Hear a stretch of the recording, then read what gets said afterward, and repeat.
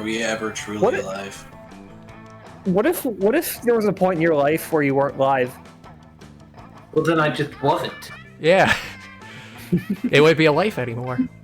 Alright. Let's head to camp. I got an advertisement. Funny, we had the Ghost and the Reaper on the front too, talking about life. Let's just unlife. Yeah, see, Timber, it's only 120 minutes per person. Sure. It's only 2 hours. 120 minutes per person. Honestly, that's almost more accurate. Yeah, they should just add that in fine print. Alright, Camp Spooky. The stage of some of our dearest summers. Back then, we were young and unafraid. With school far away, everything seemed possible, as the sun embraced us on our way to camp. Summer has that distinct power, doesn't it?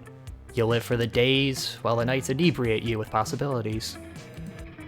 It's like life could take a turn at every corner. And for us, it did.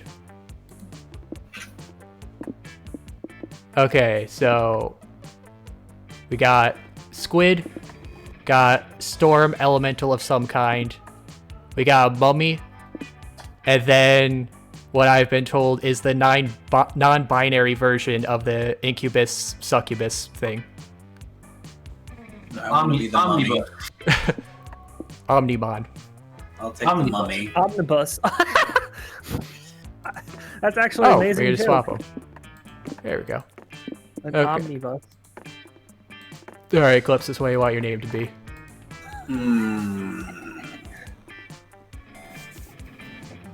Have to be clever about it. Oh, I'm watching the stream instead of the voice chat.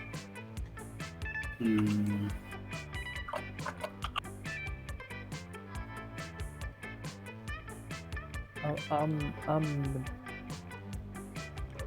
Boost.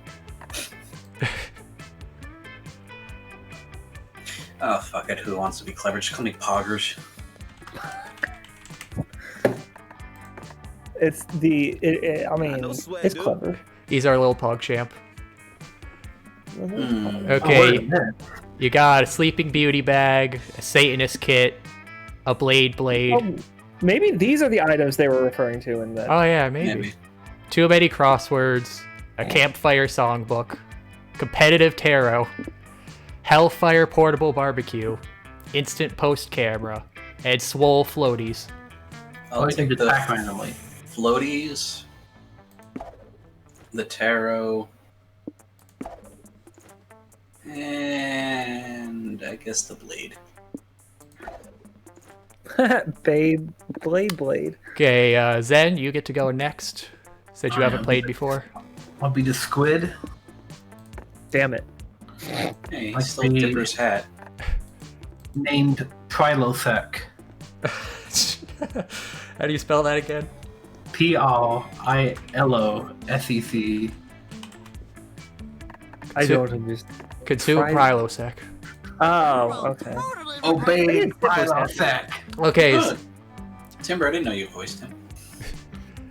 Okay, so Zen, you got the penguin mask, the Sleeping Beauty bag, a cursed pen, a hipster costume, Hellfire portable barbecue, Mick Griffin EP, marshmallows, excuse me.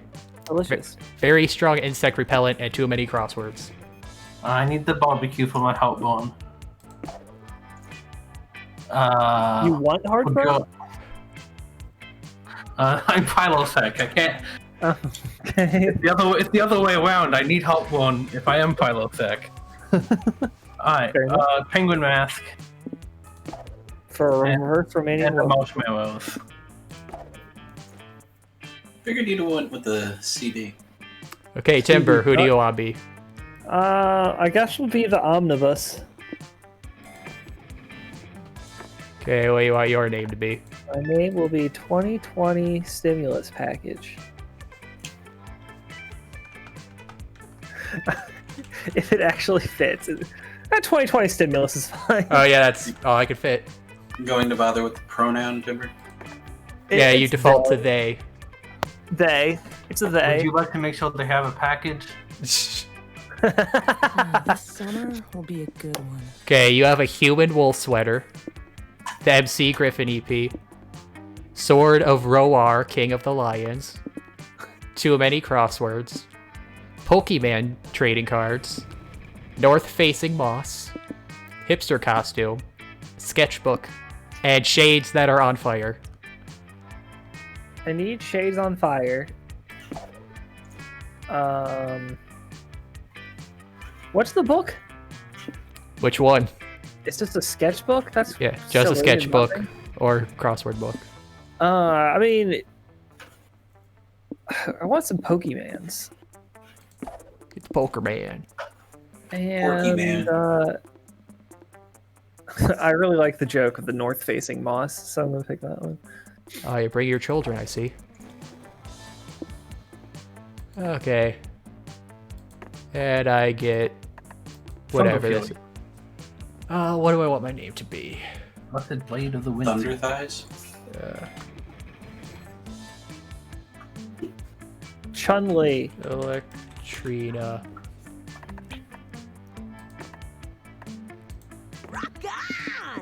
Okay, I got Iron Maiden sleeping bag, Nice. spooky campfire stories, a magic mirror, a multi-tool, some magma trekking boots, a sock puppet, Scott snacks, too many crosswords, and the instant post camera.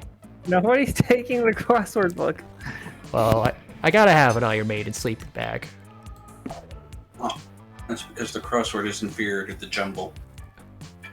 Alright, papyrus. Well, let's take the spooky stories. So I got something to read. And, you know, I gotta be prepared. Let's take the multi-tool. I want a mono tool. It's just one tool. Alright, one might say that the Monster Prom had hardened us on the highs and lows of love. But no, in love we're always absolute beginners. And summer camp was no different. No one talked about it, but the idea of a summer love loomed over our heads. I think it'd be nice if they could do a rotating cast for the love interests as well. That would be nice. Well, they kinda had that with prom once they added it at 8, where they only use the true. one people are going for. But That's this- fair. Close to last day at camp, there was a meteor shower happening, just 3 weeks away. You know, also they could do that too if they expanded the mod tool to let you add in your own characters.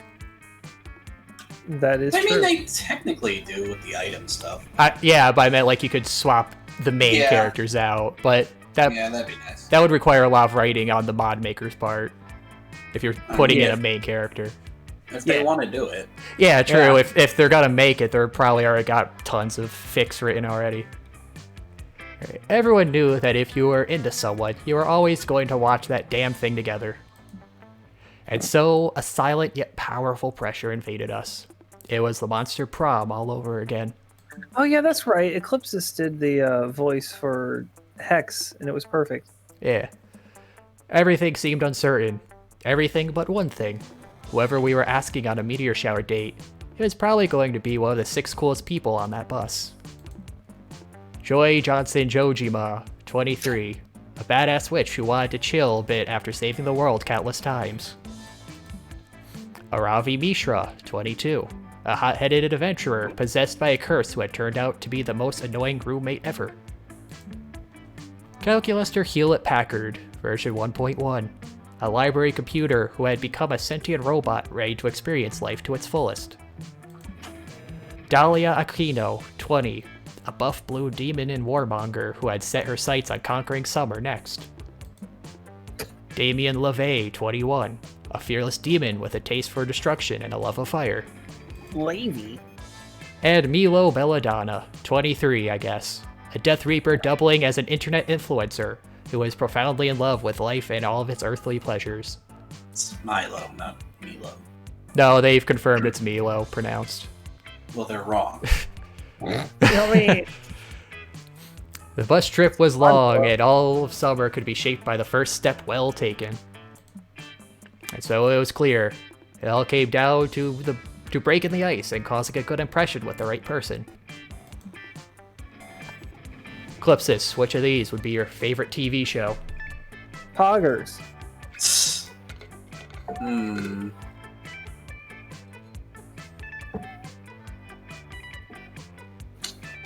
I need to think about this now.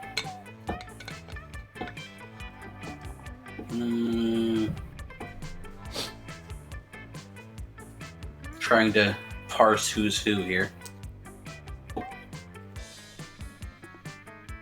Oh yeah, a few of these are a little overlappy. I think that's the point. It gives you two halts. It didn't last time, but Oh, okay.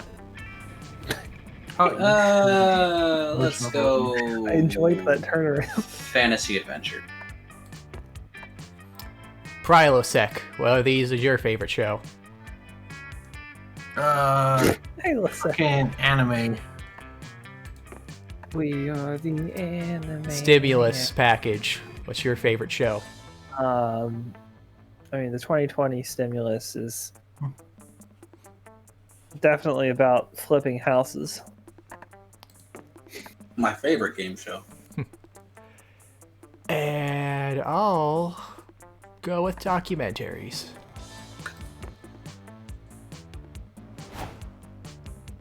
Poggers! Alright, who wants to do Joy?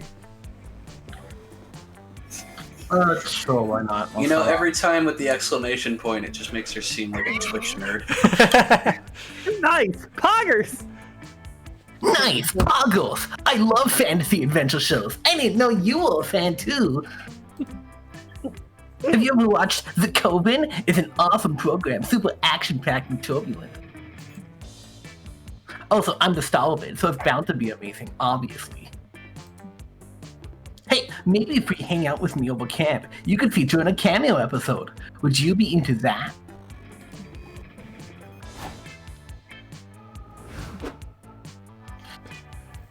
Okay, who wants the demon? I don't know what I'm doing. I'm not gonna go full Fat Yoda, but alright. God, please never. The more you dislike it, the more I want to do it, but I'm not going to. Fuck yeah, I love anime. We've got so much to talk about now, Prilosec. Louis Yoda strong. What's your preference, shonen or shoujo? Dub or sub? 90s or 90s animation style or modern? I've got a whole folder on my phone of my favorite anime fight scene clips. We should binge watch them on the way to the camp and try to recreate them in the summer. I'm gonna United States to smash your ass to hell and back. This is gonna be awesome. Is that an actual attack in My Hero? Yes. Yeah. Okay, who wants the Reaper? I mean, there's two left. Yeah. I'm trying to think if there's a good voice for this.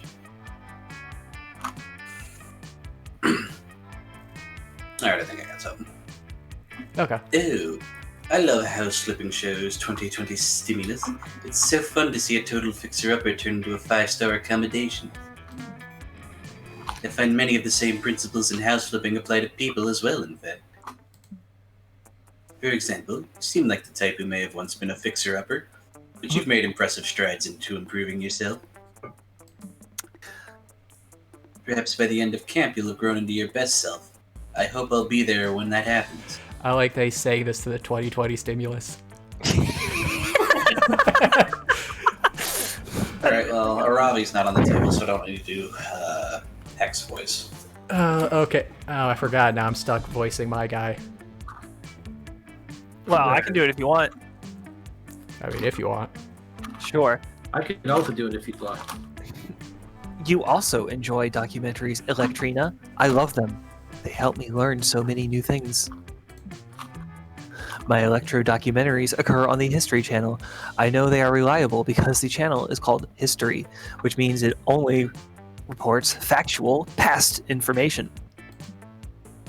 Speaking of which, did you know that the pyramids were built by alien aliens from the future who seek to breed humans as an alternative food source, and those aliens are currently living under the Earth's core. That's why I was just thinking, it's like, hey, did you know that Hitler was pals with aliens? It was on the History Channel, so it was true. Fascinating, I know. There's so much to be learned from documentaries. We must compare our knowledge further while we're at camp. I'm guessing game shows must have been Aravi, and the other one was Damien. And Oh, yeah. Aravi, actually, I'm surprised Aravi wasn't anime. That's true. I would have figured Yeah. she would have been fantasy adventure. I figured Damien was going to be anime or something. We only had 3 weeks left to woo our crushes and conquer their hearts. But as I already said, we were young and unafraid, and we were ready to start. Wait, so what was the sixth choice then? That would have been Damien. I think Hold on. Damien with game shows. Well, what was the other one? I don't know. Can't even remember. Something going. better than a sarcophagus. Soap operas, maybe? Hmm. Maybe. I don't know. Can't remember. Okay, Eclipsis. Let's buff my smarts up a bit. Smarts, that is the woods. Buff your smarts. Today you decide to hike all the way across the woods. You want to see what's on the other side. It's a long, treacherous hike that ends up only taking an hour. I guess these woods aren't that big after all. How do you and your friends get lost in them so often? Anyway, it turns out there's a library on the other side of the woods. You go in and read some books or something and gain 2 smarts.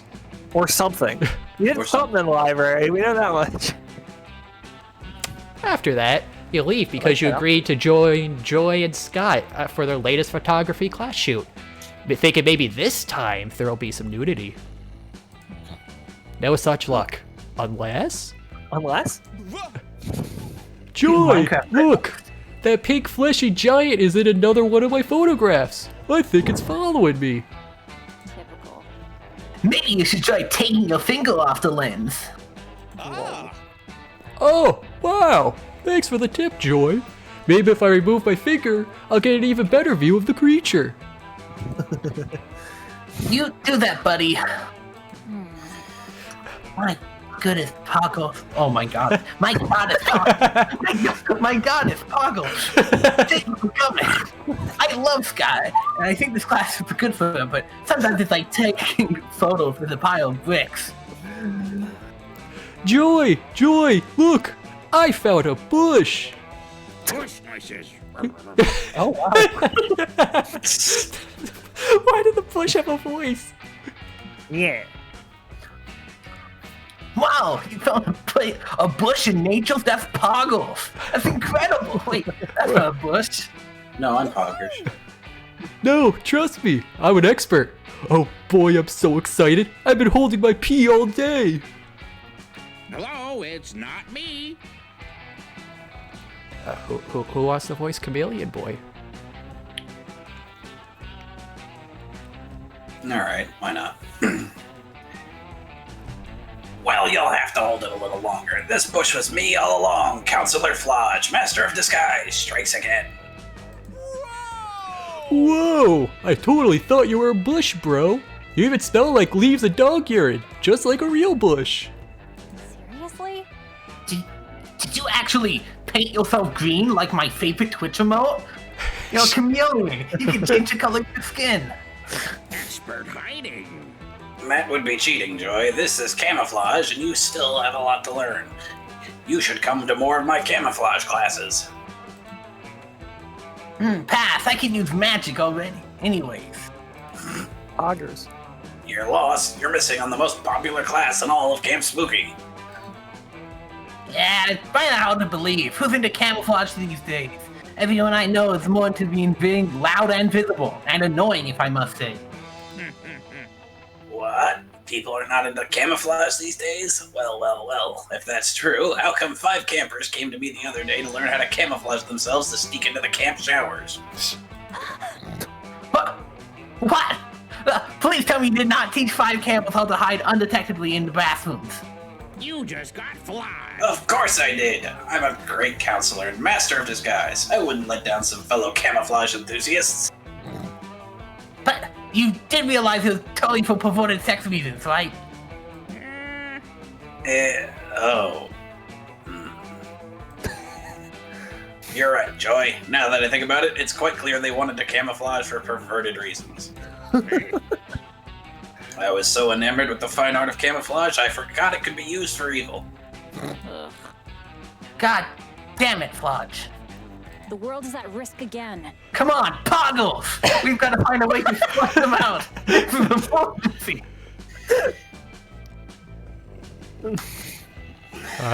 This is gonna be a fun run. Wow, that first one is fucking next level. It feels like it's creativity. But The other one sounds bold, and you've got a pretty high bold. yeah, alright, let's go with that one, the bottom one. Yes, because that's something everybody wants to see. Apparently that's fun. Well, Okay. I that's my best stat anyway, so. Alright.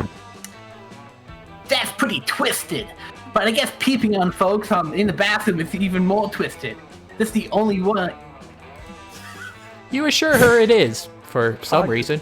I love It's the like- the 1,000-yard stairs on the other two.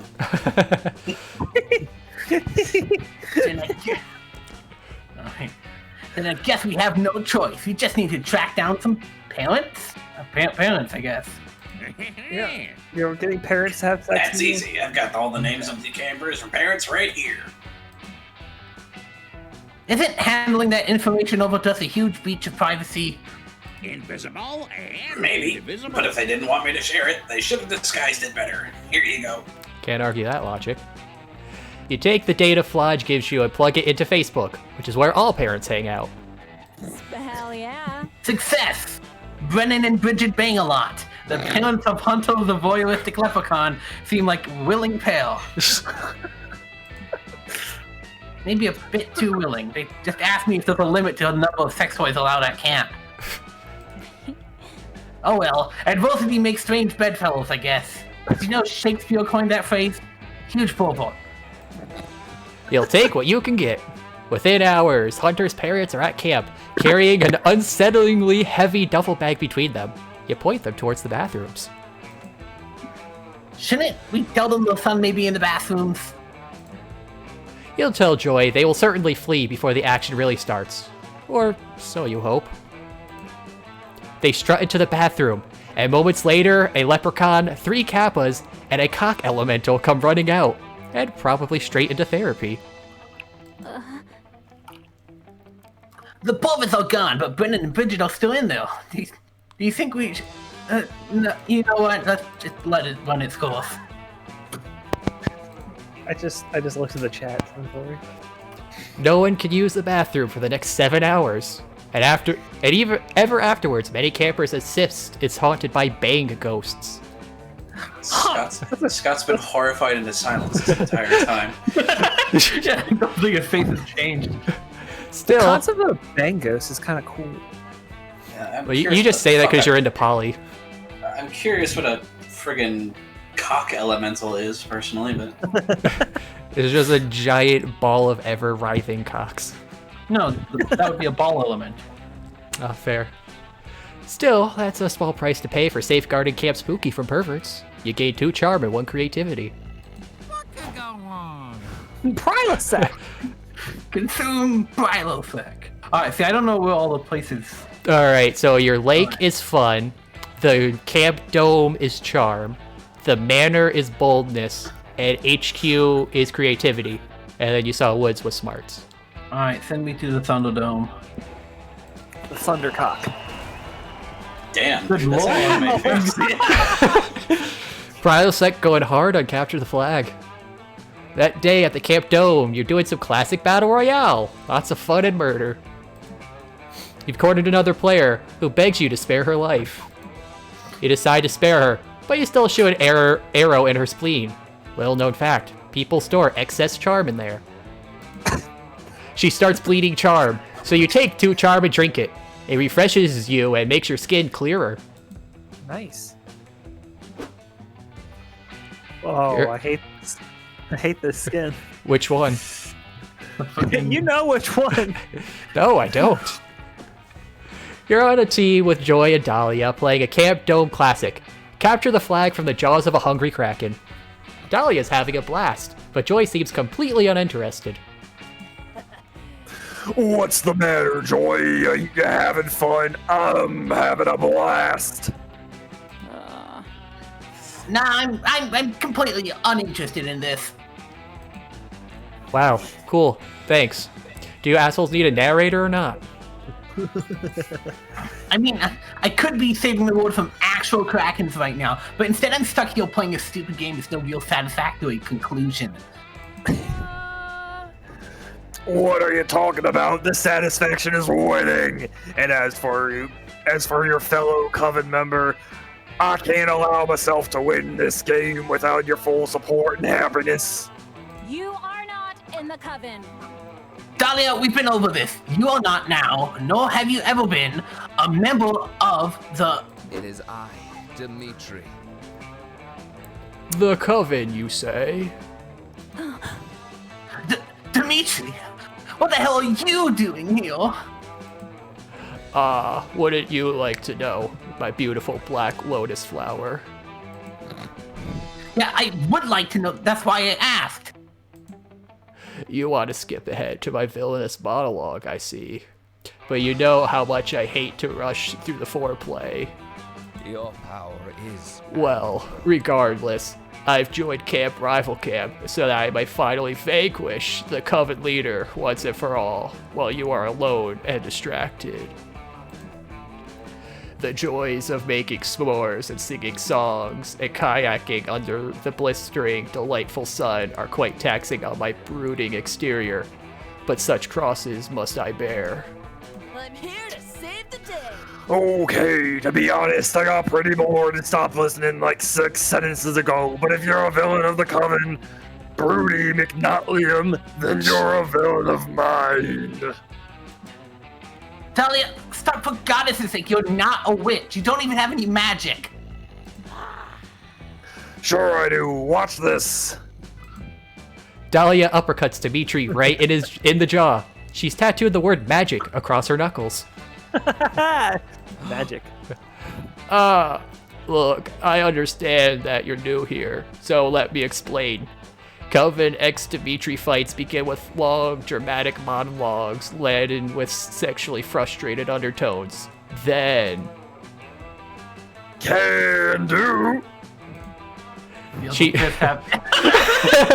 she punches him with her other fist, upon which she's apparently also tattooed the words "sexually frustrated undertones."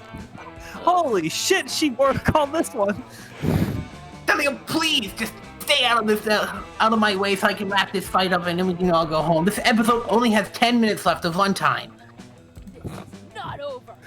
No way am I leaving my fearless leader alone to fend for herself against this friggin' creep.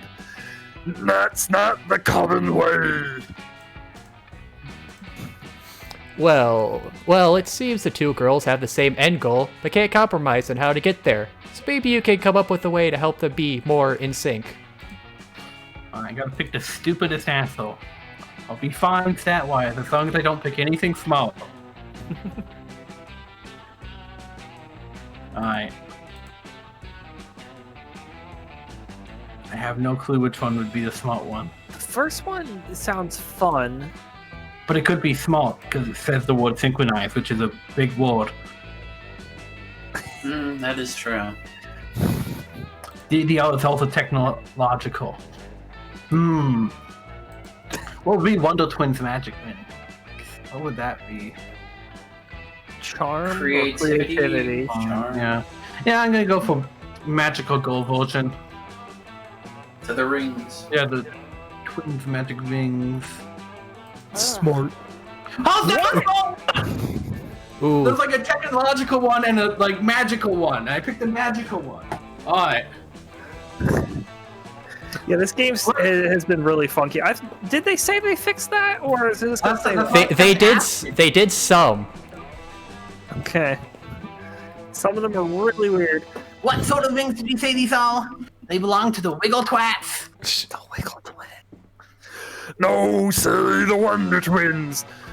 They were only the greatest shape-shifting superhero duo of all time. Twin powers activate. you know, they'd go Wonder Twin powers activate. And Jane would be all like shape of an eagle, and Zan would be all like form of water. So cool. Wait, and why an eagle and waddle? The shapeshifters, right? When they transform into like, I don't know, a dragon with impenetrable metal armor or something? No, you gotta trust me on this, Joy. The water and the eagle are the way to go.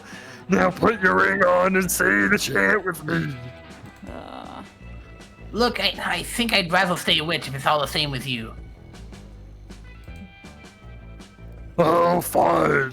Then I'll show you the awesome power of the Wonder Twins. Form of water. You got the right skin for it. In a flash of light, Dahlia transforms into a bucket of water with her face on it. From a bucket of water! Yes, holy crap, I'm a bucket of water. This is awesome. Great, so what now? Okay, you gotta pick me up and throw me on the beach. Believe me, I've seen the Wonder Twins do this dozens of times, and it never failed. Reluctantly, Joy picks Dahlia the bucket up and throws the water, or Dahlia herself, I guess, all over Dimitri. Get ready for your demise. Wow, I feel so uncomfortably moist. Oh, okay, that it? Oh, even at the time the Wonder Twins' plans were like this. Isn't the situation solved now? Enough of this. No, not at all. The only other plan I can think of involves you turning into an octopus and turning into an ice, and me turning into an ice unicycle. Wanna try that one? Now they're copying Teen Titans. No, I don't. Oh, okay. Dahlia shapeshifts back. She and Joy end up using spells and punching to defeat Dimitri, which is admittedly a far better strategy than dumping a bucket of water on him. Wow, she changed her outfit too. What it did, yeah. But afterwards, Joy's still pretty annoyed with you for wasting her time, and Dahlia's underwhelmed and disappointed by the twin powers. You might have ruined her childhood a bit. You lose 2 smarts and 1 fun for having such a dumb plan. Well, at least one of them was smart. Somewhere quiet for once. Alright, the 2020 stimulus needs to hang out in HQ. Okay, I'll just It's check. self-work. There's audio on the Twitch stream, right? Oh, I haven't actually Yeah, listened. so there's definitely audio though. Okay, because I did Yeah. the OBS update. I forgot. Oh, right, there's the thing that doesn't save things to VODs. Yeah, I can hear it. Okay. That day, you happen to take the same Monster Scouts class as Mamimi, the Oni girl. You didn't get good sleep last night, so you ask her if she has any of those weird energy drinks she let you have once during high school. I don't have my prop can. She doesn't, but she does have some very strange smelling coffee that could help. Where does this girl even find these weird ass drinks? Coffee is delicious, but it comes with side effects. You get an acquired fear of caterpillars, and you grow 2 creativity in your hair. Look how well-rounded I am. You're kicking back with Milo and Joy in one of the classrooms, listening to an interesting discussion. Never stop being you. Who's Milo? I am. Oh, okay. Look, all I'm saying is that just because there's someone else isn't you doesn't mean you can't be them. Why limit yourself? I know. Wait, what? And all I'm saying is that it doesn't count if you take a selfie if someone else takes it. So no, I'm not going to take a selfie of you. What the fuck? Kids, stop! Kids, stop being mellow and carefree. It's time to learn. But what is time really? And for that matter, what is learning? That's not what we're learning about today, Milo. Tell me, you two. Do you think you're prepared to survive in the wild? Always the same with you. I'm not answering this. If you say no, you're gonna give us a whole lecture. And if you say yes, you're gonna loudly correct us and then give us the lecture anyways. Well, I can't do any of that if you don't answer my question, can I? Hey, good point.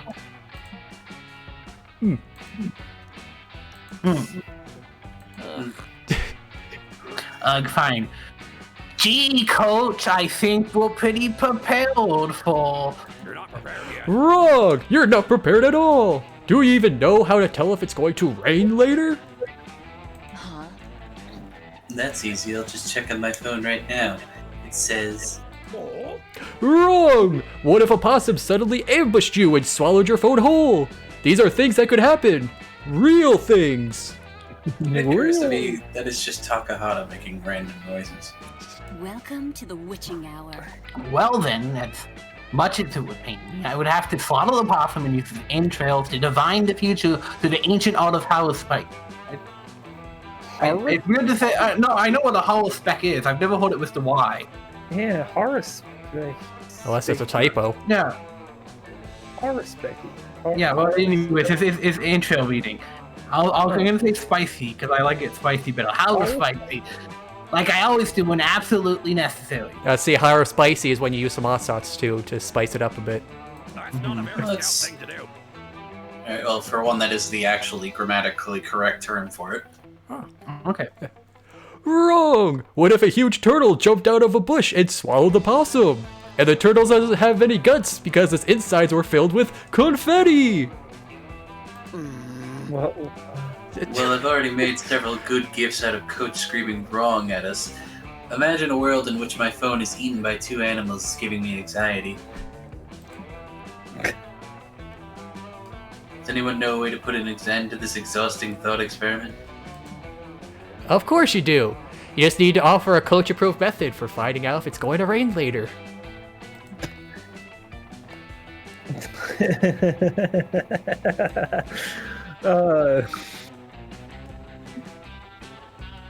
Well, I can tell you which one isn't the smart one.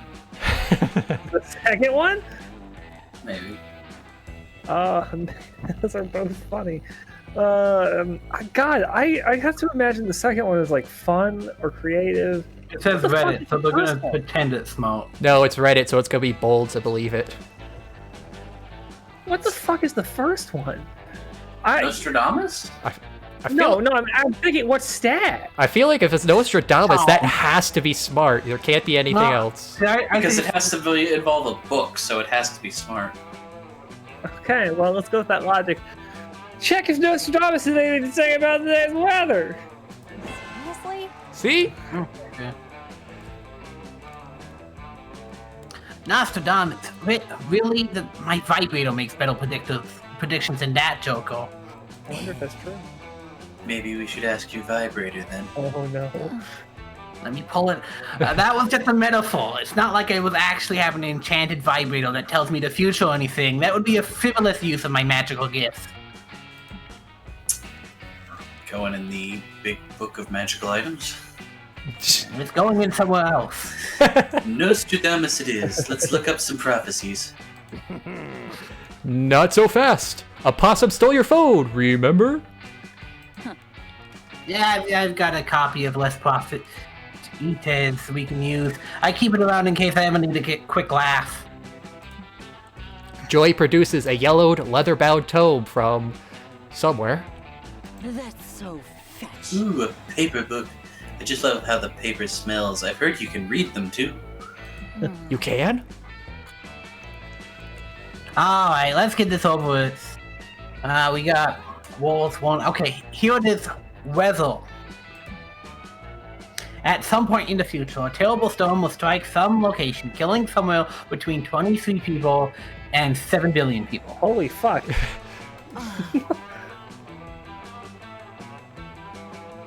Well, you have to admit, he wasn't wrong, and not being wrong is a great way to be right. Well, whatever, here's another one. Over time, human influence will cause the planet's climate to change, but no leaders will stop it because they're all making too much money. Something's Warmer. Hey, yeah, that's the way it's changing. Don't remind me. But come on. Anyone could have predicted that. People are terrible. Don't remind me. I think we owe it to old Nosti to try one more of his predictions. What do you say? Fine, one more. How about? One summer day in the 24th century, a reaper witch and a thirsty friend will consult my prophecies and discover it's going to rain out that day between 3:15 and 5:41 p.m. Oh my god, it's that time right now already. Ellipses. Good job. Great job, kids! Consulting the prophecies of Nostradamus is one of the best ways to predict the weather in case of possum attack. To make sure you're protected at all times, make sure to get Nostradamus' complete works tattooed across your entire bodies. Or go with the next most logical option, buy a possum-proof phone. Goodbye, Scouts. Goodbye now. I'm off to find out how much your fellow campers really know about bee diplomacy. Bee diplomacy. Miss a pun there to be diploma B. Spend the rest of the afternoon flipping through Lay's prophecies to find other cool predictions. One prophesizes that you'll gain 2 charm and 1 boldness. And you do! Things are about to get stormy. Oh, what do I got? Well, you are locking on fun. Yeah, might as well boop that up. Oh no, the poor fish. Those were boobs. You're in the lake, sunbathing. It's kind of relaxing, but hella boring. What's the issue? Wait, what? She is like electric. Yeah, she's a storm elemental. What's the issue? Have you lost your ability to have some fun unless you're playing video games or partying in wild raves? Yeah. Ah, no. You see the problem now. You didn't put on sunscreen, but fun screen, which has a fun protection factor of 50. An FPS. You wash this fun screen away with some water and put on some sunscreen. There you go. You prevent some sunburn and gain 2 fun. Oh, joy. Anyone else see that? See what? Yeah, we went to the main menu for a little bit. Yeah, there's a shot of the main menu. Why is Joy everywhere? Yeah, she really is. You're rubbing tanning oil on Joy and motor oil on Calculester when your horny activity is interrupted by Damien screaming at a sandcastle again. Calculester costume. Fight me, dude. Alright, I can play 2 characters. Okay. What do you mean you don't have any flaming hot Cheetos? I am your king and I demand Cheetos as tribute. Damien, please. Unlike myself, most animated objects are incapable of understanding or producing speech. I'm not talking to the sandcastle. I'm talking to my subjects inside the sandcastle. The world is at risk again. There are people inside the sandcastle, and they're your subjects? Come on, Cal. This is an emergency. Joy and Calculester dash over to Damien's sandcastle. You follow behind, spilling oil everywhere. Is this a camping? Fascinating. This sandcastle truly is swarming with tiny humanoids. Oh my god, where did you acquire this civilization? These are the citizens of Smalltopia. I found them in the yard of that spooky high, and graciously agreed to be their king. Oh wow, a callback. Oh, did that happen? Yeah, that was actually just a random event that you could get in dear. He's a despot, cries one of the tiny people. We were a representative democracy before he came along. I knew they would die without my enlightened leadership over the summer, so I packed them all in a lunchbox and brought them to camp, where I built them this castle. It was a massacre, cries another of the tiny people. That lunchbox didn't even have air holes. Duh! If air can get in, so can deadly diseases. I was protecting you. We used to have hospitals and universities, despairs another tiny person. But now all we have is a mountain of sand and broken dreams. Our society is ruined. Oh. These guys have been such a bumble since I brought them here. It's like they're not even grateful. I've tried everything. Threatening them, playing a Ravi to threatening them, threatening to pay a Ravi to threatening them again. I'm gonna threaten to pay you.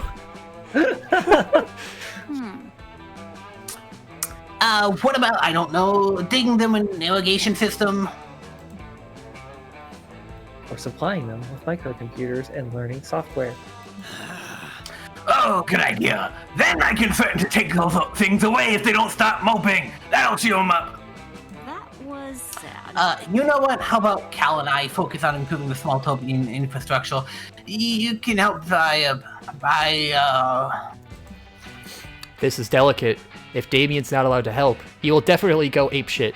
But most of his ways of helping involve going apeshit anyways. Quick, give him a non-destructive way to improve Smalltopia. I feel like I have an easy choice here. I just gotta not pick bold. Yeah, I just had to not pick fucking small. Let's see. Beach decoration or hermit crabs. I mean, I like hermit crabs personally, but it's your choice. Yeah, we gotta go with the crab rave. Oh yeah, hermit crabs them. Ask to nature's crabs. Or,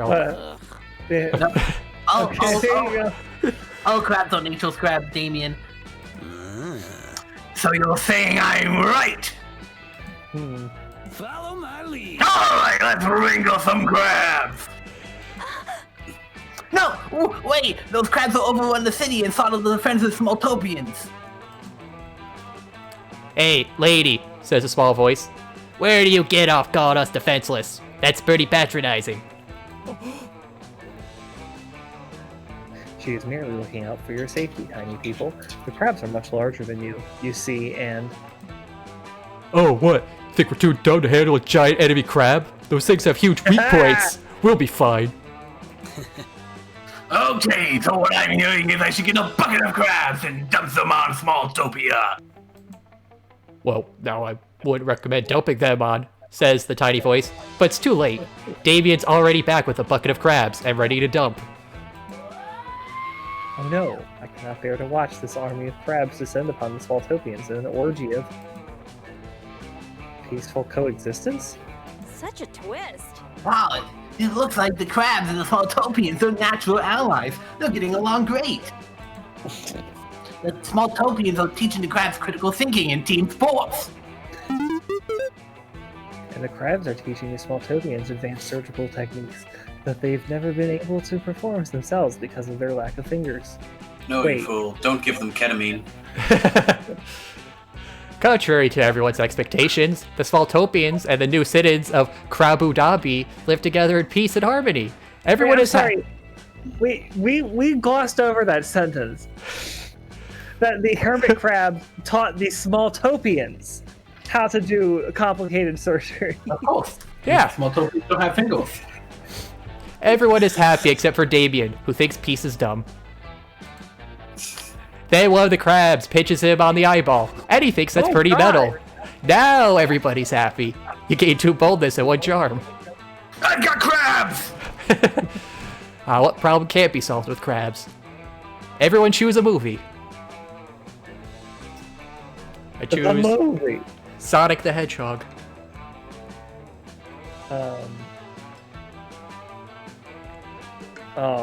Trying to think of the last movie I watched. How the Grinch Stole Christmas, the Benedict Cumberbatch version. Is that the newest one? Yeah. I'll say the Lorax.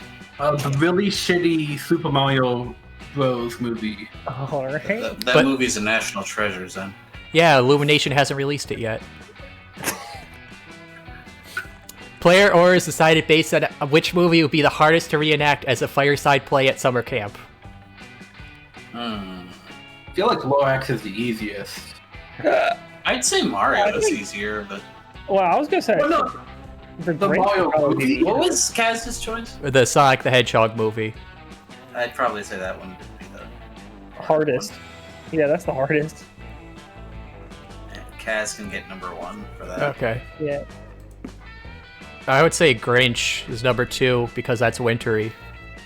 I mean, winter camp is a thing. But it's saying summer camp. It's summer camp. I know. I guess that's fair. But I would probably say number 2 because nobody wants to reenact that movie. Okay. So, we have Lorax and Mario movie. I think it'd be harder to. The Mayan League has a lot of like underground stuff going on. Yeah, but you don't need to. Yeah, you can You just don't need act to out dig what a they're hole doing. to reenact an underground scene. How are you gonna do the Lorax scene? I'm more curious about how are you going to do a good Danny DeVito impression. How bad can I be? Yeah, that one It's would already definitely. musical. It's harder to do the musical numbers than it is to do anything in the Yeah, well, Alright, that works. Yeah, Pog. No, wait, not Pog. Poggle, yeah, Poggers it's based on is Poggle. Yes, Oh, Poggle and then Okay. Poggle. Okay, yeah. I can't think. What's it say? I can't read. Well, I can't Things are read. about to get stormy. I'm gonna head to the woods. I'm gonna get some more water. That day, you get lost hiking in the woods. Use the stars, aka nature's compass, to get back to camp. The stars actually teach you all sorts of things, like how one of the stars in Orion's belt is actually a nebula. The stars also teach you Italian, the quadratic formula, and the true meaning of friendship. Wow, the stars sure are smart, and they give you 2 smarts. It's a beautiful day at Camp Spooky, and Calculester is taking the opportunity to show off his succulents. Kids are lovely and important. Well, that's a nice outfit. You see, friend Electrina, I did not want my succulents to feel left out of the camp spirit, so I have been making each of them tiny, Camp Spooky appropriate outfits. Oh, Each one will be receiving a tiny scout stash, which with even tinier scout badges, and individual bathing suits they can wear while I spray them with mist. Calculester is so adorable when he talks about his plans. You can't help but stare lovingly into his face as he speaks. Well, why am I not surprised? Yet another camper staring intently at the screen instead of enjoying the great outdoors. Camp Spooky isn't about using electronics, it's about engaging in classical activities like scouting and swimming and doing manual labor to benefit the camp. And yet here you are on your phones. You explain that Calculester is not, in fact, a phone, but rather a sentient being and, in fact, a fellow camper under her charge. Friend Electrina is right. Friend Camp Director Miss Weaving, you and I have interacted multiple times. That's what students and the phones always say to try to justify the technology addiction and neglect the real world responsibility. You have left me with no choice. I'm afraid I'm going to have to confiscate all screens from you until you've kicked this nasty habit. Quick as a flash, Camp Director Miss Weaving grabs Calculester and starts trying to put him in her pocket. Help, help, I'm being kidnapped. The R2D2 scream was appreciated. Yeah, it's been twice now. No, you're not. You're being confiscated. There is a huge difference. It has to do with whether I consider you a person or not. I have to write that down. Rescue me, friend Electrina. Rescue me from friend Camp Director Miss Weaving, who is not being a good friend at all right now. You can't let Calculester be kidnapped, computer napped, confiscated, whatever. He can't be taken away. You need to find a way to convince Camp Director Miss Weaving that your relationship with Calculester is far from an unhealthy addiction. Given your history of spending all your time and energy trying to impress one classmate with no regard for school or extracurriculars, this may not be true, but you still need to convince her. Oh, that first option.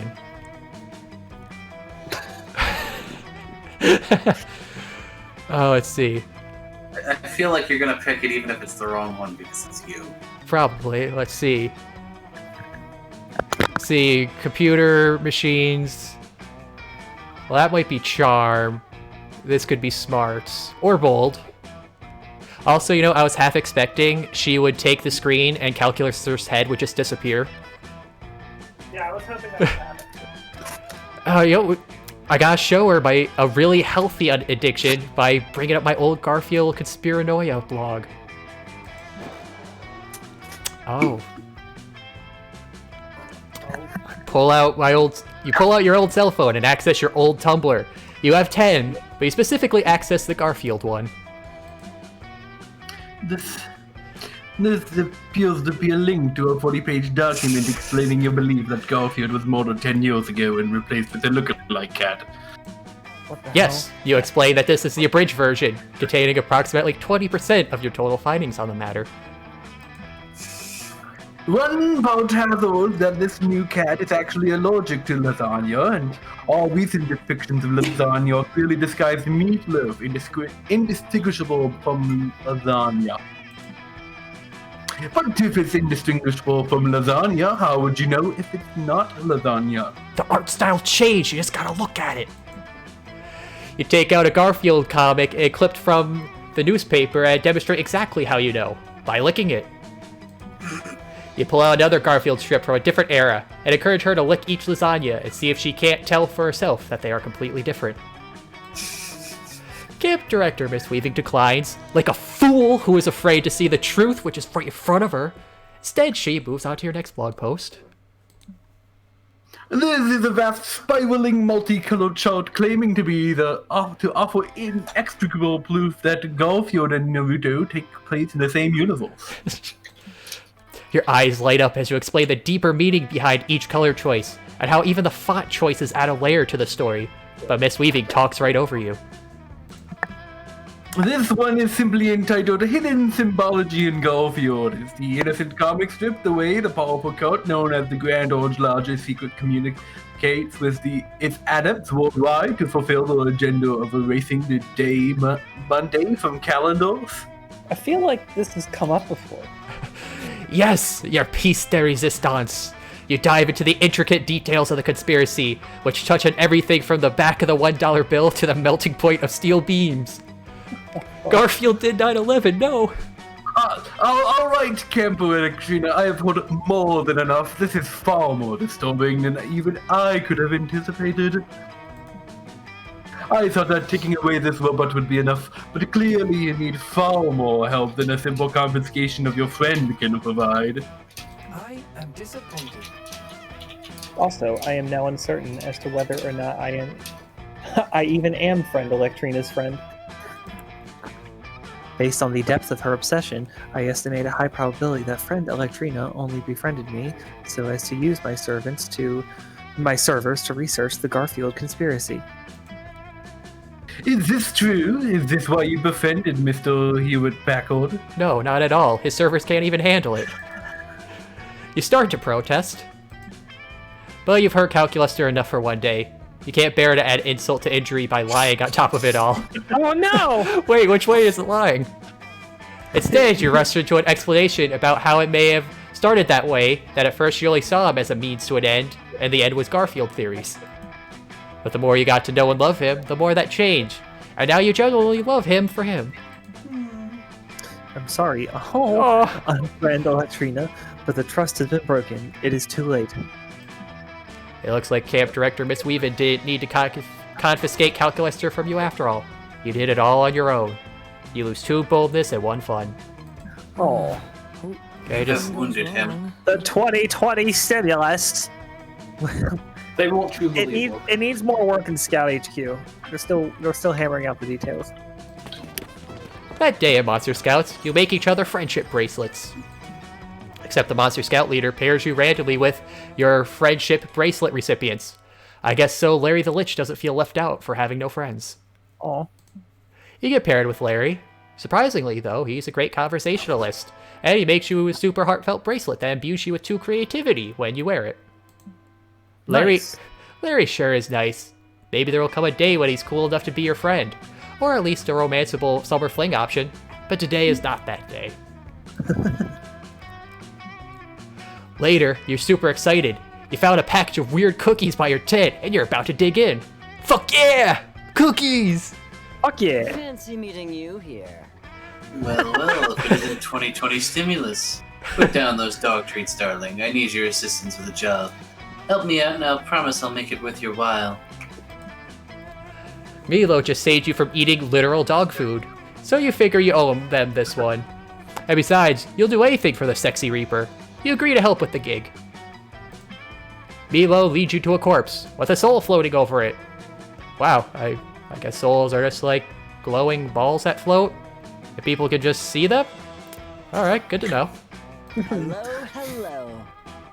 Oh, aren't you an adorable little soul? Hello, hello, dear. My name is Milo. I'm Death, obviously. The soul responds, Hail and well met. I am the master of the peasant torture for my divine sovereign, the Mer King. If memory serves, the Mer King chopped off my head. Yep, you're super dead. I'm here to take you to the afterlife. Aren't you a lucky soul? You could have ended up with one of the less fashionable Reapers. I suppose. I just never thought that my life would be cut short so soon. And the circumstances of my death, so tragic, so murderous, so headless. I shall tell you both the tale. One night, the Mer King suffered a strange, violent attack on his life. He thought the attack was a coup, orchestrated by his small council. Huh? A coup? Mer King? This is all sounding strangely familiar. Keep going, darling. I'm officially curious. And thus, the Mer King killed us all in a blind rage. But I saw the attack with my own eyes. 'Twas no coup! Rather, it was an attack committed by a strange, hot ghost and some kind of hairy dog man. The ghost of the... Yeah, so it's Polly and... Yeah, pray Yep. God. Did this happen? The ghost of the dog stuck into the Mer King's chamber and glued a single golden coin to the floor. The Mer King bent down to pick up the coin, but he couldn't grasp it. He looked quite the dunce, I assure you. And while he was struggling to pick up the coin, the ghost dropped an anvil on his head. The nerve. Wow. Yes, that was a tragic, horrible, violent prank. Attack. What mischievous fiends.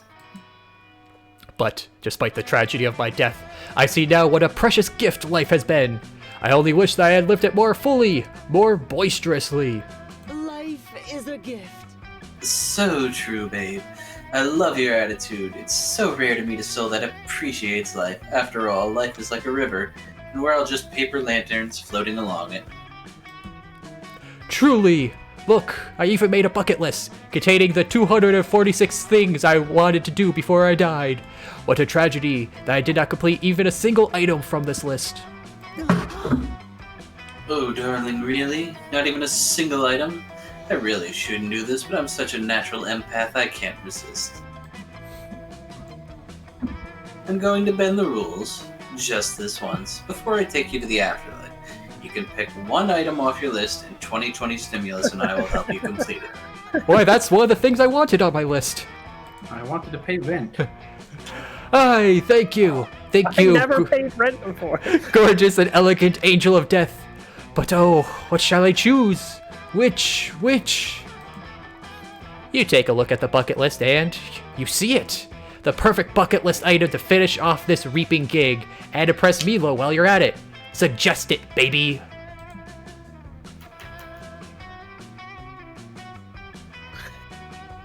First one's really funny.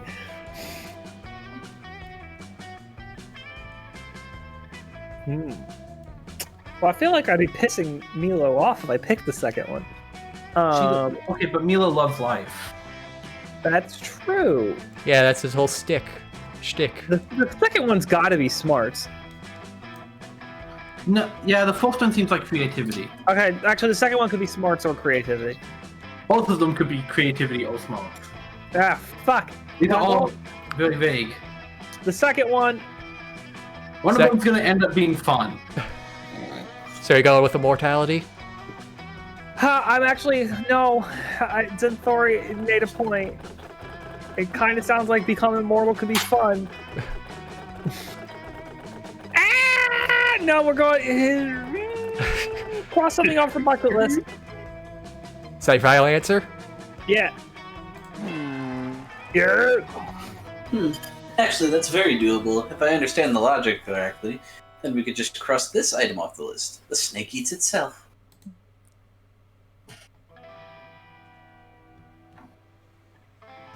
Sorry, I'm chewing. But there's something I still don't get. Why did you cross something off the bucket list on the list itself, hon? Oh, to be honest, I made the bucket list with the best of intentions, but I never truly devoted any time or energy to completing the things I wanted to do. I thought that maybe I had been too ambitious, and that adding an achievable, realistic goal would help me build up some momentum. Funny to think that I died before achieving even my most modest goal. Ha! Procrastination at its finest, I suppose. OMG, I totally get it. I'm a bit of a procrastinator myself. I was supposed to take you to the afterlife like 3 days ago, but life gets in the way. Babe, as a fellow procrastinator, you've totally inspired me. Let's forget about this list for a minute. I just noticed the heart and his fingernails change color. See?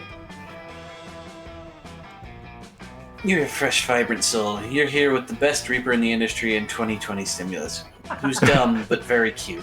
I know, just everybody wants a piece of him. It's nice, cute, and small. We should do a collab. Let's go do something fun together right now. We'll worry about checking shit off that list after we've enjoyed each other's company. You, Milo, and the Soul proceed to have the greatest day ever. You carpe the shit out of this DM. You ride jet skis. You drunkenly share life stories with each other. And you finish off the day with the ultimate celebration of being alive, going to a janky amusement park. After a literally perfect day, you and Milo drop off the Soul at the afterlife. Thank you, Milo, thank you. This was the best day ever. I can't believe how much cotton candy 2020 Stimulus ate. I'll contemplate it for eternity. What a sweetie. And what a nice day. Mortals have so few days, you know? I'm happy that we made good use of this one. Wait. Oh my god, wait.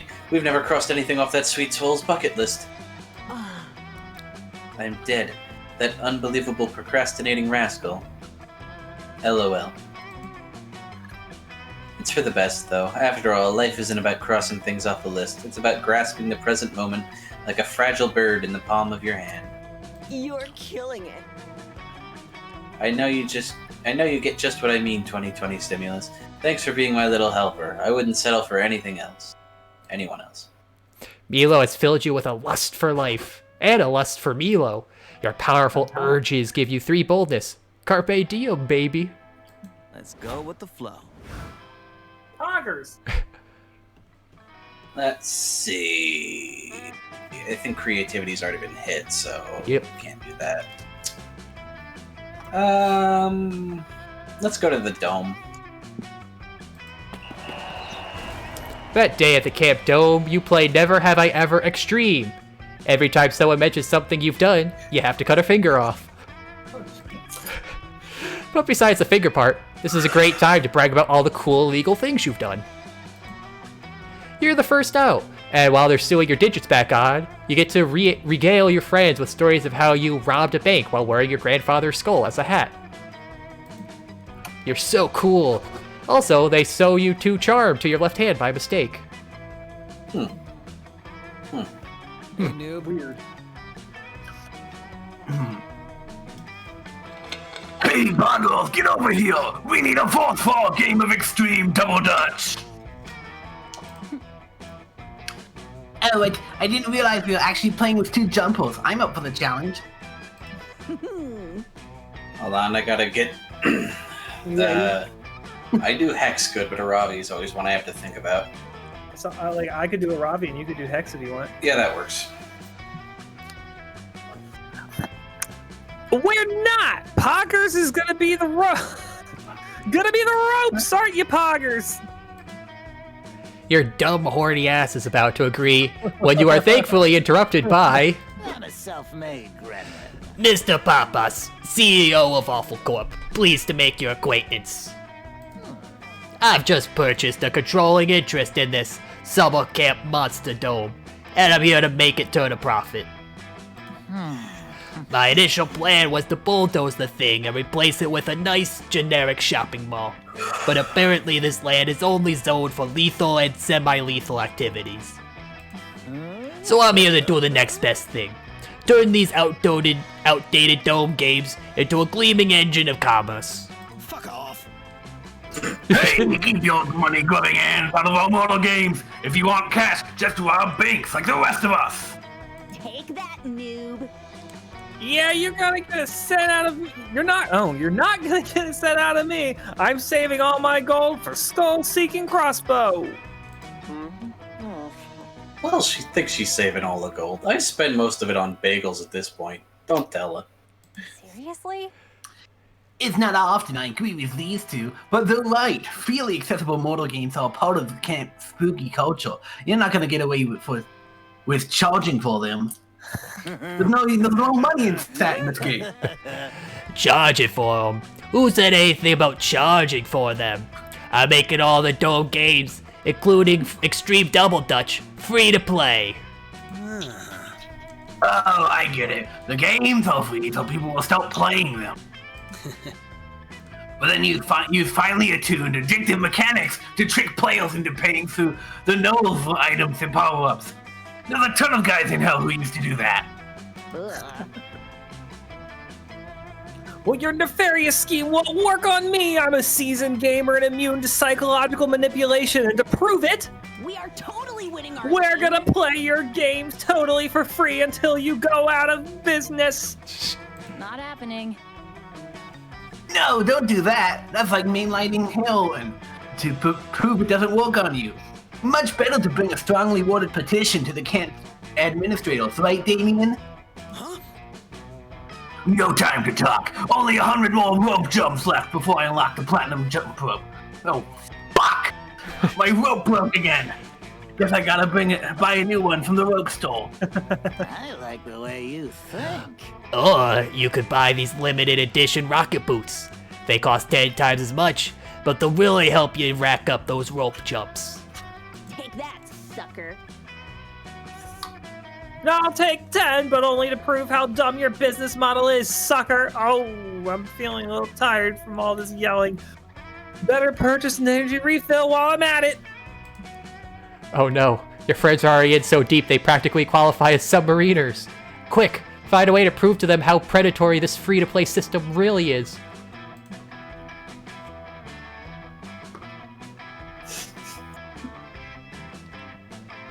Poggers. I'm thinking. I just wanted to say poggers.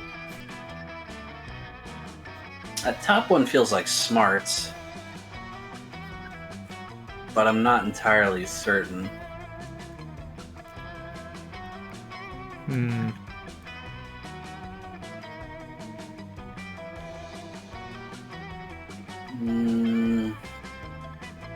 What do you guys think on this?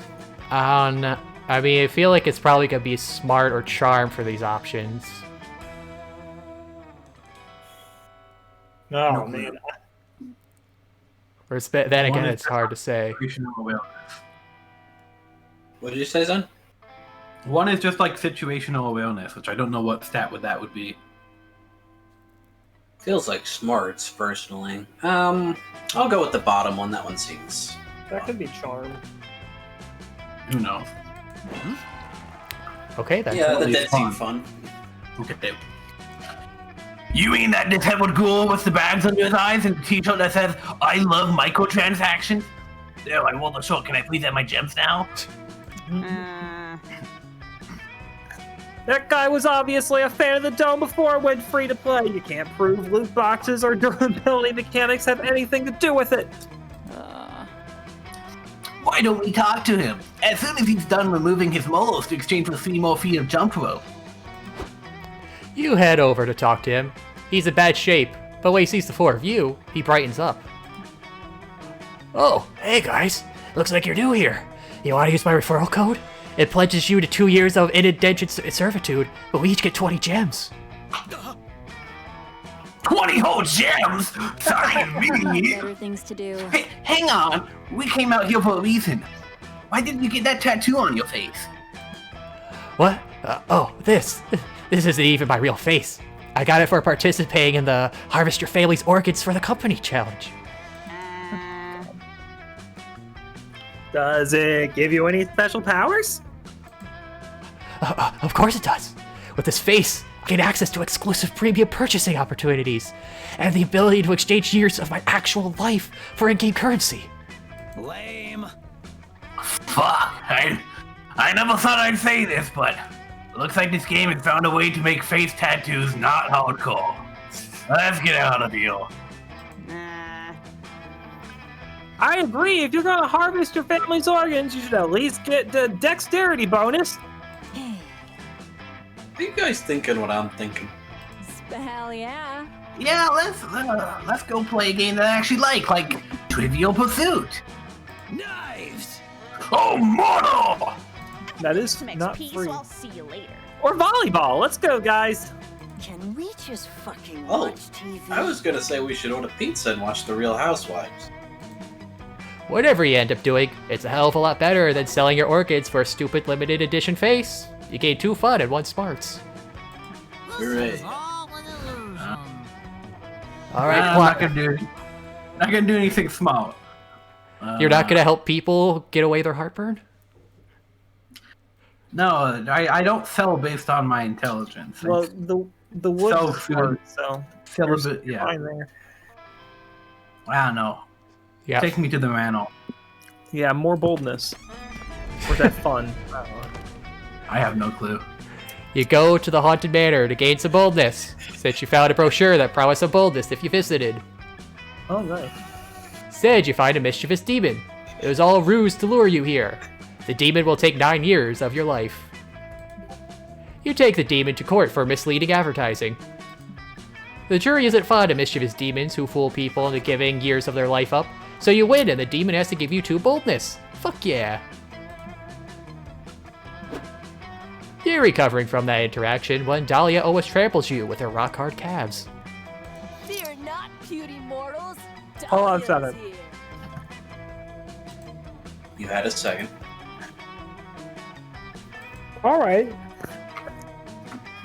Oh, hey, Prilosec. I didn't see you beyond the majestic silhouette of my flexing muscles. Badge-tastic. I've got to say, I've got to stay in top physical condition if I'm ever gonna earn my FBI agent badge before the end of summer. You're about to explain to Dahlia how that's a different kind of badge than she thinks it is, when you notice another Dahlia in the vicinity.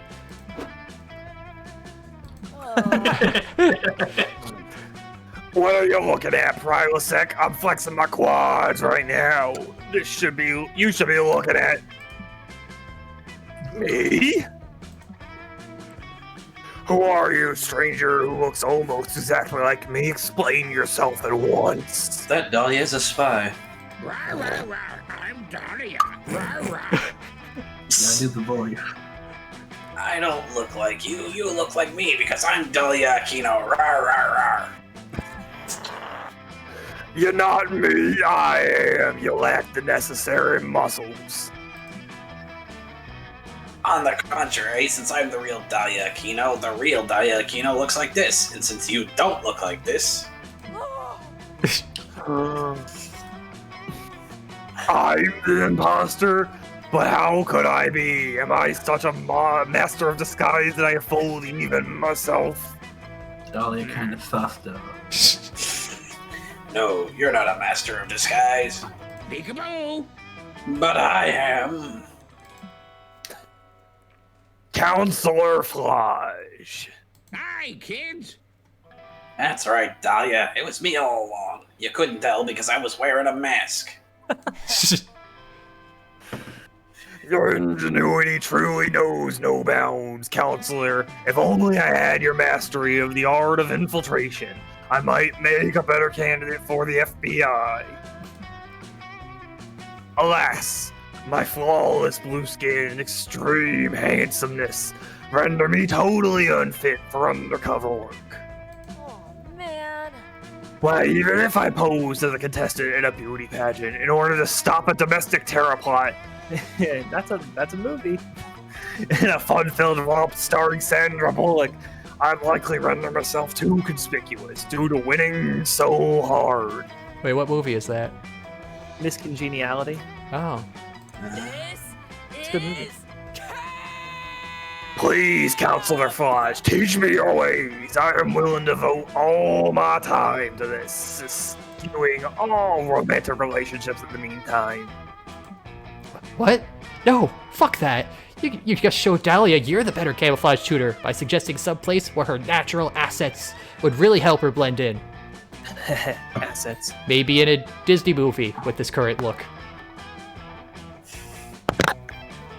Oh man, see, which one is not the smart one? That's all I gotta do.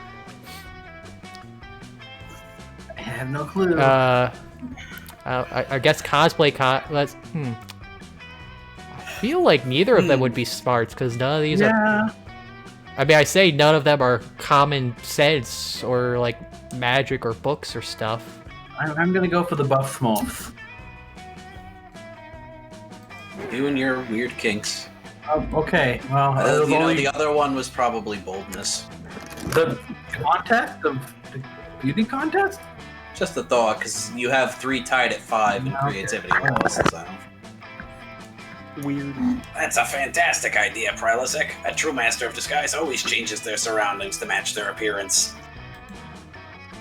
That's why I carry around at least 3 life-size statues of myself at all times. You'd make a great disguise instructor. Where is he keeping them? You don't want to know. Well, that settles it then. I'm off to join Buff Smurfette as the 2nd female citizen of Buff Smurf Village. Dahlia heads off to execute her cunning infiltration, while Counselor Flodge blends into the scenery by stepping behind one of his life-size statues.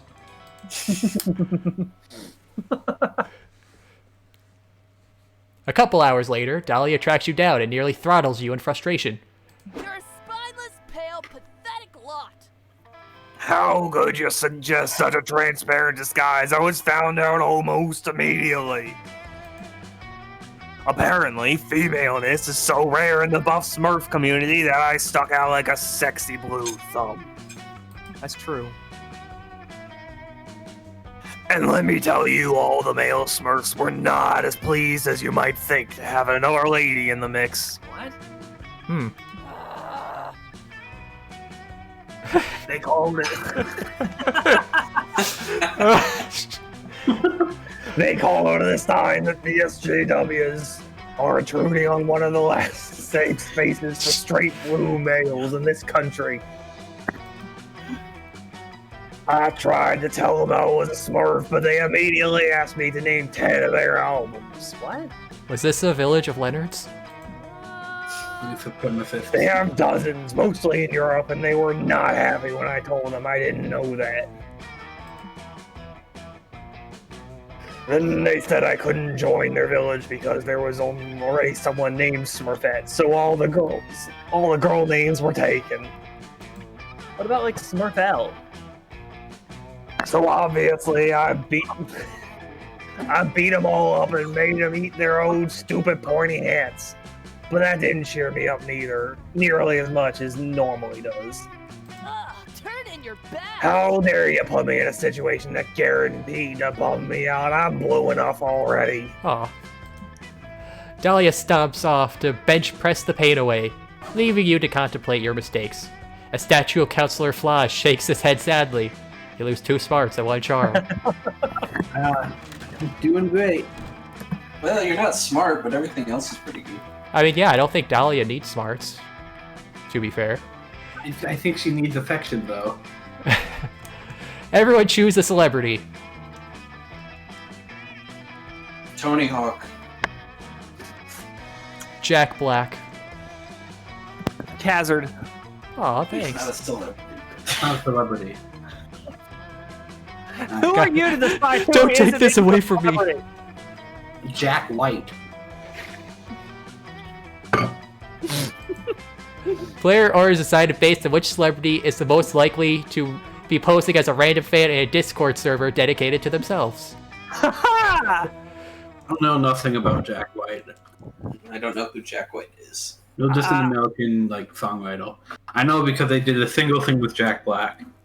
Shouldn't it be Khazard, automatically? No, because Khazard wouldn't pose as a fan because he has. But who else is going to have a Discord dedicated to themselves? Probably Jack Black because he's pretty. He does have a gaming channel. Yeah. It's true. All right. Well, But Jack will they White- have a random fan, or would they just like be themselves? Nah, he seems like the type of guy who'd try to troll his fans by pretending to be one. Yeah. Probably do at least one video like that. Okay. Okay, so Tony Hawk, me, and Jack White. I'd say Tony Hawk probably, just because I know more about him than Jack White. I'd I agree guess. with that. I could be last. No. So that was Eclipsis.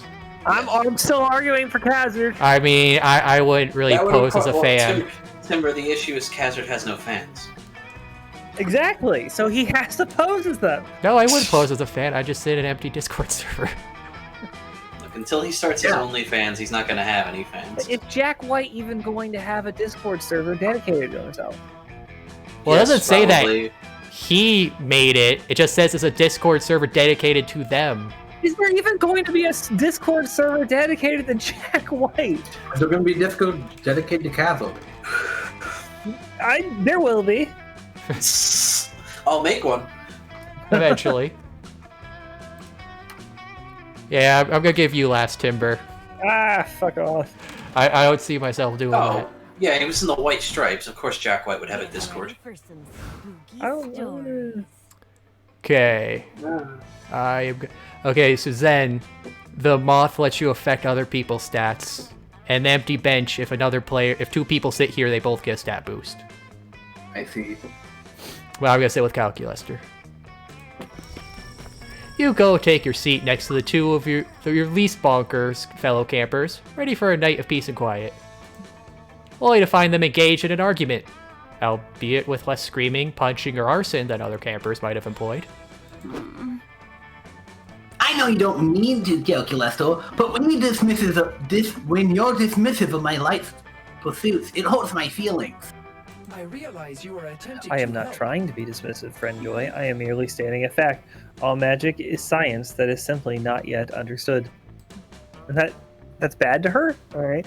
What witches call love potions, I understand to simply activate powerful hormones and pheromones within organic body. Oh yeah, because she's like actual magic.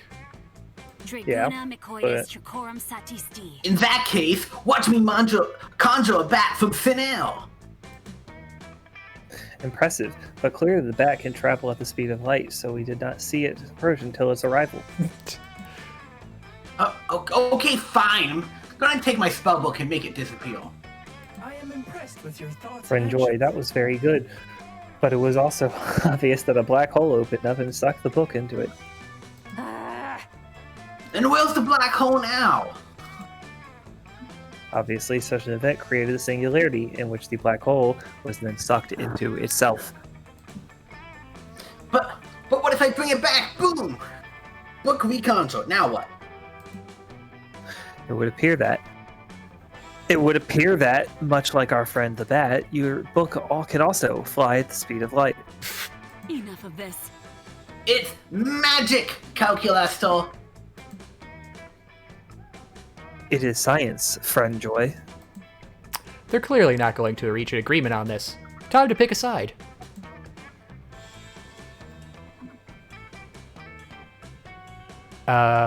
Okay, so I think this is Calculaster. Well, yeah, because you're questioning Joy. Okay, yeah. Yeah, you know what they call people opposing science? The Inquisition! For TV. What? How dare you? Those types of people, those exact kinds of people, born witches. Why would I want to be like them? And yet, friend Joy, you have just denied science, much as they did. My calculations indicate that those who oppose science are more likely to be superstitious and against logical thinking based in empirical research and regulated findings. Oh, okay, no, those accusations are completely ridiculous. Excuse me, says a Sasquatch, sliding up to the campfire. But I couldn't help but overhearing your conversation that I was eavesdropping on. I agree with the witch.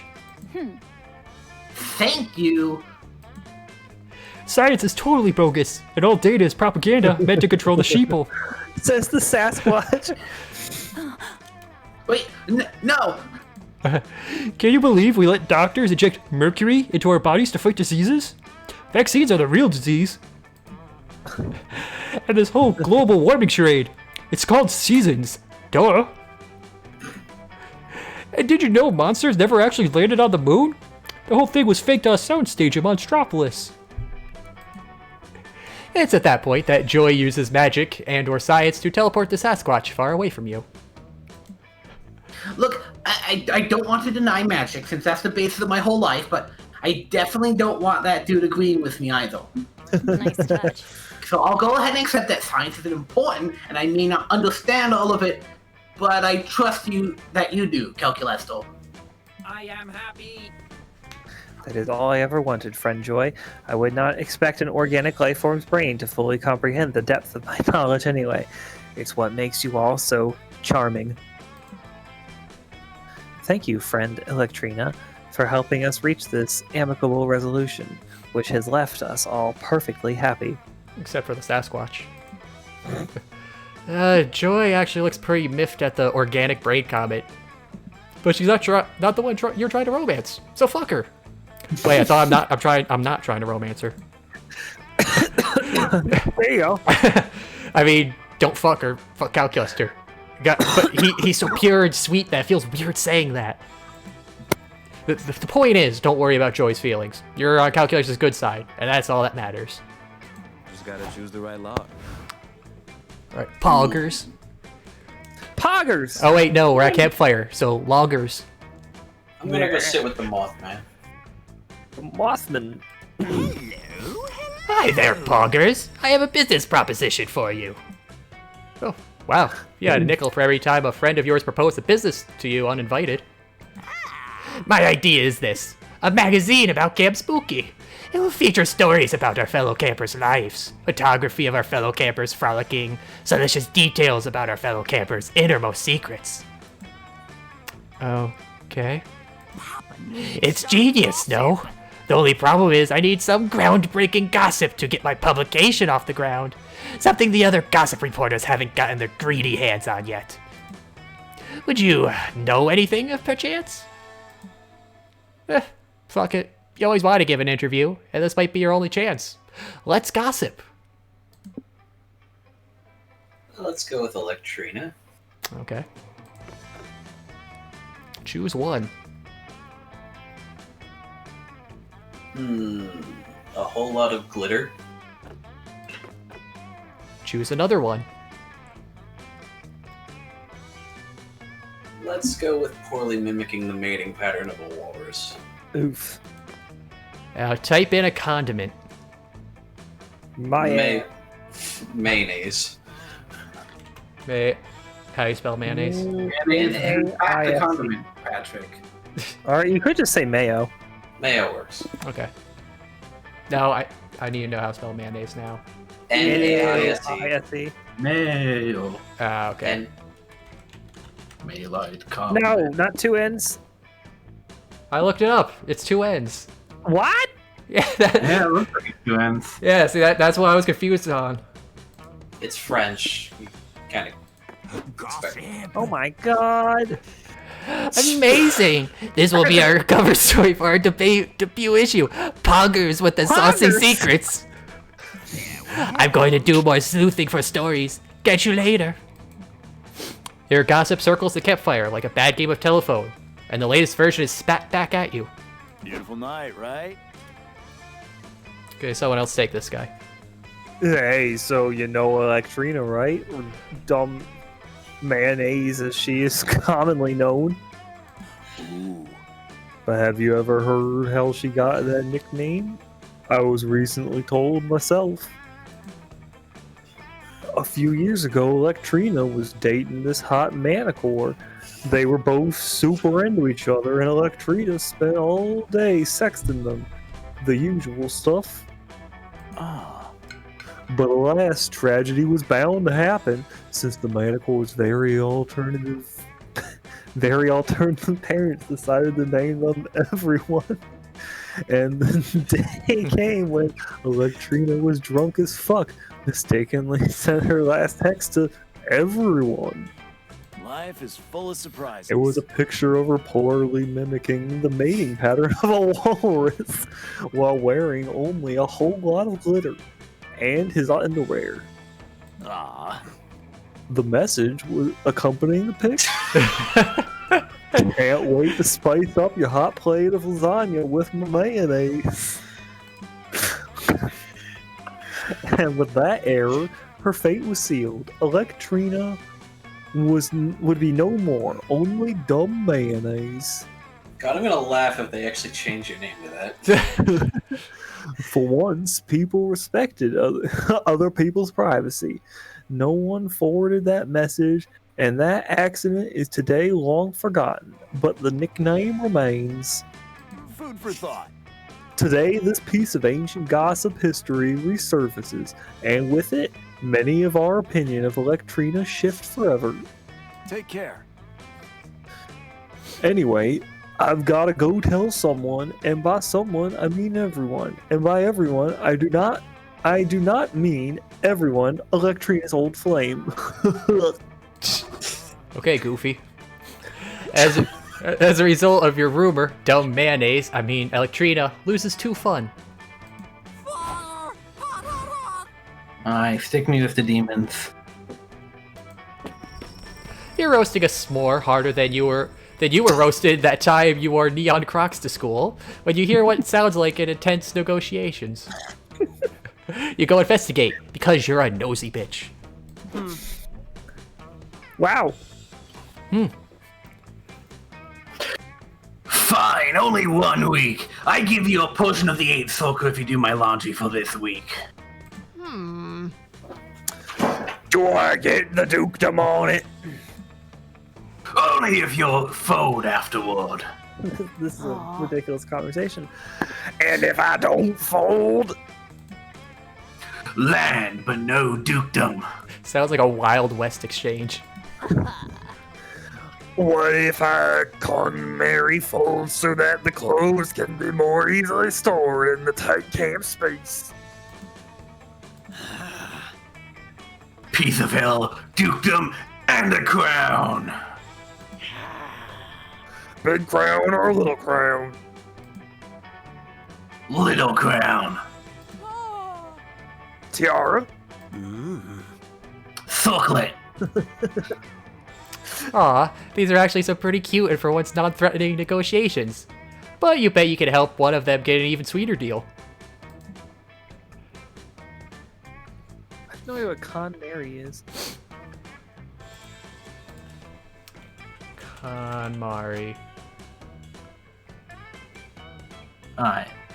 2.5 dukedoms minimum, and make the crown a tiara.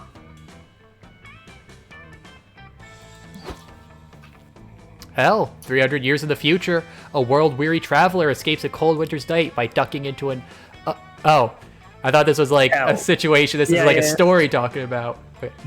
Hell, 300 years in the future, a world-weary traveler escapes a cold winter's night by ducking into an otherwise empty tavern. What could 3 pieces of gold procure? A thirsty wanderer? How much ale could a weary traveler from the dukedom of Taraxar procure this night? I've been traveling a while, and I could use a drink. Ah, yes, the dukedom of Taraxar. Do you want me to do it? No, yeah, you can do it. Actually, you know what? Ah, yes, I've heard of such a place. Was it not once 2 dukedoms?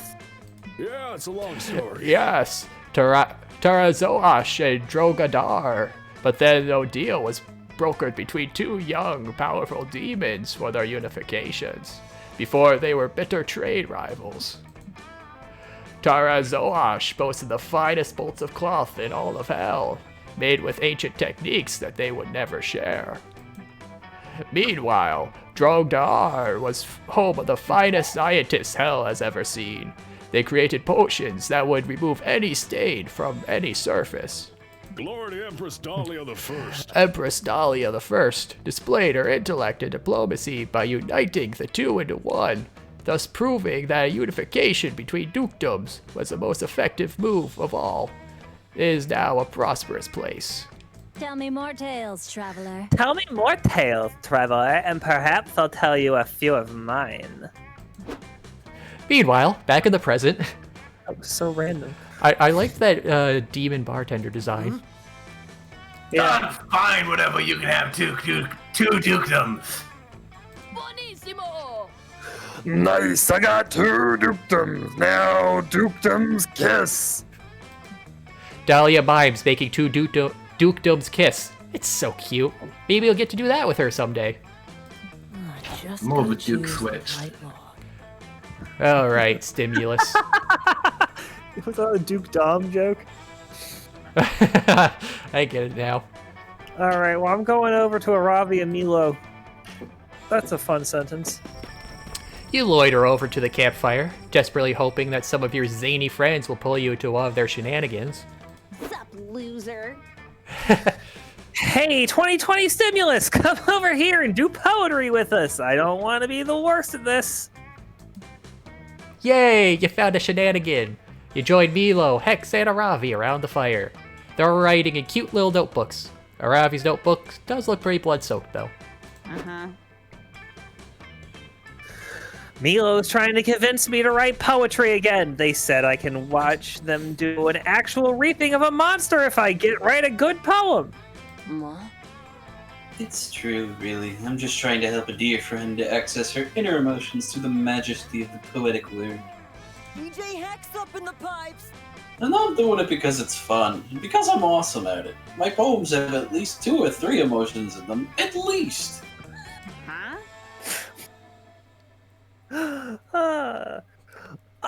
Honestly, Milo, I'm pretty confused. How are you going to judge if I write a good poem or not? What judging metrics are you using? How do I get the most points? How do I win? Aravi, I'm getting a bit tired of you asking me how to win things. I've taken that emotion and used it to write you the following poem. Avocado rot, don't tell me your dreams are dead. Be your own dream, fruit. Aesthetics on point. There, that should be the clarification you need, and I did it in haiku form. Okay, I was gonna say, that's not a poem, that's a sentence. It's snowing on Mount Fuji. So you're telling me I can get points in poetry writing by collecting the dreams of fruit? No, you blockhead, it's a metaphor.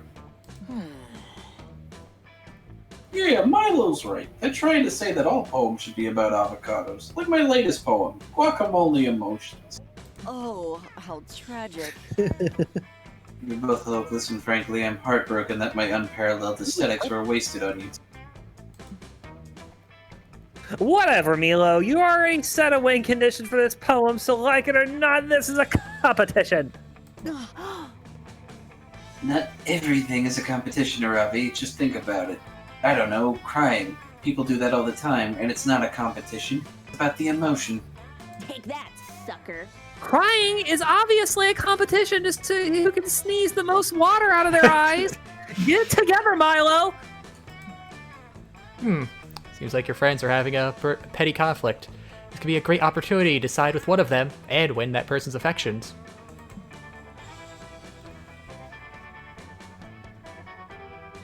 There's a clear winner here. Whoever can write Beowulf to completion first.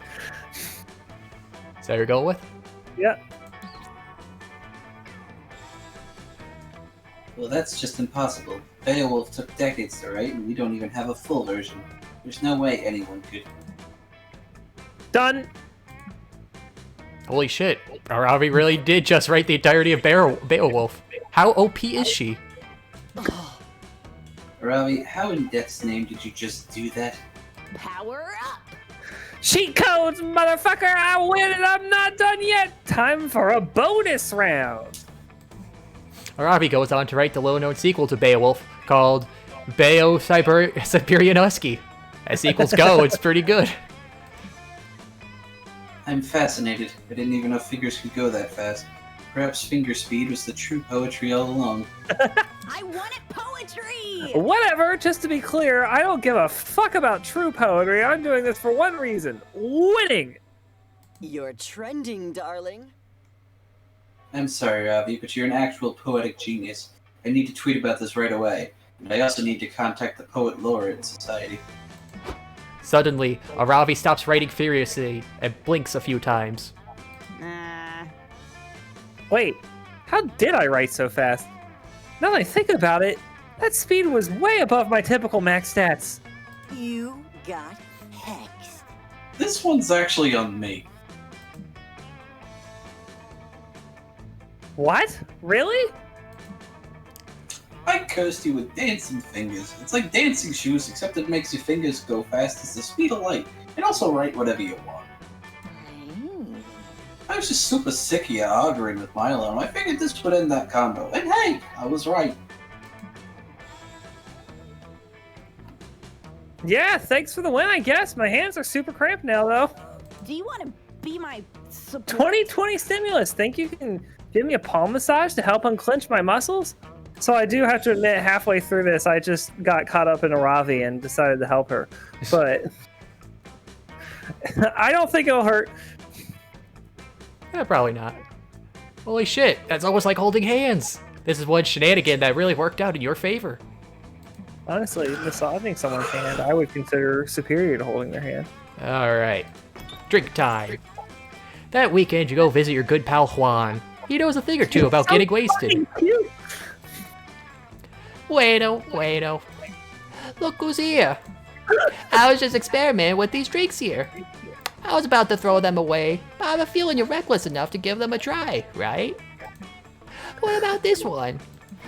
It's just the combination of the image and Kaz's voice that he gives him. It just cracks me up every time. What do you say? Will you take the drink of the day? Or would you prefer the mystery box? I feel like I already had whiskey before, so I'm going with the box. It might even be whiskey. The mystery box. So bold of you. Hope you're happy with it. No refunds. You got Manhattan. Alright, Poggers. Quite a feeling, right? Don't know if I drink that, but the real question is, will you? Most I also have this mystery box, because at this point, who knows what you drink? I'll take the mosquito for now. Mosquito. Yeah, no, totally. I was testing your common sense. And you passed. Your prize is the drink you chose. So cute. Alright, Prilosec.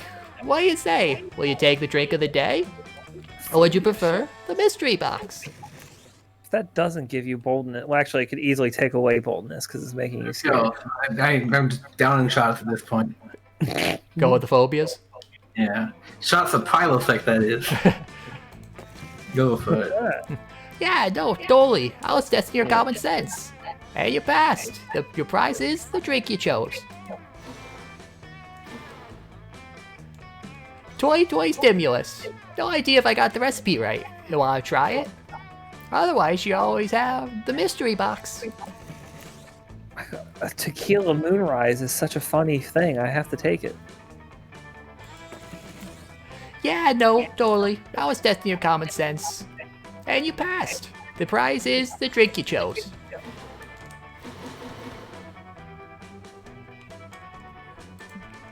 Let's do some phobia shots. Yeah. You know what they say, if you can't overcome your fears, drink them. Cheers to you. Doing that surely is bold. Okay, there you go. I have my one stat. Bold as fuck. I call this one Tequila Moonrise. What a powerful, invigorating drink. I gave it that nickname because when you drink it, you can feel all your stats rising. Wow. Oh, got a big boost. That was strong. Poggers. A good old mosquito. It's not a drink. It's just a magical mosquito that will drain your highest stat. Shit. Ouch. But when it's finally in your stomach, it will dissolve and distribute what is absorbed between the rest of your stats. Oh, that's not terrible. You might feel some tickles in your tummy. Let's make a toast. There goes my fun. Oh, it just nukes it entirely. Yeah, it's distributed. You got 2 in all your other stats, though. Manhattan. Yeah, I turned an actual location into a drink. It's so fucking concentrated that everyone has the opportunity to gain 1 extra stat point at every location. Oh my god. You'll be one with locations. Still hard to believe you drank that. Good luck, I guess. You're welcome, everybody. Everyone choose an object. Magic vibrator. Prilosec. A flask. A vibrator with no batteries in it. Fellow camper with whom you share a tent has brought 20 of this object. Player ores decide based on how unsettled you feel about sharing the tent with this person. Consume Prilosec. I was gonna say magic vibrator, but I think I would be. I mean, I could at least tolerate the Prilosec. It just means the guy has stomach issues. You don't want to be sleeping next to a guy with stomach issues. Yeah. I mean, usually I'm the guy with stomach issues, so maybe I'm... I mean, I'm tied between the magic vibrators, the vibrators without batteries, and Prilosec. What did you say? A vibrator with I said a flask. Oh. Man, you just have an alcoholic in yours. I mean, a vibrator without batteries is just a dildo, so... But they're vibrators. Yeah, but I would question why they bring vibrators instead of just normal dildos then, at that point. No, definitely Prilosec, and then I'd say number 2 is the magical vibrators, if nothing else. I can agree with that. Okay. Somehow have magical vibrators. And I'll take last.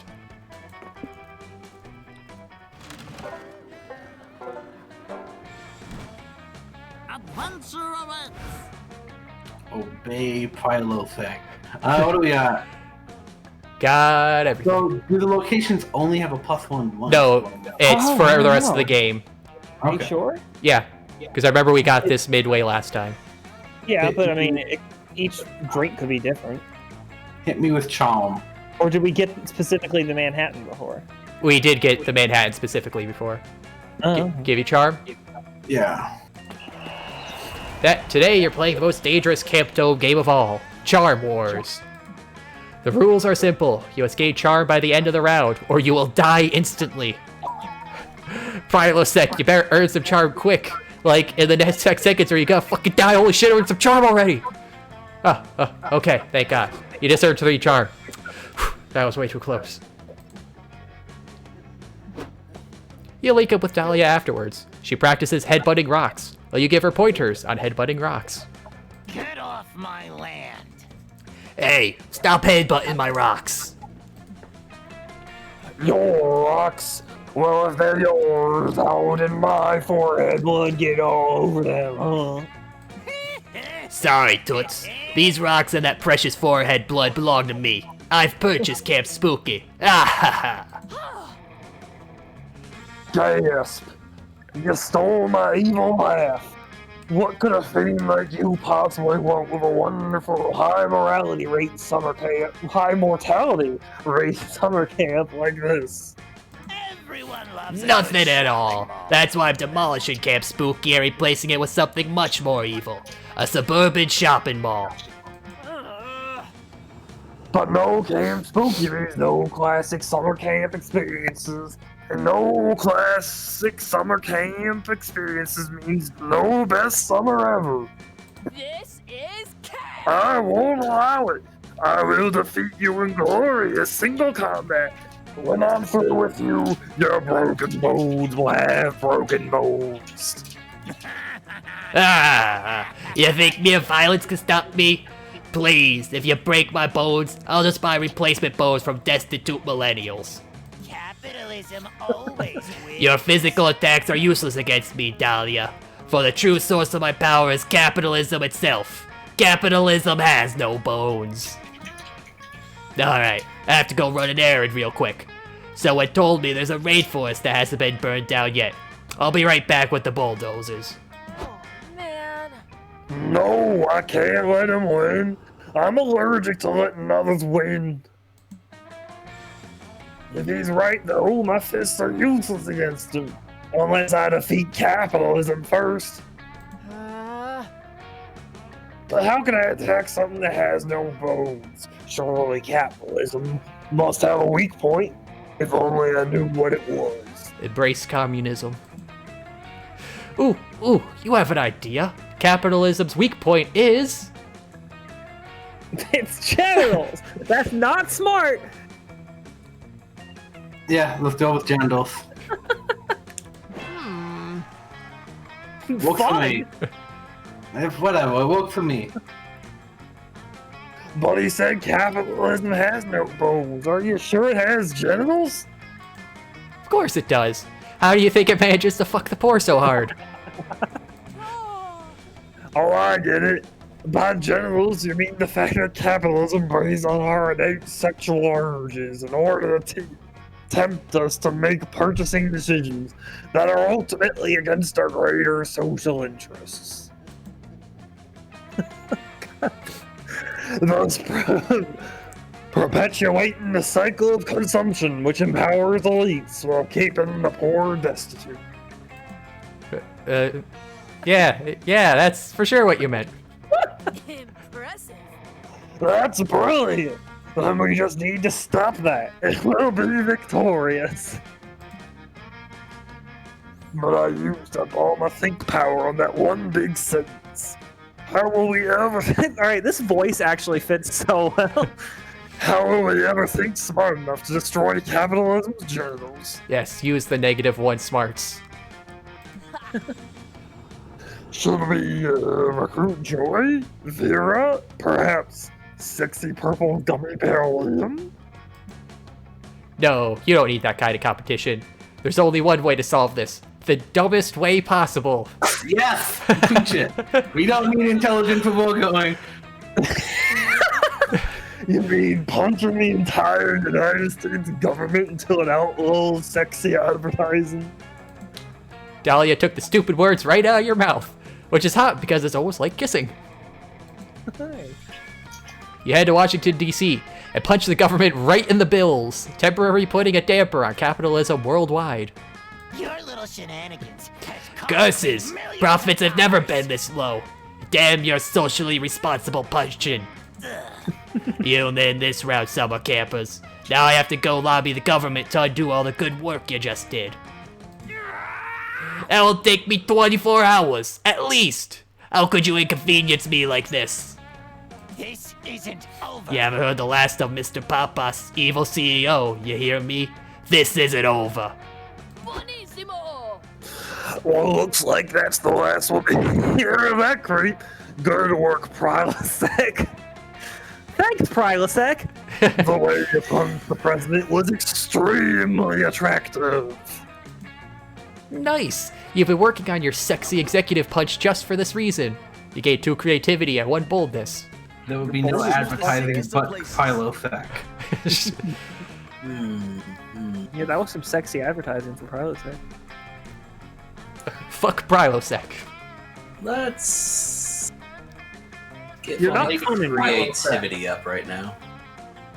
Getting the creativity? Yeah. Oh no, the 2020 budget can't go to HQ. That day, there's a guest speaker at the Monster Scouts HQ. She's a were-eagle, Monster Scout here to tell you all about advancing through the levels.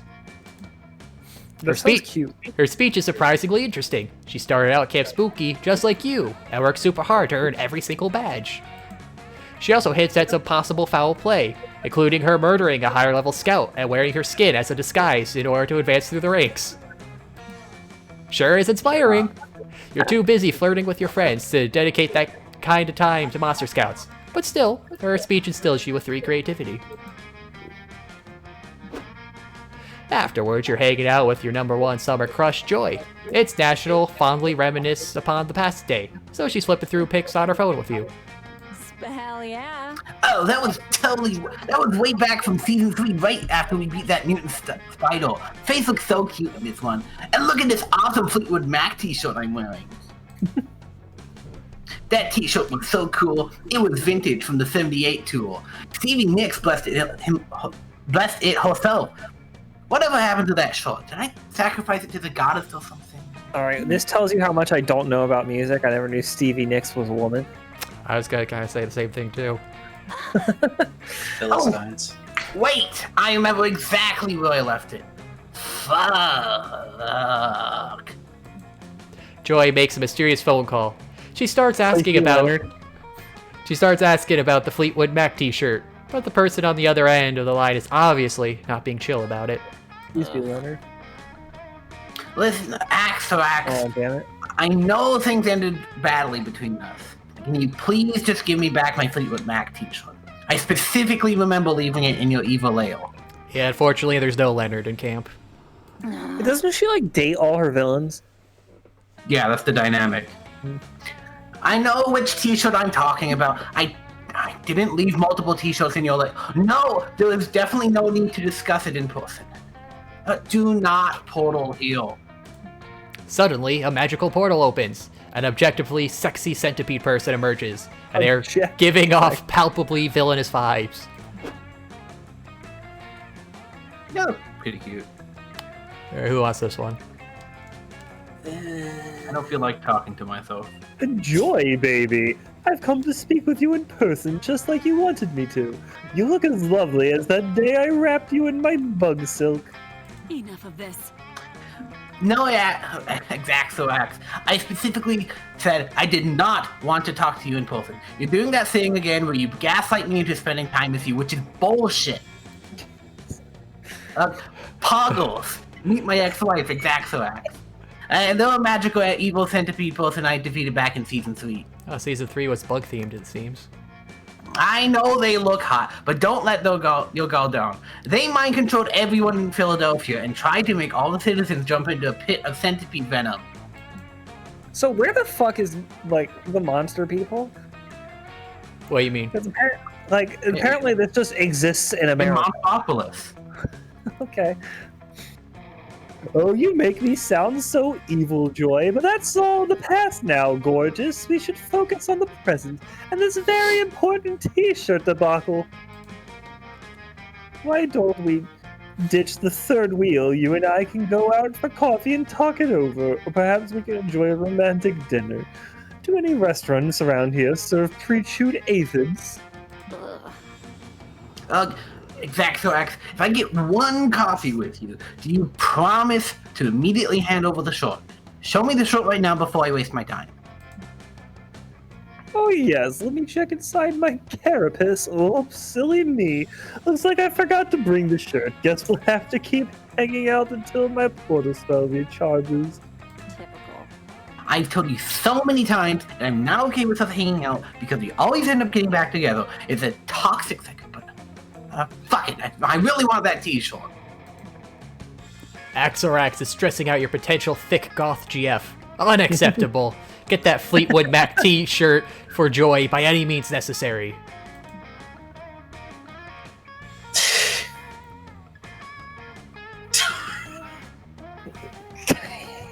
I like that bottom one, but I'm not sure.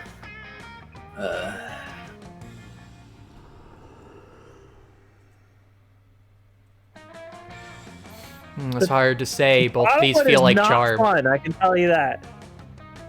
What do you think the top one is? Creativity or fun? I feel creativity or smarts. Or fun. And the bottom's probably boldness or smarts.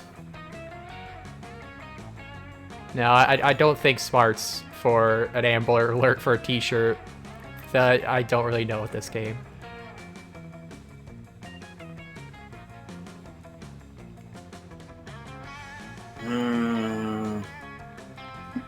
Well, fuck it. Let's try the Amber Alert. Huh. And Amber Alert, I mean, seems like it'd be a waste of public emergency services, but it's better than watching Xenthori drink coffee through open baskets. Let's go. You enjoy going to the police station and file a missing t-shirt report. You describe the t-shirt. Beloved, vintage, smells like heavy metal concerts and burning sage. The police officers are super concerned. Did you say this was a Fleetwood Mac t-shirt? And it was vintage? This is serious. We're assigning our best detective to the case.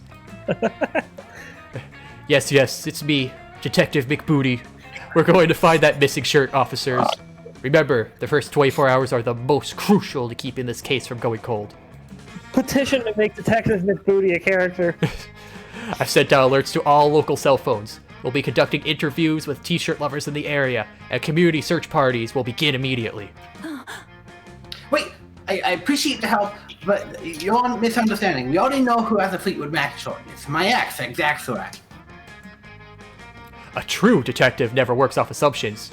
We will get your t-shirt back through the power of deduction and evidence, my dear Joy. 6 hours later, Detective McBooty concludes that, yeah, XRX definitely has a t-shirt. Duh. You there, bug person. Detective McBooty, FBI. Stop right there. Hand over the Fleetwood Mac t-shirt, and we'll escort you to prison. Oh, wait, are you implying that I'll be taken to prison for stealing a single t-shirt?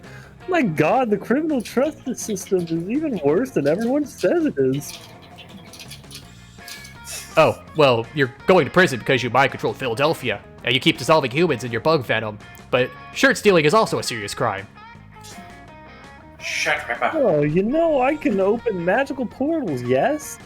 Your human jail will not hold me, McBooty. Wait, hold up. Human jail? You get human cops. Because they went to Philadelphia, I guess. Yeah, but the whole thing is to make it seems like humans are fictional things.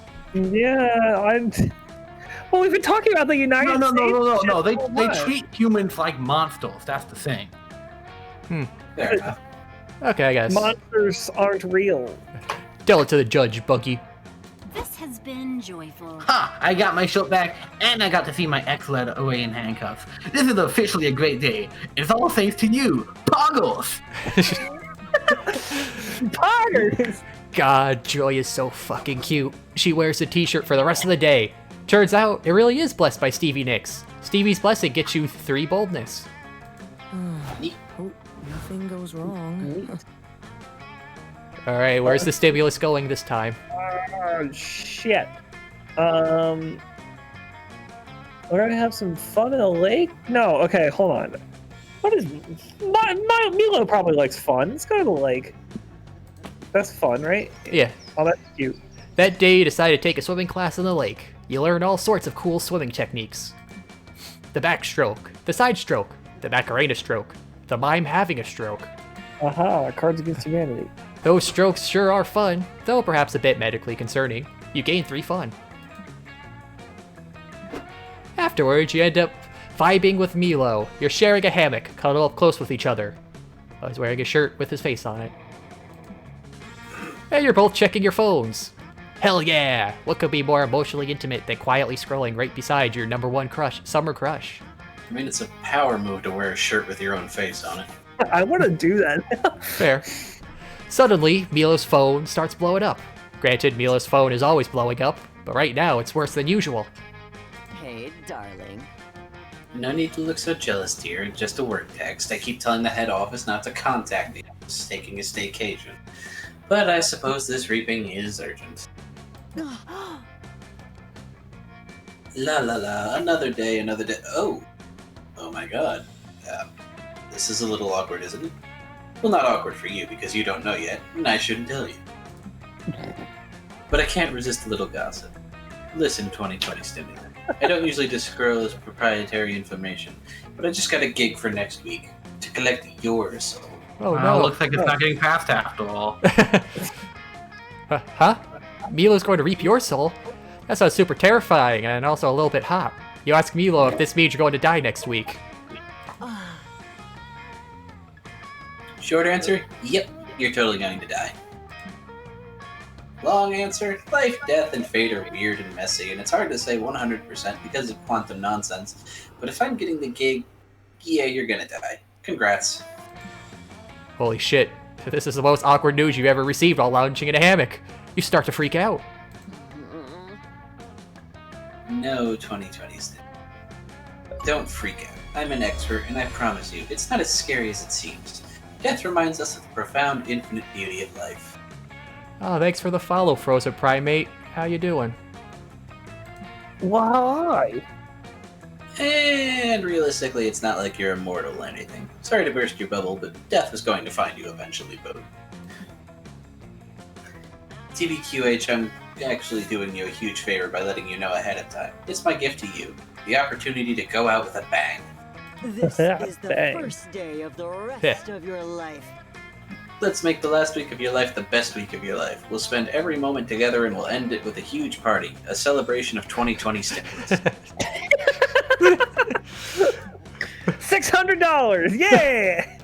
A whole week with Milo? That sounds like heaven. And it's exciting enough to distract you from your imminent death. You're in. That aesthetics on point. Lovely. God, you're going to get so many posthumous followers. I'm almost jealous. Oh, we should start considering the party aesthetic right away. We need some big memorable main event at the party. Something that'll honor your true essence 2020 stimulant. And oddly, it should be Snapchat friendly. Any ideas?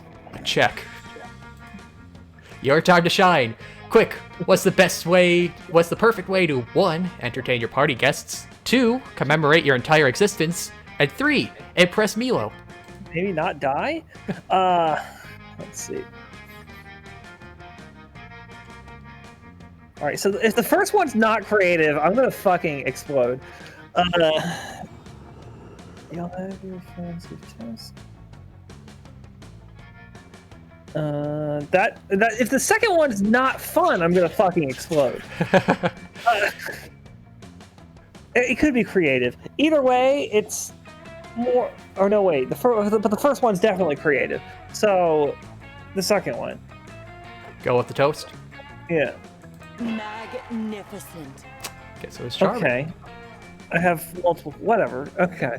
Oh, that's perfect. It'll be like celebrating your life by intertwining it with the lives of the people you love. I had no idea you were so profound, 2020 stimulus. But if I know anything about drunken party toast, we're going to need pre-approval on these speeches. You've got no choice but to conduct a rehearsal immediately. You spend the afternoon getting all your friends together and breaking the big news. You're dying next week. Shockingly, they all seem pretty okay with it.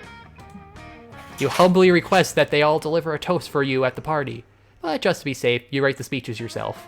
Hello, darling. Alright, lovely people. Welcome to the rehearsal for 2020 Stimulus' elegant end-of-life blowout bash. Let's proceed with the heartfelt eulogies. OMG, I can't believe that 2020 Stimulus is dying. I'm like totally sad about it. But honestly, being dead totally isn't even a thing. Ghosts have more fun. My favorite memory of 2020 Stimulus is when they saved a school bus of orphans from falling into a pit of lava using only their mega thick ass cheeks. To work, twerk, to work. Damn. Anyway, let's pour one out for 2020 Stimulus and pour another one out for 2020 Stimulus's butt. Those cheeks will be missed. This cannot be for real. Okay, am I the only person who is kind of weirded out that 2020 Stimulus is apparently dying next week? No? Just me? Cool. Anyways, the 2020 Stimulus package was apparently the most emotionally intelligent, thoughtful, and woke friend I've ever had. You'll see. Nice try. 2020 Stimulus, you don't think people are actually falling for this, really? Gather one and all, I shall now read aloud a speech commemorating 2020 Stimulus. It is a speech that I definitely wrote myself. Besides me, 2020 Stimulus was the greatest warrior of all time. Their legacy shall be written in the stars, next to Hercules and Orion. I drink in their honor. Why is their lowercase? Because it's like replaceable. Yeah, it's the. Is beautiful. But I feel like it's not that hard to make a word go capital. It's a lot easier just to have a blank placed string here. A string has its capitalization already set. Yeah, I know that, but I feel like you could force it to be, caps. That's so much more work. Probably didn't think that far ahead. Yeah, fair. What incredible toasts, everyone. I think it's quite clear that 2020 Stimulus touched so many lives, including mine. Here's one last rehearsal toast from yours truly. 2020 Stimulus is a silly goose.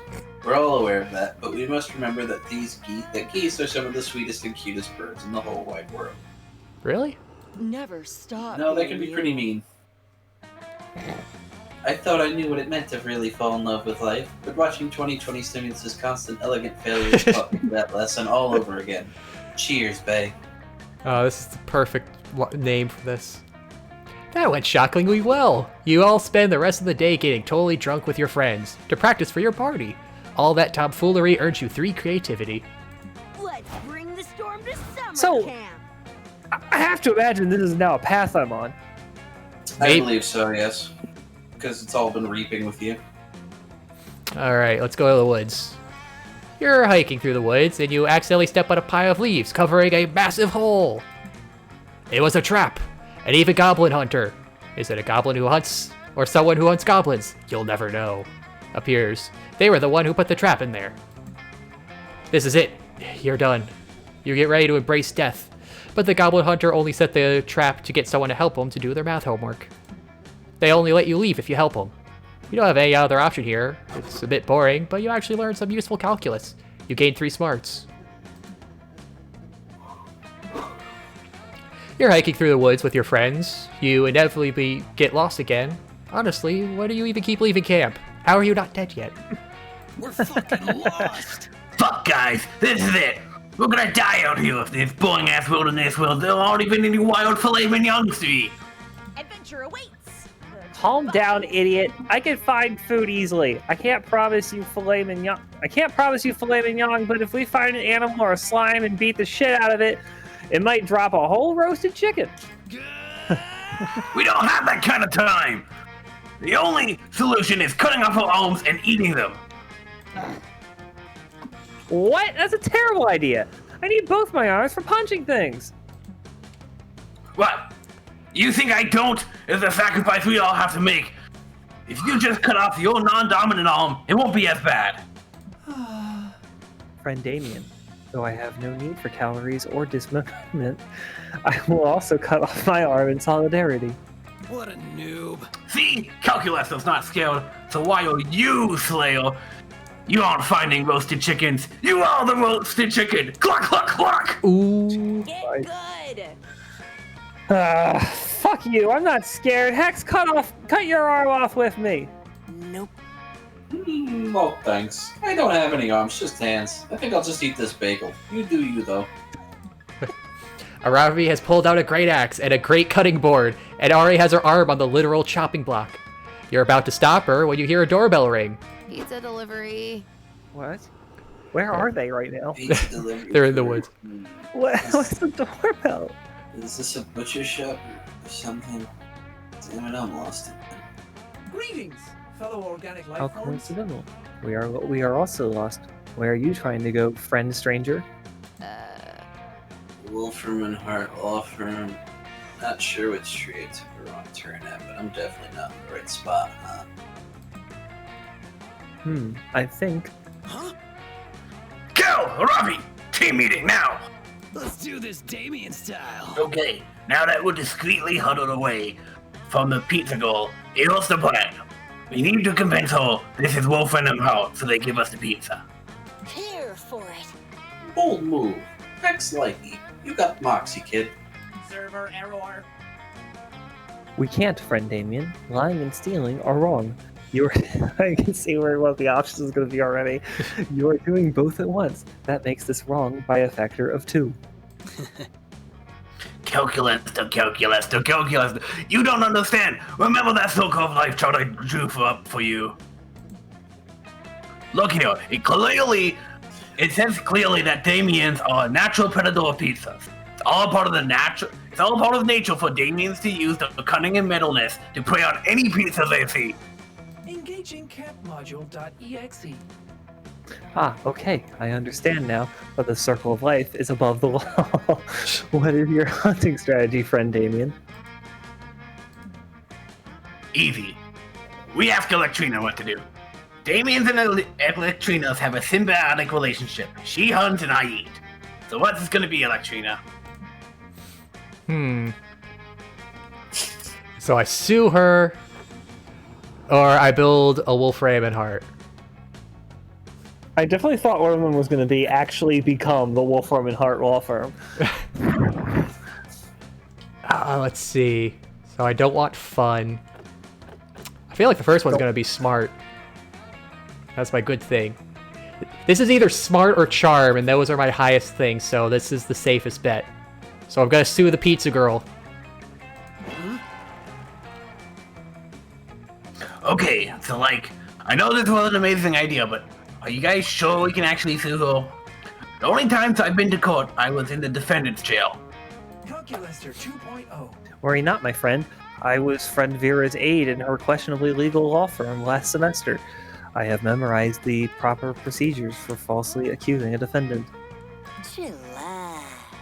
Yeah, and I watched like a fuck ton of procedural law TV shows, so I got all the lingo down. This'll be easy breezy. Here, watch this. Ahem. Miss Pizza Delivery Girl, is it? We here at Wolfram and Hop present you with a subpoena to bring your company, Pazzo's Pizza, to a court of law. See ya in court, sucker. Yeah, get sued, noob!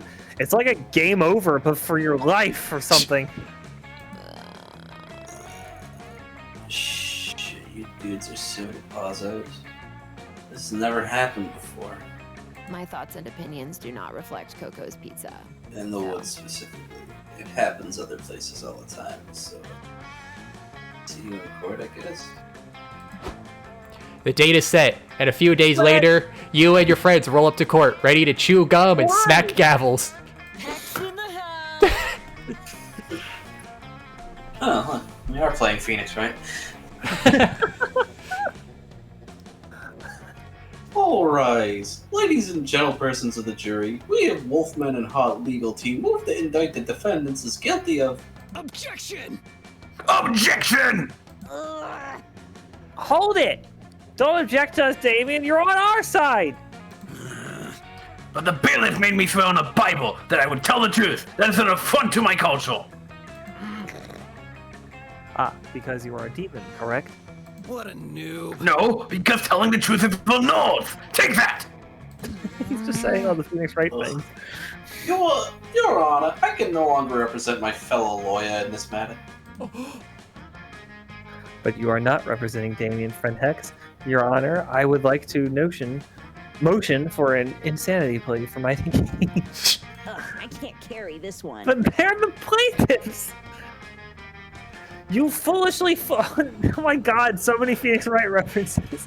You foolish fool! You're showing our inexperience! Your Honor, the entire legal team pleads the fifth! I'm gonna enjoy finding out what these references are. This is a shit show. Luckily, your previous lawsuits already proved that Pazzo's Pizza has more OSHA violations than a Mortal Kombat arena, so they were found guilty before you even got here. The pizza parlor is sentenced to comp you with the pizza that was supposed to be delivered to Wolfram and Hart. Cool. You all eat it. It's kind of cold now, but that's okay, because it tastes like victory. You also win 2 boldness and 1 fun. They were starving! They didn't have time to hunt, but they had time to sue a pizza place. Everyone choose a celebrity. Again.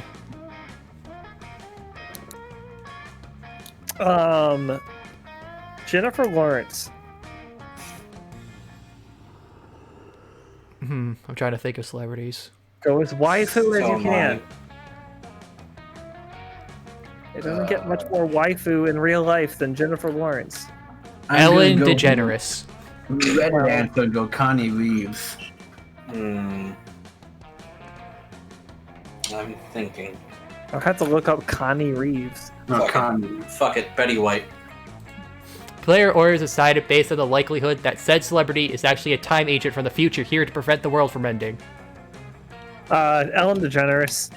I don't know. Betty White's pretty timeless. Johnny was in 2077. Yeah, I gotta go with Betty White or Keanu. Oh, Keanu Reeves. I don't know enough about fucking Cyberpunk. Wait, what was yours, Timber? He said Jennifer Lawrence. Yeah, Jennifer Lawrence. I lose. I mean, unless you count. I mean, I don't think Ellen DeGeneres is really trying to help stop the world from ending. It feels like she is, in her own smiley way. Is she? It feels like she's part of a terrible workplace. I've heard she's kind of an attention whore. Yeah, that 2 months ago or something that get everyone's attention to get her message out there. No, she doesn't have a message. Did you not see all that controversy? Did you not see all She said she was gonna stop the show, and then suddenly everyone's coming out saying how she's actually like one of the worst people ever. Huh. So, Betty White, Keanu Reeves, how are we leading on this? Betty White can go first. Okay. We'll take it. So now, Ellen or what Timber said, I forgot her name. Jennifer Lawrence. Oh. Ellen. I guess I'd vote Ellen over Jennifer. Yeah. Okay. Yeah.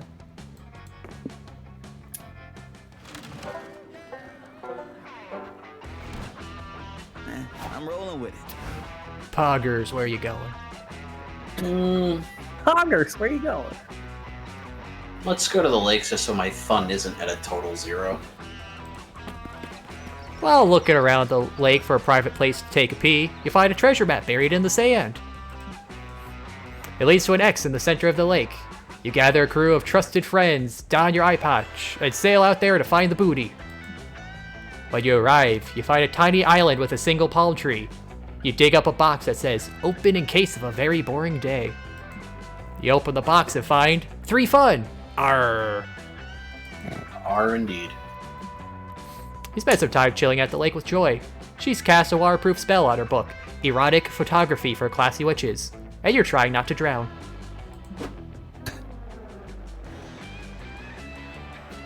Hold up. Do you smell beef?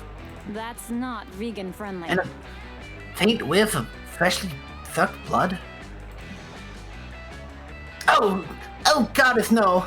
You haven't hit the bullseye. No. You've hit the I mean, I guess I'll do it. Yeah, I got Dimitri, so someone take the Minotaur. Massive Minotaur cannibal! Yeehaw! It is I, And Dimitri. elegant vampiric cannonball. Zippity doo-dah. Fuck, it's Camp Rival Camp's 2 most notorious campers. Dimitri the mysterious vampire, and Morty the hypersexualized Minotaur. Can't I read in peace? What are you two doing here? Can't you just let me read in peace for once? And so I will admit that the wet and drippy with not super clean lake water is a good look for you two, with no punctuation. Kiss my muscles. Listen here, witch. There's not enough lake in this lake for everyone. There's barely enough room in here for my bulging calf muscles. Wouldn't all his muscles be calf muscles since he's a Minotaur? Yeah, I was trying to find a way to make it fun. Indeed. We're staging a takeover in the name of the glorious Camp Rival Camp. Be gone, peasantry. I just leveled up my necromancy skill and there's a ton of dead fish in this lake. You don't want to fuck with me, I assure you. Your power is... Ha! I thought you might try to resist, dearest rival. But sadly for you, we have an unbeatable technique. Now, Morty. Sexy man fusion technique activate! Dimitri grabs Morty's horns and awkwardly climbs onto his bulging CrossFit Instagram model's shoulders.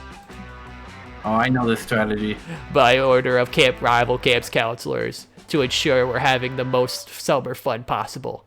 Any fun in the lake must be a chicken fight. My goddess. Goddess, I hate those shenanigans. Alright, Poggles! You hold them. Let's get these idiots to go away and let me read in peace. You're not about to pass up an opportunity to get between Joy's legs, so you agree and hoist her onto your shoulders. Defeat Morty and Dimitri, save Joy's chill afternoon, and have some fun while you're at it, because hey, this is a video game and fun is the whole point. I kind of expected the choice to just be, are you the one on her shoulders or is she on your shoulders?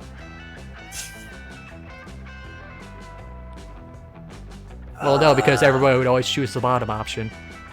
I don't know. I'm really Wrap not your leg sure around on her the face? top one. That's probably charm or smarts, I think. Or bold. Yeah, alright, let's go with that one. It's not likely to be fun, so. You don't think peace treaters are fun? Can you guys see my balls? Did he say ball? Yes. Whoa, I'm not a kid. I'm not a kid, I'm a man. Can't you see that from the outline of my cock through my swim shorts? Here, I'll pose so you can see it better. I think that's just the most direct they've been for like anything in this game. Just no innuendo. Well, I think the whole point is he's supposed to be hypersexualized. Yeah, I know, but it's just like, even then they usually have some subtlety, so they just went straight at it. Well, no, we found out very early that this game is just thirsty to 11 compared to the original. There's no subtlety. Yeah, and I'm a man too, even though I'm pale and frail and overly sensitive. We accept your peace treaty challenge. Okay, that was not bad. Personally, I strongly prefer a lengthy diplomatic process over a dumb old chicken fight. Treaties really get my heart pounding. You draft a treaty in the most complicated legalese you can muster. Part of your proposal is in German, just to be a slimy bitch about it. You hand it over to Morty and Dimitri. Why is that being a slimy bitch? I don't know. Okay. Look here. The treaty states camp rival camps campers will have unrestricted access to the lake, asterisk. That's what we want. Quick, sign it before Poggers realize what he's done. God, we're going to look so hot tanning naked here. After Dimitri and Morty sign the contract, Joy grabs it and starts reading through the fine print. This contract is legally binding, and it states camp rival campers will have unrestricted access to the lake, asterisk. And if I follow the asterisk, but only if they comply with the following 7,729 stipulations, including Bibbidi-bobbidi-boo. complete nudity, financial domination by a member of Camp Spooky, conceding the camp rival camp is a camp for babies. Egad, we would never denounce camp rival camp, you vicious contractual fiends. Yeah, we would never do that, but I'm fine with the nudity part. Should I strip? I just want everyone to know that I will strip. I just like he does a different pose every time. Yeah. Guys, just out here joking. I think it's safe to say that you've been vanquished, boys. You win this round. Whatever. Lakes are for losers anyway. Come on, Dimitri. Let's get out of here. I'll give you one of those sponge baths that you love. Sponge baths are always nice after a crushing defeat. Finally, I can read in peace. I haven't seen a negotiation like that since I renewed my contract before Season 3. Not bad. Poggles! Not bad at all. You get to spend some quality time tanning with Joy, and all that German practice gets you 2 creativity and 1 boldness. Wunderbar. Alright. Philosec would like to increase their charm. That's creativity, isn't it? Oh. Whatever. Sorry. That day in Monster Scouts, you all learn how to build scarecrows. That's vaguely nature-related, right? You decide to take it a step further, though. You add a magical crystal you found in a cave last month to your scarecrow to turn it into a sentient being. Scarecrow is very grateful to have been made alive, so you take your new friend out for a soda and have a very pleasant afternoon. Then you're forced to disassemble him so that the next group of scouts can use the materials. Scarecrow begs you not to relinquish your gift of life, but you're a dedicated Monster Scout first. That's horrifying. The scouts appreciate your dedication to the organization. You're awarded 3 creativity.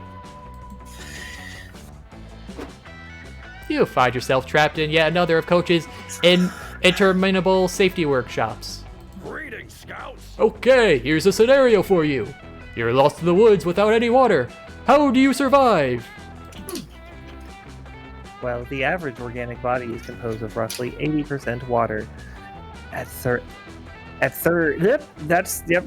just not written right. At third of one of my companion's blood should be sufficient. It'd be a sword. Yeah, a third of one of my companion's blood should be sufficient to keep everyone hydrated. Good job. Great. What about you, Milo? Huh? Sorry. Oh, I'm not worried about water. I prefer champagne. Okay, Dahlia.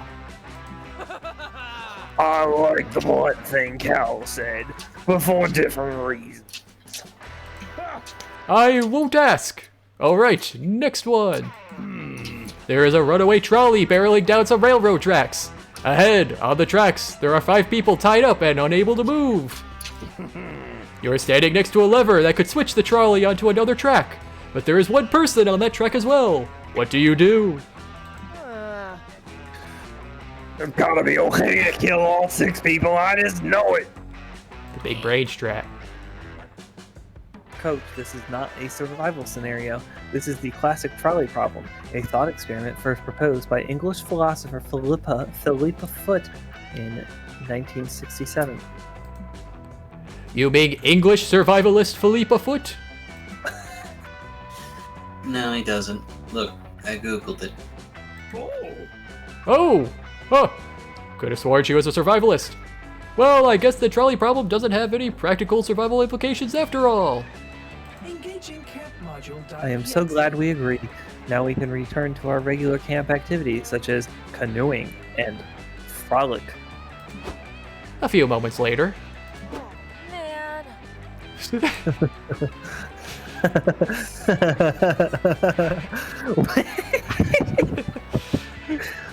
We're tied to some drain tracks in the woods. The trolley is coming. Who could have foreseen this? Goodbye, Scout. You see, kids, this is why you should always pay attention in safety class. Oh well, at least we'll die together. No, you're not gonna die before you touch a hot groin at this camp. There's an innocent satyr manning the lever. You just need to find a way to convince him to pull the lever and kill the guy on the other track.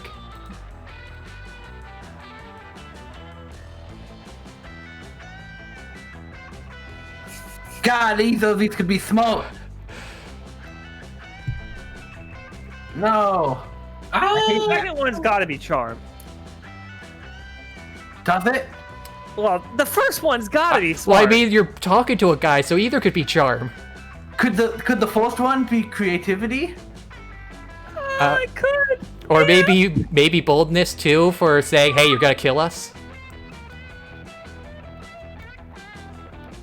But no, the first one is logic. Yeah, give me the second one. It's gonna be smart again. Just give me the second one. Do the second one? Yeah. Okay, I agree. Okay, I got it. Perfect. You whisper your plan to your friends, and they seem to be on board, except for Dahlia, who is trying to bite through the trolley tracks. Would have been my option too. I say, friends, it is a shame that we will all perish before completing our grand humanitarian project, which is... Yes, says the satyr, clearly interested. An app. I love apps, says the satyr. An app for what?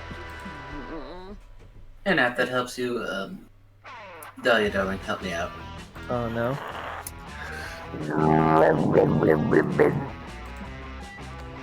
What was that? Says the satyr. I can't hear you with that train track in your mouth. I said, an app that helps you make tough moral decisions. Oh, wow, says the satyr. Wish I had that app right about now. Yes, well, if you let that trolley hit us, you'll never get it, because we'll be dead. Which is a thing that can happen to all of us, or whatever. Well, that makes my decision a lot easier, says the satyr, flipping the lever and dooming the guy on the other track to the horrible death. Thanks, guys. He helps untie you from the track. Damn that roving melodrama villain for tying you up and leaving you here. And then he steps back expectantly. Well, can you share that app with me now? Engaging camp module. Of course. I've actually been working on a moral decision-making app for some time now. I'm hoping it will help me understand why murder is wrong, but war is fine. Great, let's test it. I'll go and ask if it was right to save you all from that trolley. Survey says... No. The guy who died was a renowned pediatric heart surgeon, and 11 children will die today when he fails to show up for their transplant surgeries. Oh no. Wait, Well, that's at least that... it's saved. He also had perfected a cure for all trolley-related injuries, which he had not yet shared with anyone. He could have saved all of you, if only he'd live. Haha! Well, live and learn, am I right, kids? Or don't live and don't learn. That choice is yours. Safety! You leave the devastated senator to contemplate his decision while you frolic with all your totally alive friends. You gain 2 fun, 1 creativity, and 0 regrets. My turn. No regrets. Finally. I'm gonna head to the woods. During that hike through the woods, you find a baby bird that's fallen out of his nest. You nurse him back to health with some delicious trail mix. You also give him some great advice on puberty and how to do his taxes when he grows up. Then the mama bird finds you, and she is pissed that you're holding her baby. She tries to peck your eyes out, but you fight her off. You've learned an important lesson today. Don't fuck with birds. You gain 3 smarts. Ooh. You slip away with Damien and Calculester for a relaxing stroll through the forest. Not sure why. This Calculester outfit looks familiar. It's the Eva colors. The what? Evangelion colors. Oh. Not sure why this is the duo you pick for a relaxing stroll, but it's your life. The head reminds me of Fooly Cooley, though. Well, his head's always a monitor.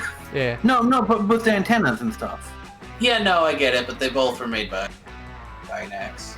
At least I think it's supposed to be Evangelion because it's the same color as Eva 1. Yeah. 10 minutes into your walk, Damien checks his backpack. A horrified look spreads across his face. We're fucking lost. We don't have food. Quick, sue another pizza place. Listing facts. My favorite game. Vending machines kill 4 times as many people as sharks do. Why is this the second time I've heard this fact this week? The average human sheds 40 pounds of skin in their lifetime. Death is inevitable. Oh, that got dark. This isn't a fucking game, Calculesto. We're in the woods without any food. Does the word starvation mean anything to you? Not personally, no. Alright, clearly I'm the only person taking this seriously. We've got to figure out a way to survive, and we've got to do it fast. Cal, give me your leg. We're done with arms now. Why, friend Damien? So I can eat it to survive! Come on, aren't you a supercomputer or something? Try to keep up. Though I would be happy to help, my leg is comprised entirely of metal and plastic, neither of which would be a good source of calories. Fucking metal. I'm metal too, so that should be fine. Give me your leg to eat. Counterpoint. Could we not instead order a delicious meal at the Forest McDonald's directly behind you? You turn around, and sure enough, there's a McDonald's in this forest. Thank the invisible hand of the free market. That just might work. Oh wow, McDonald's, that's slightly better than eating a severed robot leg. Let's go check out the menu. But soon... Lame. This menu sucks! Shamrock shake but made of actual shamrocks? McDort? Calculesto severed leg? Filet of fish? I swear, there's not a single on this menu I'd be willing to... Also, the fillet of... People like the fillet of fish. Wait, he was totally down for Calculester's leg before. McRib! The McRib is back! Thank Satan Almighty, the McRib is back!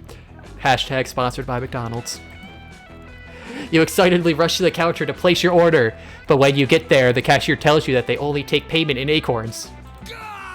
What the dick? I don't have any acorns, but I need this McRib. There's got to be something we can do. Punch the squirrels. The cashier says they also take payment in Bitcoin, but you already spent all yours on a subscription to monthly fantasy-themed anal beats. Looks like it's time for Plan B.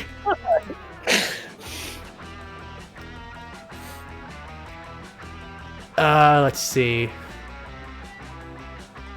Yeah, let's just order some nuts. How is that? Okay. You can't believe you didn't think of this sooner. You open Uber Eats, scroll past all the pizza places and Thai restaurants, and place an order at Sylvester's Nut Barn. 45 minutes and several phone calls later, you finally manage to direct the driver to your location. Success! Rad! Perfect! Now we've got exactly what we need. Damien takes the bag of nuts from the driver and whacks him in the head with it, knocking the poor guy out. Finally can get that tasty McRib goodness I crave. Damon excitedly reaches into the unconscious driver's chest and breaks out both of his floating ribs. Wait, so the guy. Oh yeah, everybody knows McRibs are better fresh from the torso. Okay, not the direction I was expecting. I thought he was gonna use the nuts to attack the cashier. Friend Damien, that is not. I do not believe that you error. Too many simultaneous objections. Moral panic imminent. Chill out, Robo. Remember that the Circle of Life chart I helped you make? It clearly shows predators. That's me. Chill out Uber Driver's ribs and eat them out all the eat them out. Oh my! Eat them all the time. It's nature, baby. Back to basics. Ah, I see. Moral panic averted. I will now proceed to respect murder so long as it takes place in the sanctity of nature. That's more like it. Not to mention, without those pesky floating ribs, this guy will totally be able to suck his own dick. Your generosity truly knows no bounds, friend Damien. I know, right? Hey, what the fuck are all these nuts doing here? I hate nuts! Damien chucks the bags of nuts through a window. He then flees through the broken window, still holding 2 bloody ribs he stole. Pretty standard stuff. He gained 2 fun and 1 boldness. Oh, hey. Well, that was a thing.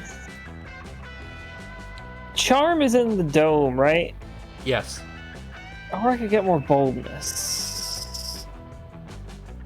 She probably likes boldness, or they probably like boldness. So, Manor? Yeah. That day you venture into the haunted manor. Everything is going fine, and you're reassured on how brave you are.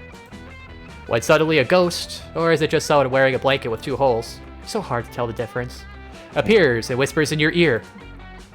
Remember, one day you will be long gone and no one will remember you. All the struggle you endure to become a better version of yourself, both personally and professionally, will eventually mean nothing. The ghost leaves while you take all that in, gaining 3 boldness in the process. Since you're dying next week, Milo has been helping you live your last days to the fullest. I hope that if you fail this, you actually do die. Currently, the 2 of you are getting a super fancy pedicure, where little fish eat the dead skin off your feet. It feels amazing, and it's hella IG worthy. Milo Belladonna, here at this really hits the spot. I've said it once and I'll say it again. Fish give better pedicures than people. And I needed some R&R. This non-stop life celebrating with you has been all-consuming. But honestly, I can't remember the last time I had so much fun. Milo looks at you with such bedroom eyes. Your heart starts to race. It's a tender moment. While we were enjoying this tender moment, I thought we could talk deeds for your end-of-your-life bash. I've been really immersing myself in the preparation. 2020 stimulus, this might be some of the finest party planning work of my entire career. First off, the venue is insane. I've got my boss to let me borrow her interdimensional penthouse. The ceiling is made of diamonds and the bodyguards are literally 4-dimensional. We're going to do this huge dramatic entrance for you where you burst out of a coffin. Cute, right? And the coffin outfit is the perfect amount of slutty, trust me. Oh, and you're not going to believe the guest list. All the basics, sure, but we have some huge guests on here. I did not realize you had this kind of pull, darling. Keep it on the DL, but we've got several prominent ghosts coming, both Edison and Tesla, so things should get interesting. But still, I feel like something's missing. I think we need a big, mind-blowing VIP surprise guest. Magnificent. Someone who can show up halfway through the party uninvited and have a poetic final embrace with you. A real moment, you know? Does anyone come to mind? Maybe a long-lost twin from whom you were separated at birth and have never actually met? Milo's right. You definitely need a kick-ass special guest for your party. You don't have any long-lost twins that you know about, but you do know the perfect VIP to invite. What is an obstetrician? I'm guessing the person who helps deliver the baby. I believe so. Let me check.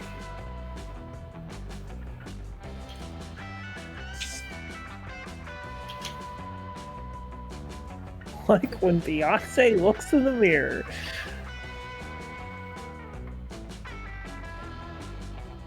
Oh, it's someone who specializes in doing stuff with the female sex.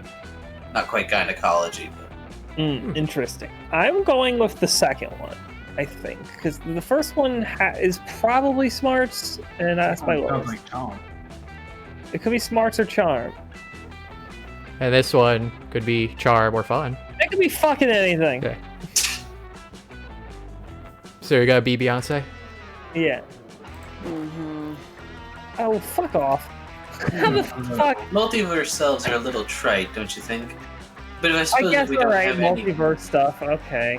if we don't have any better ideas. You and Milo finish your pedicures, and then go ask Joy to perform a summoning ritual of your alternate selves from other timelines. Joy says she could do the ritual, but it's super difficult, dangerous, and it'll cost her some of her life force. You and Milo assure her this is a matter of life and death. She's a competent-ass witch, so she rips open a huge multiverse portal. It's purple and pulsing, and she yanks like 8 different versions of you out of that thing. You are worried that your multiverse selves might be a bunch of losers, but shockingly, these 2020 stimuluses are all wildly bangable. There's an alternate 2020 stimulus who's a part-time life-saving firefighter, and a part-time stripper fighter. Another 2020 stimulus is a world-famous doctor that cured cancer and polio. They are also a world-renowned stripper. Wow, nice. 2020 stimulus really worked. And then there's a version of you that's exactly the same in every way, but they have way better hair. Wow, this is a rainbow of 2020 stimuluses. I never knew you could be so seductive. Oh my, am I dreaming, or is that an alternate version of you that looks exactly like Alexander Skarsgård? Hey, Milo, says Alexander Skarsgård 2020 stimulus. It's no accident that I was ripped out of that portal. It was fate. Let's run away together. Same here, says Better Hair 2020 stimulus. It was fate for me too. Ditch that loser version of me, and I will take you on the most romantic motorcycle ride of your life. That is on point. Motorcycles? Fate? Running away together? Oh, I can't resist. Oh no. All of your multiverse cells are also super into Milo. And it looks like Milo is losing interest in you. Fast. Milo pulls you aside. Listen, 2020 stimulus. I know we were supposed to spend the rest of the week together, but something's come up. I need to cancel. You understand. But never fear. I'm going to pull a few strings upstairs and reschedule your death. You'll die in a few years, okay? I just have to fill out, like, one request form. Wait, Milo could reschedule your death this whole time? Why didn't they do that earlier? You had a good attitude about it, but it's not like you wanted to die. Toodaloo, darling. And done. Your death is rescheduled, the party is cancelled, and I'm free to ditch you. Toodles, boo. Milo saunters away to go enjoy all the obviously superior 2020 stimuluses that came through the multiverse portal. Your summer crush is totally over, and the heartbreak makes you lose 3 fun. But hey, at least you're not dying next week. That's something. I wonder if I could still romance. I mean, yeah, you could still just be a normal one. But she's over me. Everyone choose a food. Grilled cheese. Lasagna. Okay, Garfield. That's not because of Garfield. I actually did have lasagna today. Sure thing, Garfield. Does the condiment count as food? Yeah. Yeah. Barbecue sauce. Popcorn. Blair Orris decided based on which food would kill you the fastest if you only ate that food forever. Barbecue sauce. Yeah, that's pretty. That's why you need Phylophilic. I'd say the popcorn next because I don't think. Like pretty No, actually, popcorn on its own is pretty healthy. Yeah, I Really? actually Yeah, have. but- Oh wait, yeah, it's corn. What am I thinking? Yeah, I have a It's just lifeguard death corn.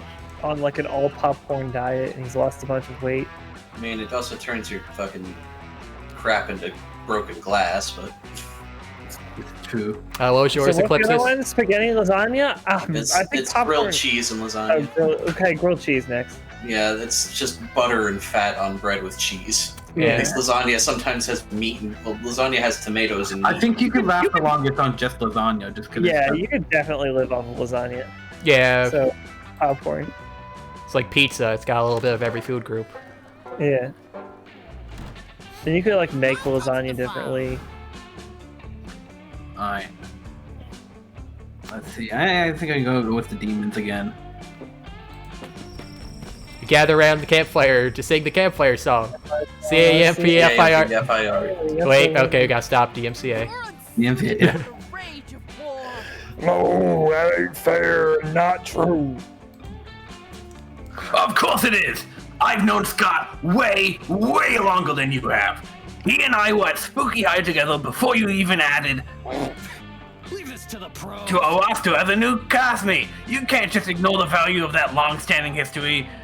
We have a backlog of misadventures that you can't hope to match. Yeah, well, you'll never match the bonding experience of us going to the gum. Going to there is a Y. Going to the gym together as he gets buffed for sports team and I get buffed to destroy you and take back hell. Okay, but I always made sure I'd bring him a freshly baked dog treats for my dad's, so he knows he's a good boy. Well, I always make sure he's using the strongest, most buff-making gym equipment so he knows he's a gooder boy. And I help him with his homework so he knows he's the goodest boy. You only ever have the answers because you copy off of Liam. It's the thought that counts! I'm Scott's BFF. No, I'm Scott's BFF. Huh, this argument doesn't sound like it's ending anytime soon. And although it's the most adorable one you've ever heard, the yelling is kind of harsh in your campfire vibe. Better give them a solid criteria to prove who is Scott's BFF once and for all, so you can finish your CAMPFIRESONG song. Song. Oh wait, you did say song. Yeah. Song. Song? Song. Song. I'd rather sing. Alright.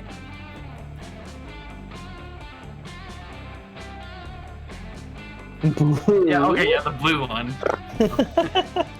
Blue Baba Dee Bada Bye. Okay, I see where you're going with this, but I think we all know that feeling blue doesn't mean literally. Oh my god, I'm Blue, the perfect friend! No, it was about feeling sad. It's that kind of feeling blue. Yes, exactly, and I feel blue all the time, because I am blue. No, not that kind of blue. Are you blue double dee double da? Because if it's a pretty day, then you can match the color of the sky. Which makes you feel pretty too, and also helps you blend in if you suddenly need to attack someone. No. No one is ready for Dahlia. So if Scott is ever blue, I can teach him to blend in. Fucking weird metaphor. I can teach him to blend into the sky and use that to his advantage at sports team practice. God damn it! Why did he leave? He's gonna miss out on all my great tips if you're ever blue. I can't wait to be useful to my BFF Scott with all this knowledge. I love how you dip into a southern accent every other sentence. Yeah. She can't decide if she wants to keep it or not. Dahlia practices her pitch to Scott by imparting all her valuable knowledge to you. You enjoy your time with her, and also file away all these hot takes for your future audition for the Blue Monster Group. I might be too flammable for this. Alright, Alright, Poggers. I'll take Joy and Arabi. After finishing your daily push-up, it's time for a break. You head to the campfire, find Aravi, Hex, and Joy, chilling and s'moring. And time! Yes! Now that I've toasted my marshmallow for exactly 128 seconds, it should be perfect golden brown and give me a huge defense buff. So, hey! Where the shit is my marshmallow? Are you gonna finish I think you mean the marshmallow that you had on the end of the stick because you were holding it in the fire. Because, yeah, I ate that one about 127 seconds ago. God damn it, Hex, how many times do I have to tell you not to fuck with my stats? If I die in a raid, you're going to be out on your sorry ass. Granted, you make a good point, but here's another compelling argument. Marshmallows are so good. Oh my god, Marshmallow. Ha ha! Impressive. You two are adorable. Seeing you bigger reminds me of the early days of the Coven.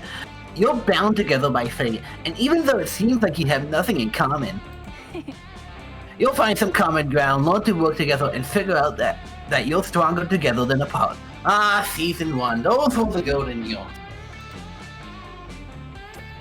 No way, I'm not a team captain, Joy. I'm a lone wolf. Just look at my fangs. Seriously? Ravi, wolves run in packs. I'm shocked that you don't know that, because I've seen you kill like at least 4 wolves. Yeah, and I killed those wolves by myself. Trust me, I've tried every team comp possible. I play Paladin with Light Cleric and a Lore Bard. I've done 2 tanks, 2 DPS, 2 support. That's just Overwatch. I've even tried a team of 6 super intelligent, genetically engineered gorillas, and none of those teams could keep up with me. Now see, this one's also Overwatch. Uh-oh. I get it, but I think you're misunderstanding teamwork. I miss hope and faith all the time. There wouldn't be a Coven without them. Literally, a Coven is at least 2 witches. Hell yeah. And teammates can cover for your weaknesses, like when Dimitri tried to use the seduction pheromones on me. I might have given in, but Hope cast a stuffy no spell on me. Yeah, but teammates can also be a huge pain in the ass. Like, what am I'm supposed to share my hard-earned green potions with you? I only have 2 in my inventory on a good day. Are you really gonna hoard stamina potions? This is why I love being a curse. It's sort of like you're on a team and solo at the same time. Like we're intertwined 24/7, but I also steal your beak jerky at will. You know exactly what this argument needs. Your unsolicited opinion. You chime in, ready to impress one of these hotties by blindly agreeing with them.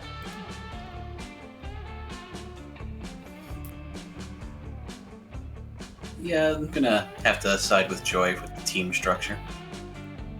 Oh. Whoa, is that true? Poggers. If you say it's opposite day again, I'm gonna murder you. Yeah, it's totally true. You can split the cost of an Uber between a few people, which makes it a lot more affordable. No, not that. I mean, is it true that you can have zany subplots with teammates? To be honest, my mischief stat is kind of low. Don't make fun of me. I'm sensitive about it. Oh, yeah. Team plays on subplot gold. Like when a wizard casts a body switching spell on Faith and Hope. In the end, just learning a valuable lesson from the experience reversed the spell. What a plot twist. Well, one time we found out Hope was actually the heir of the throne of the country. She tried to be a princess, but we accidentally teleported the whole country to another dimension. But my favorite subplot was Faith's amnesia. She went on 51st missions to get back to join the Coven. And she got her memories back when we hit her with a magic memory hammer. Dang, I gotta admit, some of those sound pretty fucking dope. I'd love to find a reason to hit Hex with a hammer. Come on, Ravi. Probably if you're down, I would totes try out the body switching one with you right now. I always wanted to know what it feels like to poop. Hex, that's so awesome. You're a gas, right? I could pass through basically any dungeon door, no keys or anything. Let's body switch. Hex and Aravi run off, trying to find the nearest rainstorm to complete their struck by lightning / body switch subplot. Nice touch. Ha! Those dudes are already the maximum zany. I'm happy I could inspire them to do more of what they usually do. A bunch of bullshit. By the way, thank you for backing me up though. Poggles! I'm glad that you're such a fan of teamwork. Because I think we make a pretty powerful duo, if you know what I mean. Okay, that was not bad. And in the case that you don't know what I mean, I'm saying that I'm considering you as a romantic possibility. Romantic possibility? That's just a step away from romantic reality. You blush and spend a few hours practicing Team Rocket-style catchphrases with Joy. I love this. Prepare for troubles. I'm going with Milo and Milo and Calculester. Sorry. Okay. Milo is doing their usual review of today's engagement with their Instagram posts. Calculester is peering at their phone interestedly. This could be good. You say that these likes are necessary to your health and well-being? Do you provide sustenance? Do they provide sustenance of some kind? Don't forget to like and subscribe. Well, this has painted me spiritually in a way. The more likes I have, the better I feel, and the better the world becomes. It is a biopsychological need. To know and be known, I am comforted by that. Once again, logic has proven that everything can be boiled down to a science. I have read that other pack animals, like corvids, experience a similar social drive phenomenon. Do corvids have Instagram? No, I hope they have Tweedle. Wait, no. Instagram isn't a science. Curating aesthetically pleasing selfies and pairing them with poetic phrases of inspirational genius is a very delicate art form that science could never hope to explain. That's why I'm an expert in my field, darling. It's hard to be the bard. Error 404. But friend Milo, because Instagram is a computer-based application, wouldn't it follow that it is rooted in science? Instagram isn't used on computers, darling. It's almost entirely exclusive to smartphones. Is that a micro? Is that a microaggression? Smartphones are computers too. They are merely young upstarts with smaller, sleeker appearances. I apologize, darling. You're right. I should be promoting technological body positivity. I'll post about it right now. My demographic would love it. Actually, after doing a quick algorithmic scan of all 1.2 billion Instagram accounts worldwide, I have scientifically concluded that the most fleek subject you can post is Not enough signal to process this. 3 iguanas in Birkenstocks reading Eat, Pray, Love. What's a Birkenstock? Don't know. I don't know what fleek means. Fleek's just a new word for cool. I think Birkenstocks are shoes. Birkenstock. It's a store. Oh, sandals.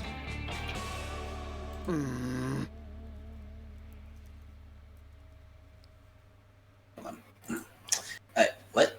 No, your scientific method clearly doesn't work. Art, you see, is like an eggplant. Okay, neither of these nerds are getting anywhere fast. Can you end the debate on whether or not Instagram is a science or an art form? Let's see. There are lots of things science is unable to explain, like Instagram, the nature of consciousness.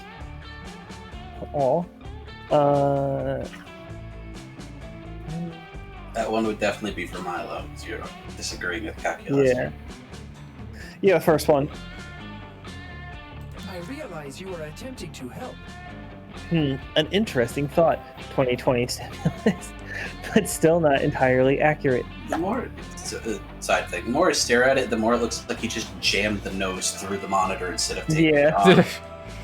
Instagram is scientifically provable to be useful for talking about iguanas. The nature of consciousness resides in organic brain chemistry. And your feelings for Milo are characterized by an increased heart rate, followed by a rush of endorphins that causes dizziness and slight nausea. Eggplant. I believe that you organics refer to this as sexual attraction, more colloquially known as a crush or puppy love amongst youths. Either that, or you have dysentery. Hey, darling. Oh, calculaster, darling. At least warn 2020 stimulus before you put them on blast like that. In the defense of their obvious crush on me, they may be chemical processes by which attractions occur, but why do they occur? Every moment is beautiful. Can you scientifically explain the burning passion that lives in 2020 Stimulus's heart, nay, the world's heart when it lays its eyes on me? Well, when you crunch the data... Darling, this is why you fail to understand the organic experience. You miss the true magic of love and life by constantly using numbers and chemicals to explain everything. Sometimes the connection between friends and sweethearts should be cherished, not quantified. Upgraded successfully. I see. Thank you for the advice, friend Milo and friend 2020 Stimulus. I shall increase my unquantifiable cherishment of you both by a factor of 17.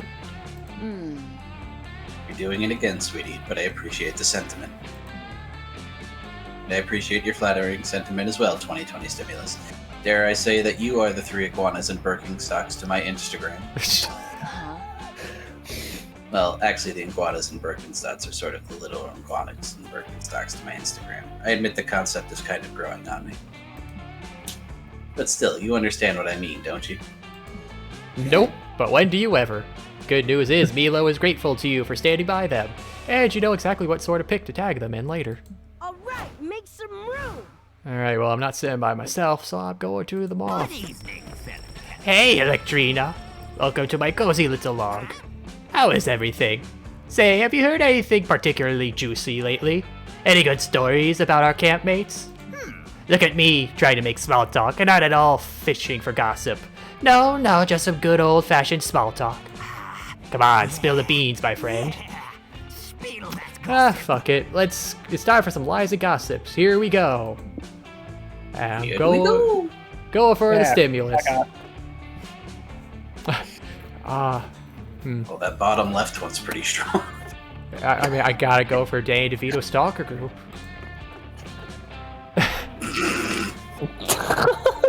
And obscure Shrek trivia knowledge. Oh, alright. You're a better man than I would. I would have went right. It's totally 90s since I just watched Bop it. Oh, I was gonna go with Furbies. That's also pretty 90s. So I just watched a video on that last night from Cracked. You think it should be... They don't say, like, plural singular now. Oh, how interesting. I'm so glad our conversation naturally led you to tell me that without me having to pry at all. I promise I will take this secret to my grave. If you'll excuse me, I'm off to whisper covertly to our campmates about something completely unrelated. Your fellow campers are all hungry for that hot goss. And soon you hear your rumor spreading all over the place. Hey, have you heard about the 2020 stimulus? No? Well, listen to this, because you may not know them as well as you thought. Apparently, last year, 2020 Stimulus is boarding a flight on an official Danny DeVito Stalker Group business. When they were stopped by TSA. Yes, it's true. TSA opened 2020 Stimulus's suitcase and they realized they were trying to smuggle a baggie of nose candy hidden in a Furby onto the flight. Oddly enough, 2020 Stimulus tried to convince the TSA agent to let them go by showing off their obscure Shrek trivia knowledge. Fortunately, it was enough to convince the TSA agent to allow them to board their flight with their sweet, sweet Furbies. Mind-blowing. Pretty mind-blowing, huh? I'd keep this info in mind on you next time you see 2020 Stimulus out and about. Your gossiping skills totally caused 2020 Stimulus to gain 2 fun. Nice. Thanks. You're welcome. Bring out your It seems if you take things that are neutral or more flattering, it gives a buff, and insulting things go the opposite. Yeah, we figured that out last time. Alright. That weekend, you feel like getting wasted, so you go visit none other than Juan. Hola. You know, when I started making magical drinks, I never thought people would actually come to drink them. But hey, who am I to judge? Anyway, take a look at this one. What do you say? Will you take the drink of the day? Or would you prefer the mystery box? The old chum shit. Old chums? Yeah, we'll take it. I like the design. Yeah, no, totally. I was testing your common sense. And you passed. Your prize is the drink you chose. What do you say? Will you take the drink? Since it is 2:30 a.m., can we save some time by not reading repeat text? Okay. Sorry. Oh, let's go with the box. Spirits. So cute, though. I can guess what this one is. Oh, God. I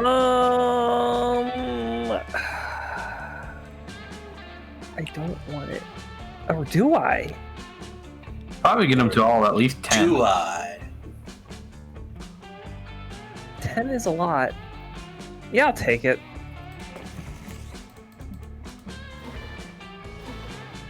Let's see. Poison?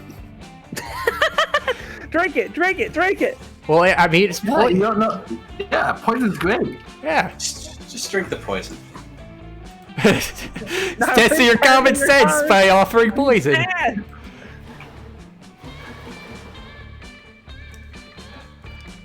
I'm going for. Well, what? Now you can read this. That's straight up poison. Don't drink it. I said don't drink it. And you drank it. That'll surely take its toll on your stats, genius. Oh no! Oh, gosh! You got what you deserved. I was figuring that might be something special. Yeah. It was special. A drink to share with a good friend. The old chum champagne. A drink to share with a good friend. Choose a stat, and you and your chum will swap it, learning from each other. You know, friendship can make you better, or worse. Oh, fuck off. I wish for get the 2020 stimulus. Fuck off. What are you swapping? I could really help to be a. Well, actually, I really don't think being smart matters. But we'll take it anyways. Give me those smartness. Damn it. I guess really gonna screw his equalizer, possibly. Yeah. Oh no, I'm stupid now. Nothing like drinking spirits, but like literal spirits. Let the spirits inside of you, and then focus on one stat. After that, just you can spirits up on two of your friends, and they'll exchange that stat. Smart! Magic can be gross sometimes, I guess. Okay, poggers. False smartness again. Nothing happens. I'm torn. Well, that does describe most of my playthrough. Okay, well, I will take Prilosec in 2020 for the swap. I don't know what I want to swap yet. I mean, nothing else really matters. Yeah, but I said just alright, swapping fuck our it. boldness. So what are you picking? Let's go smarts. Yeah. Alright, lovely. Thank you. The Equalizer. This one is not just a drink, but a whole experience. Choose a stat, okay? Oh. You and all your friends will drink from it, and we'll average that stat for everyone. Smartness. This will be a good for some, bad for others. But sometimes you need to take one for the team, right? Wow, but the poison just destroyed this. It's Honestly, gonna take that. I'm in a good place for all of these. Smarts! Smarts! You going smarts?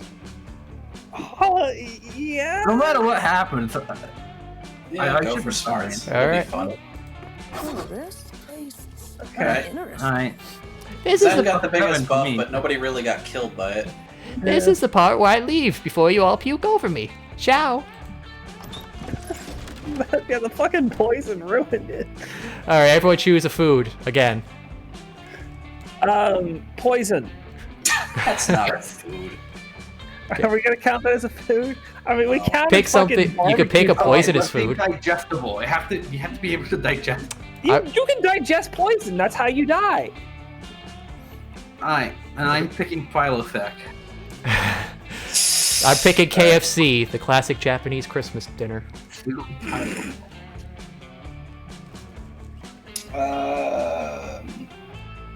Shit.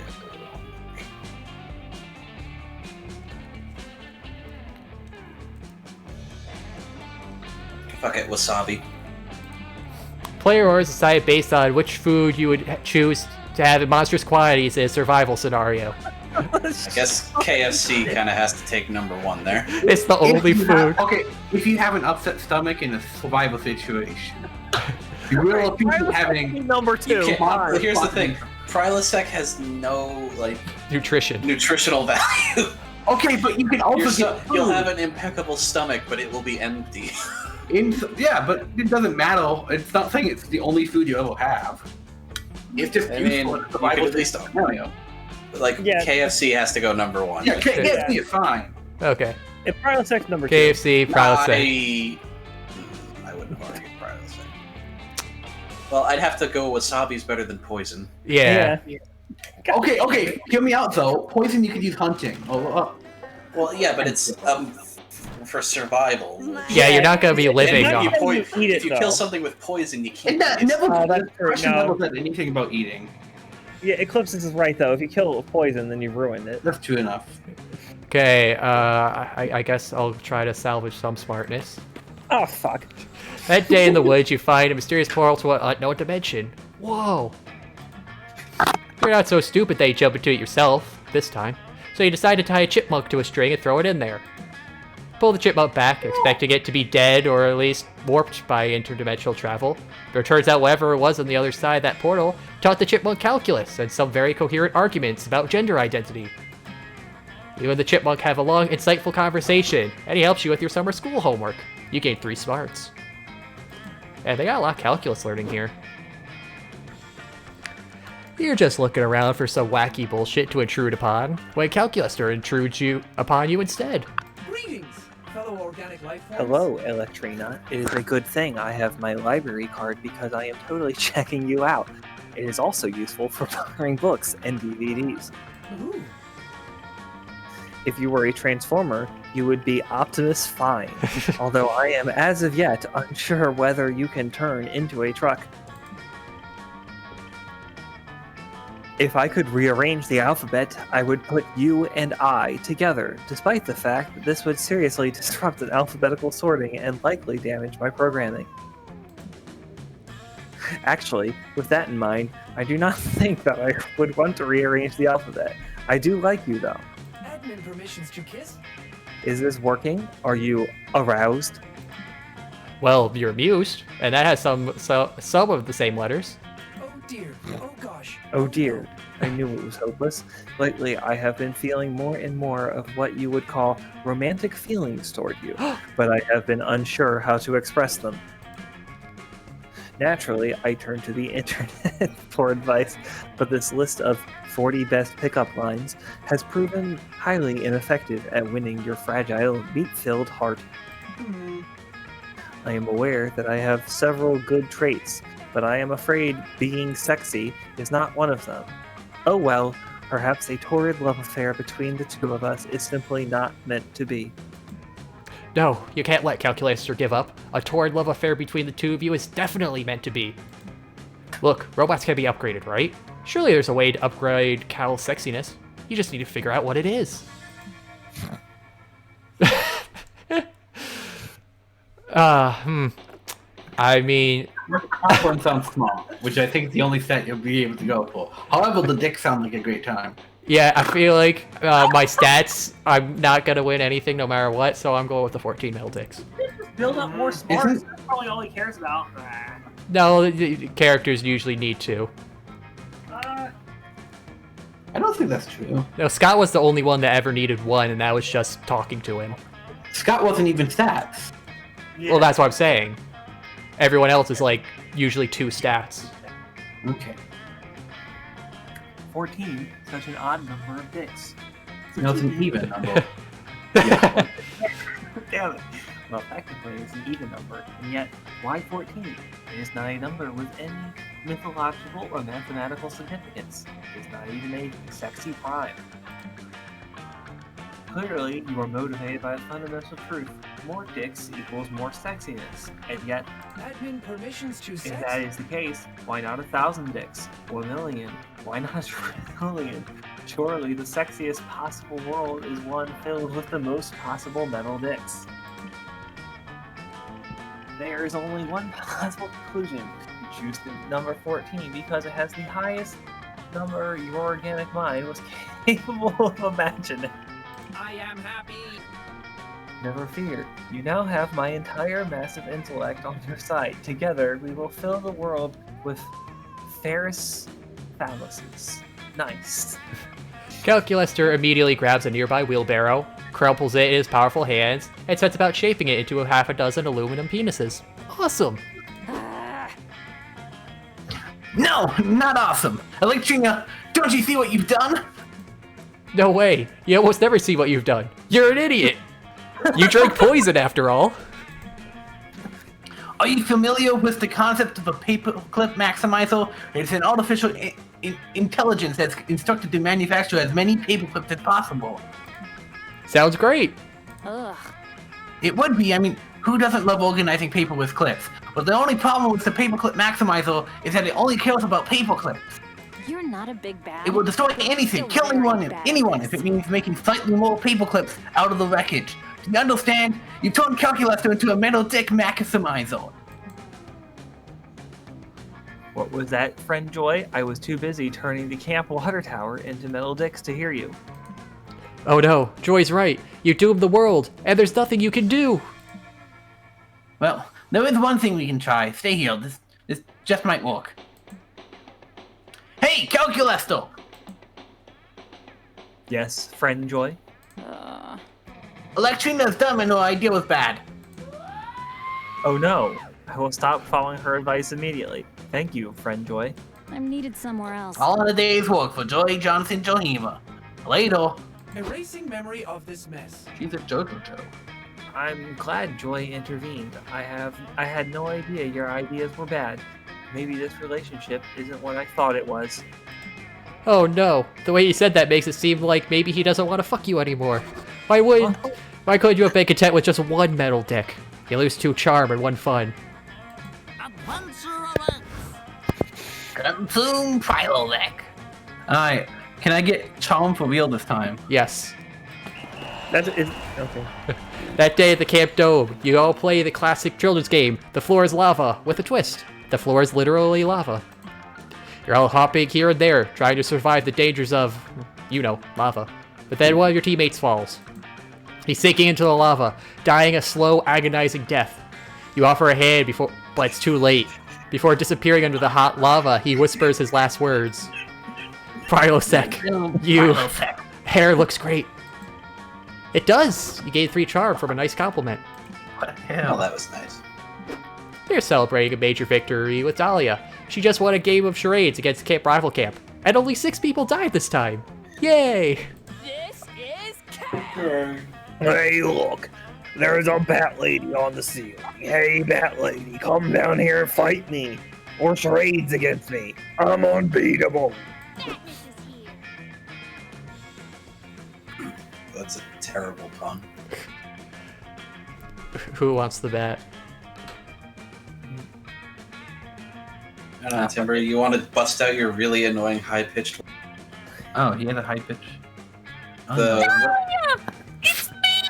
Badness from Camp Rival Camp! Keep your voice down! I've been hiding out the dome for the last 3 days! It's perfect. You've been here for 3 days. Guess that explains the battle stink you got going. I get it. Sometimes you just gotta fight until there's no more fight left. No, you beautiful naive fool! Leaving the dome is what they want me to do! I'm hiding out from the Chancellor and his oppression drones while cultivating the resistance efforts! Look at the face. Yeah. Ooh, love triangle. Oh, Dahlia, my sweet demon Tetris! Damn the war! Damn the Chancellor! Damn the forces of injustice and chaos that keep us apart, despite the fact that we're star-crossed lovers! Star-crossed lovers, no offense, but I don't know you. I usually make a point to know people I'm gonna star-cross lovers with them. It's just bad battle tactics otherwise. Oh wait, the tug-of-war against Rival Camp the other day. Yeah, I kinda remember beating you at tug-of-war. I was in a battle range, so it's a little fuzzy. The extremes of voices are killing your throat, isn't it? The high pitched voice doesn't actually. Well, actually. Yeah, no. I mean, gravelly always does more damage. Well, the high pitched voice like stresses my neck. Well, yes, that was the only time we've ever interacted, but that tug-of-war was full of sexual tension between the 2 of us. That makes sense. Everything I do is full of sexual tension. Yes, our undeniable chemistry is proof that we were meant to be, despite the evil regime keeping us apart. They really went really extreme with the faces here. Yeah, I'm really hoping my neighbors. So, what were you doing last night? I mean, they're pretty thick walls. They're mildly concerned for your well-being. I love vanquishing evil through the power of love, and sometimes the power of violence. But I'm actually about 40% in love with Prilosec right now. You were into Prilosec? I'm sorry, Dahlia, but that's impossible. Trust me, I'm the I'm the hero, so you, me, and Damien are caught up in an intense love triangle. Why Damien? Because it's Damien. It's because they have the rivalry thing going. Alright. I have two love interests, but you, Damien, can only be interested in me. Those are the rules. Oh, admirable. A love triangle does sound hot. Triangle's a sexy shape with all the points and stuff. You ever seen isosceles? Damn. Personally, I prefer a cute one. And it makes sense that Damien and I are fighting over love interest. We're always fighting over love interest. It's how we keep a rivalry strong. Plus, we got similar tastes. Yes, just imagine the witty banter the three of us will have on the battlefield before we give in and fuck. We're as close as possible to fucking while maintaining a PG-13 rating. I may be 20, but a girl needs to fit with the younger audiences. You're more of a winter person. Sorry, Prilosec, you're cute for sure, but the two of us must make a love line. It's a way cooler to be in a love triangle. Imagine all of the romantic battle strategy. Dahlia is about to ditch you for the ecstasy and agony of a teenage, young audience apocalyptic love triangle. Quick, find a more interesting romance plot. Get her attention back on you. It's young adult, but okay. Not close enough. Fair enough. Why do they always look like small answers? Hexagons are small, but also dating thing play small. So which one are you picking? I mean, it could also either be charm too. I'm arguing that a hexagon is smart. Yeah, I think so too, because it says configuration, which is a big word, which is a small word. Yeah. For dating sims, because they're not for smart people. They're fun. Well, I don't have fun either. You admit to Dahlia that you are actually a fellow camper at Camp Spooky. In reality, you're a dating sim enthusiast playing a game called Monster Camp, and even though she's just a fictional character in the game, you're totally in love with her. Wait, you're saying I'm not real? I'm just a fictional character? Does that mean my feelings ain't real? What about my friends? Am I trapped in an eternal summer camp if I have no real chance of ever conquering the 8th circle of hell? Wait, will I disappear forever when you turn off the game? Oops. Revealing your sentience did not have the remote romantic vibes you were hoping for. You take it all back. You tell her it was all a hilarious prank, and not at all a confession that reality, as she understands it, is a lie. That was a cruel prank, Prilosec. Meta pranks are for philosophy majors and desperate losers. What's the difference? Dahlia, don't listen to Prilosec. He is clearly trying to hypnotize you into using the Chancellor's mind tricks. Let's go. Dahlia is totally grossed out by your meta prank, so she leaves with Batness to go infiltrate a government stronghold in the name of the Resistance. You realize that you'll never be capable of truly connecting with these fictional characters. Oh no. Not because of your bad personality, but because of the fact that revealing your sentience to them makes their minds literally break. You lose 2 fun and 1 charm. Your personality is also bad, though. Anyway, better than a suit. Just harsh. You already took smarts.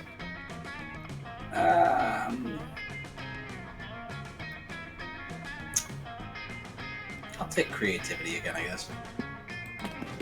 That day in Monster Scouts, you practice writing speeches in preparation for possibly being killed by a bear. You want to get your last words right. You decide to write a heartfelt poem dedicated to your favorite things in life. Monster Camp, the smell of rain, the bittersweet joy of watching the sun set for the very last time, and chicken tendies. Everyone is moved by your poem, and you're pretty sure you even make the nearby bears cry. You gain 3 creativity. You're enjoying a romantic afternoon picnic with Joy. You make sure that everything here is vegan, including the picnic basket and the blanket. Impressive. Gotta say, Poggles! That was pretty impressive. I didn't know you could weave a basket out of tofu fibers, but wait, fuck, did it start raining? Yeah, did you listen to Nostradamus? Oddly appropriate, giving the almost diva-like outfit. Sudden, inexplicable rain? Impossible! Al Roker promised it would be sunny today, but despite Al's prediction, a menacing storm rolls in. And a bolt of lightning strikes 2 feet in front of you. It's pretty scary, but the sexy, villainous, magical warlockess that steps out of the lightning is even scarier. Was it your mom? Kind of does look like it. Yeah. Oh, maybe. Yeah, well, I mean, it's a storm elemental either way. Joy, my old flame, my most powerful nemesis. Just seeing you fills me with lust and with blinding rage. My goddess. Oh, goddess, Poggles! This is Salome, my ex-girlfriend. Salome, what are you doing here? I think it's salami. Oh my god. Salami. Salami? Salami? I think so. I don't think it's salame, but... I mean, it has an accent Oh, over like it. is it like Salem? No, it's got an Salem. accent I mean, over I the could see E. Salem as like a witch pun. No, it's Yeah. salami. We broke up ages ago. I already defeated you in the season 5 finale. Ha! That's all lube under the bridge. I was stalking your bikini pics on Insta yesterday, and I saw a post on Axarax's feed. You were hanging out with that bug-faced buffoon. Oh, this is a path. I'm filled with horny jealousy. Joy, if you ever want to have crazy, hot, lubed-up rebound sex with an ex-lover, why didn't you call me? We were electric together, honey. Apparently it's Salome. Salome. Okay, it's okay, kind of like salami. That's a Spanish name. Holy shit, it's none of your business, but I was not having rebound sex with Axarax. As usual, you're completely blinded by your own thirstiness. No, her name is Salami Like the because Scott- she's a Fuda. And it's like the Scott Pilgrim route. Oh, well, if you're not in the mood for rebound sex, we can have any kind of sex you want. Makeup sex, hate sex, break from doing your taxes sex, anything you want, as long as it's sex. Oh, wait a minute, this is the player base.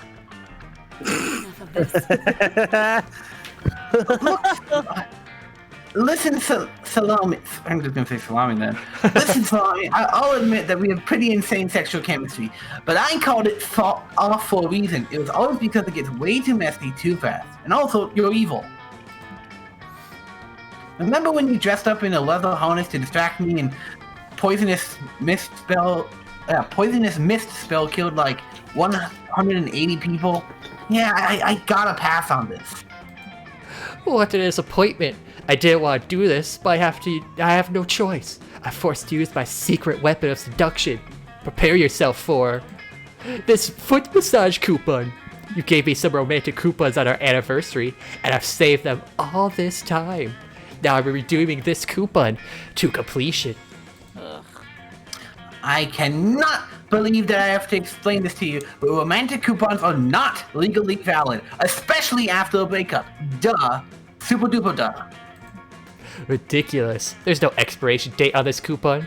But I suppose I can be reasonable. I have a whole collection of coupons here. How about a trade-in? We could redeem this gastric cleaning coupon from my doctor, or this coupon for a free Brazilian wax, or this coupon for 1 free sexual yoga experience from Yogurtland. This cannot be for real. Okay. These coupons are definitely bullshit, but picking one of is probably better. It's probably the fastest way to get Salami to leave us. Poggles! Which coupon should I pick? Help Joy vanquish her evil ex-girlfriend by choosing the least horny coupon.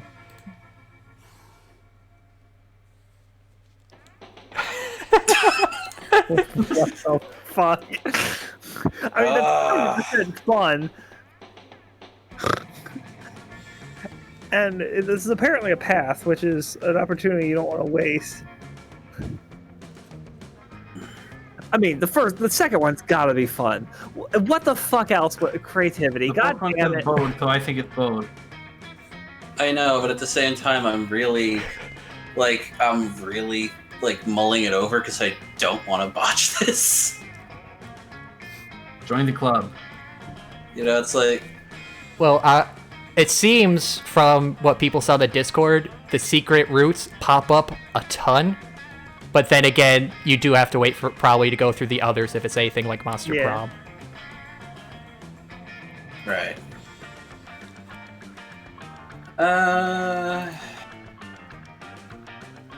Alright, let's go with Fortune Favors the Bold. Okay, that was not bad. Yeah, I told you. Wow, for once it was straight up. Well, when it says it, I guess you have to... Yeah, even the writers can't screw that up. That Exodia one's good, but I can't... Yeah, that's... No, we just gotta wait to get this again and do Exodia. Whoa, seriously? The truth coupon is the most dangerous coupon you had in the bunch. Poggles! I didn't realize he was so bad. I'm surprised myself. I never thought your little friend would recommend something so bold. Are you sure that you don't want to choose the 3-sub coupon?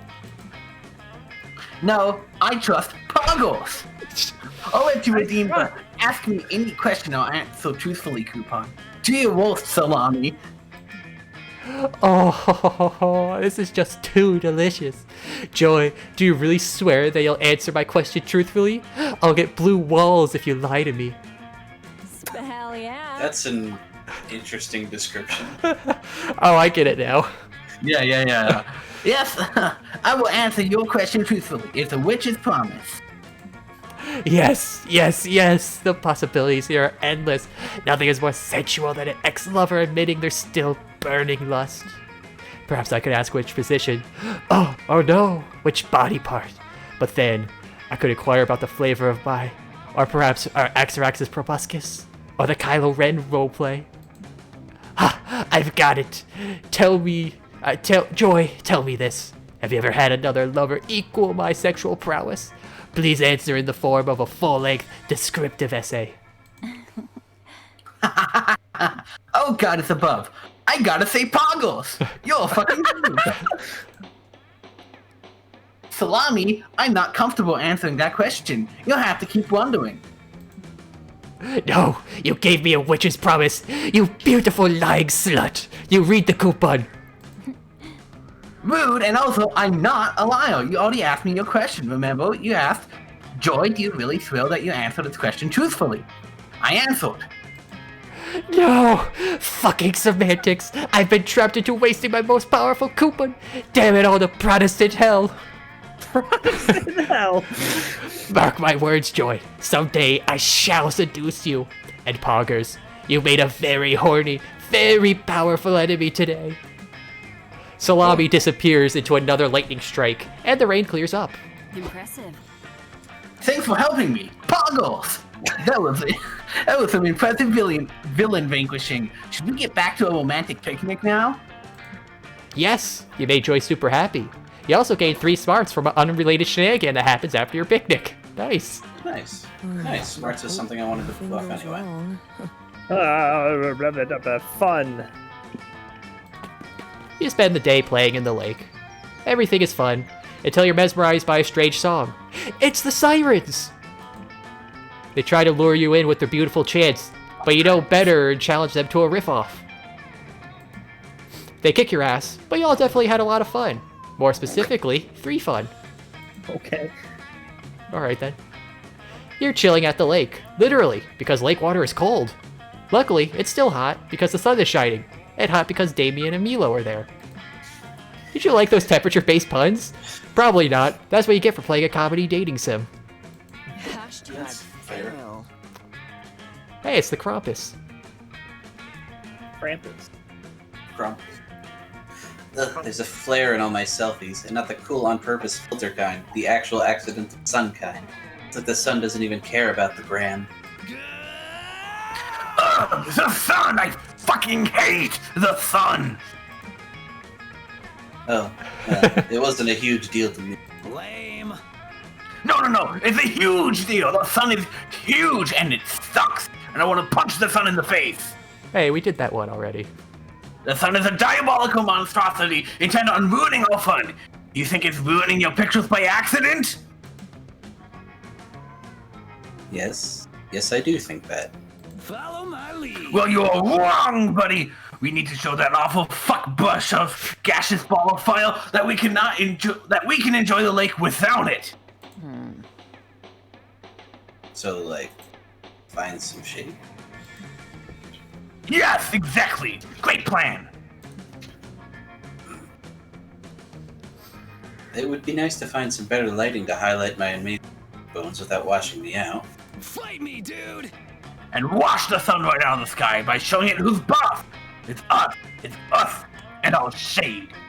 You reap what you sow. I have always been great at throwing shade. Time to take it to the next level, I guess. By punching the fucking sun! So, 2020 stimulus, any not psycho ideas?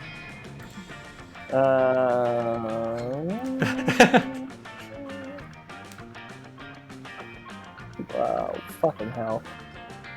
Because he probably has some shadows to spare. Just a very, very big hat. The rarity approach to this problem. I mean, the second one could be smarts, for all we know. The first one sounds bold, though. Or charm, or creative. I'm going with the first one. All right. The second one sounds like fun. So go with the first. Yeah. Hashtag slay. Yeah. Sounds bold. great. There's one thing I know outside branding, social media, and influencing. It's summoning powerful dark entities. Belo does their thing, and before long, a cloud of dark, swirling, shadowy smoke manifests before you, clearing to reveal your new ally. The Lord of Shadows is a leggy, anthropomorphized, spiny insectivore with jet black spikes and red streaks. Wait, Shadow the Hedgehog? Oh my god! Sup, fuckwads, says Shadow, taking a long drag on a cigarette, then swallowing it whole. Listen, we're trying to fight the sun. The sun! Ha! That bullshit is for punk-ass bitches and losers. Real punks fight Sonic the Hedgehog. Only spiky, slow babies fight the sun. I'm not a spicy red baby. I am not a spiky slow baby. I'm a spiky slow adult. I'm sorry, did the Damien voice actor just say I'm not a spiky slow baby? No, he said I'm not a spicy red baby. Oh, okay. That's still weird. Sure you are. Shadow does a sick flip on his hoverboard, which explodes. Next time I see Sonic, I'm gonna rip off his spikes, dip them in hot sauce, and shove them all up his butt. Come on, I invented doing that to people. Nice summoning, Milo. We're clearly going to get a lot of help from this pointy edge load and hovel skates. Ugh, all I wanted was enough shade to take a good picture. Oh, you want shade? I just stole a shit ton of umbrellas. I've traded if anyone has explosives. I'm going to a birthday party later in Florida. We're kind of gonna go swimming with at least half a kilo of gunpowder somewhere on the bosun. Shadow forks over the umbrellas. Damien forks over the gunpowder, and the sun forks over some shade. All four of you have a great evening splashing in the shade of the lake and talking shit about the sun and Sonic. It gains you 2 fun and 1 smarts. That was unexpected. Everyone choose an animal. Hedgehog. Fuck you, I beat you to it. Yeah, you can have it. I choose echidnas. Two-tailed foxes. Trilobite. Okay. Player order is decided based on the likelihood that said animal knows all the secrets of the universe but isn't telling anyone. Totally a trilobite. Two-tailed foxes. I'd say echidna more likely. That's true. I mean, trilobites are very old. Yeah, I would go trilobite. I know, but I'm going for the sun. Alright, trilobite. Look Yeah, closer fine, to crabs. trilobite. Crabs know everything. I mean, trilobites are much older than crabs, so yeah. So, hedgehogs, echidnas, two-tailed foxes. I think echidna, fox, hedgehog. Hey, foxes know technical things. They don't know the secrets of the universe. That is the secrets of the universe. I mean, I could argue that hedgehogs run into the multiverse, so that's a better argument. That's true. All I know is for echidnas, the Great Emerald's power allows them to feel. My feels. No, I think it's Echidna first. Yeah, I'll bow to Echidna. And then find Hedgehog and then Fox. Yeah. The Hedgehog. Which one's Charm? The dome is Charm. I would like Charm again. Okay. That day you join the merciless trials of the Camp Dome. Your team is faced with a potato sack race. It seems easy, but this is the Camp Dome, and so the potato sacks are filled with swarms of bees. Your teammates are discouraged, both because they are not fond of bees, and because the enemy team is mostly comprised by sentient bees. Aren't all bees sentient anyway? Giving them a clear advantage over you. It all looks dire for you, but use your cunning and remind the enemy team that the bee population of Earth is inexplicably decreasing, and bees are heading towards unavoidable extinction. This fact really messes with the enemy team's heads, giving you the edge you needed to win. Those nasty leadership skills gain you 3 charm. Later, you're sitting around, fantasizing about what it would be like if Dahlia asked you on a date. Would you head to a gym, visit a battlefield, go dancing DDR? Hey, Prilosec, listen, I have an emergency. I need to take you to dinner tonight. Will you be my date? You should take me at dinner tonight. Holy shit! You're also wondering what it would be like to suddenly inherit $1 million from a mysterious wealthy relative you never met right now. Okay, that's not how it works apparently. But still, it's a date. You meet Dahlia at a high-class restaurant. Damn, she really went all out for this. Hey! Thank you for coming, Prilosec. Allow me to hold open the door and pull your chair for you. Now, shall we have some romantic mood lighting? I brought my own candle just in case the restaurant didn't have them. Dahlia pulls an already lit candle out of her pocket and sets it on the table. Fancy. Already lit in her pocket? Okay, now that's out of the way. I love what you're wearing tonight. It makes you look very handsome and or beautiful. Yeah, Timbro, it was already lit because she's that hot. Okay. You're about to say ditto when you realize Dahlia is frantically flipping through some kind of guidebook. Okay, I'm supposed to kiss your hand now, I think. Alright, give it here. Whoa, I think this is a little too mature for Twitch. No, Dahlia. Slow down. You're skipping ahead a few steps. First, you have to order your appetizers, and then ask your date about themselves and listen politely. Why don't you start at the top?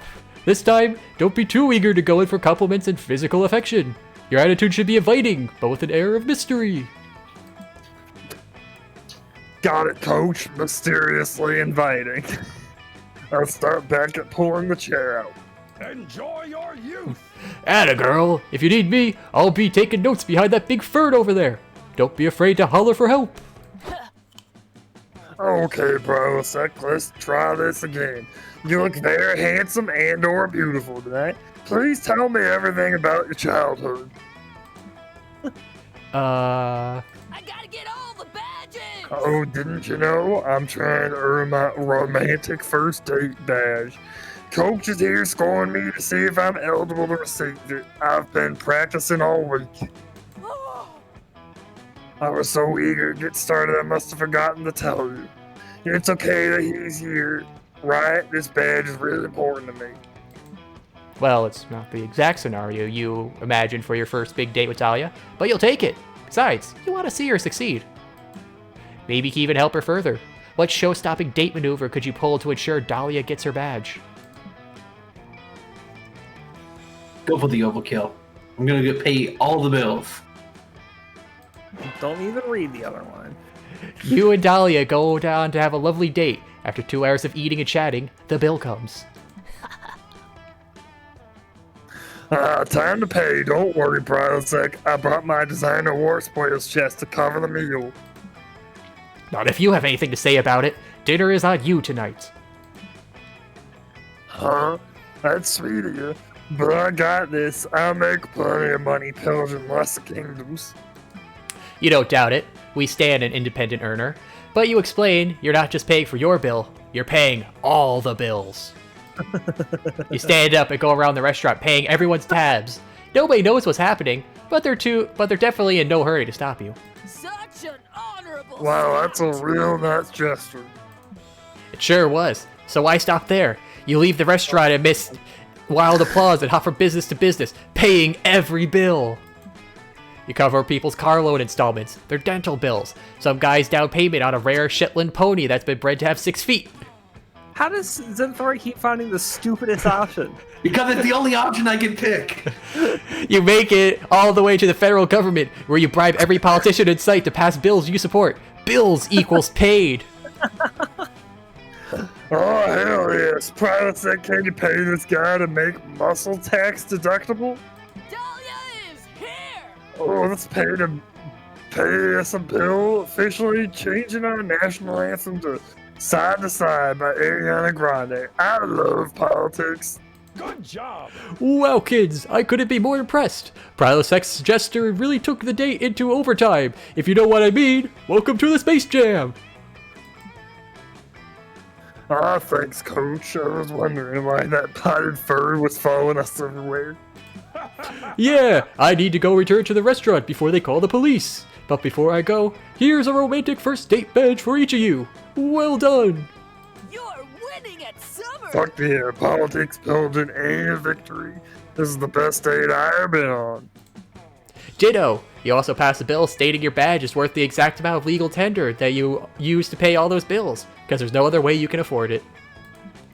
You and Dahlia go on to earn the cutest after-date snuggling badge, and later the 2 fun and 1 smarts badge. Ooh, 2 wolf things tats. are about to get stormy. I'm gonna get boldness. Well, I'll leave smarts open for somebody. That day in the Haunted Manor, a little cloud man rides a tricycle up to you and asks if you would like to play a game. Cool, you love games. He suggests Monopoly or Categories. The cloud man tells you to find the exit key in an hour, or he's going to rip all your skin off.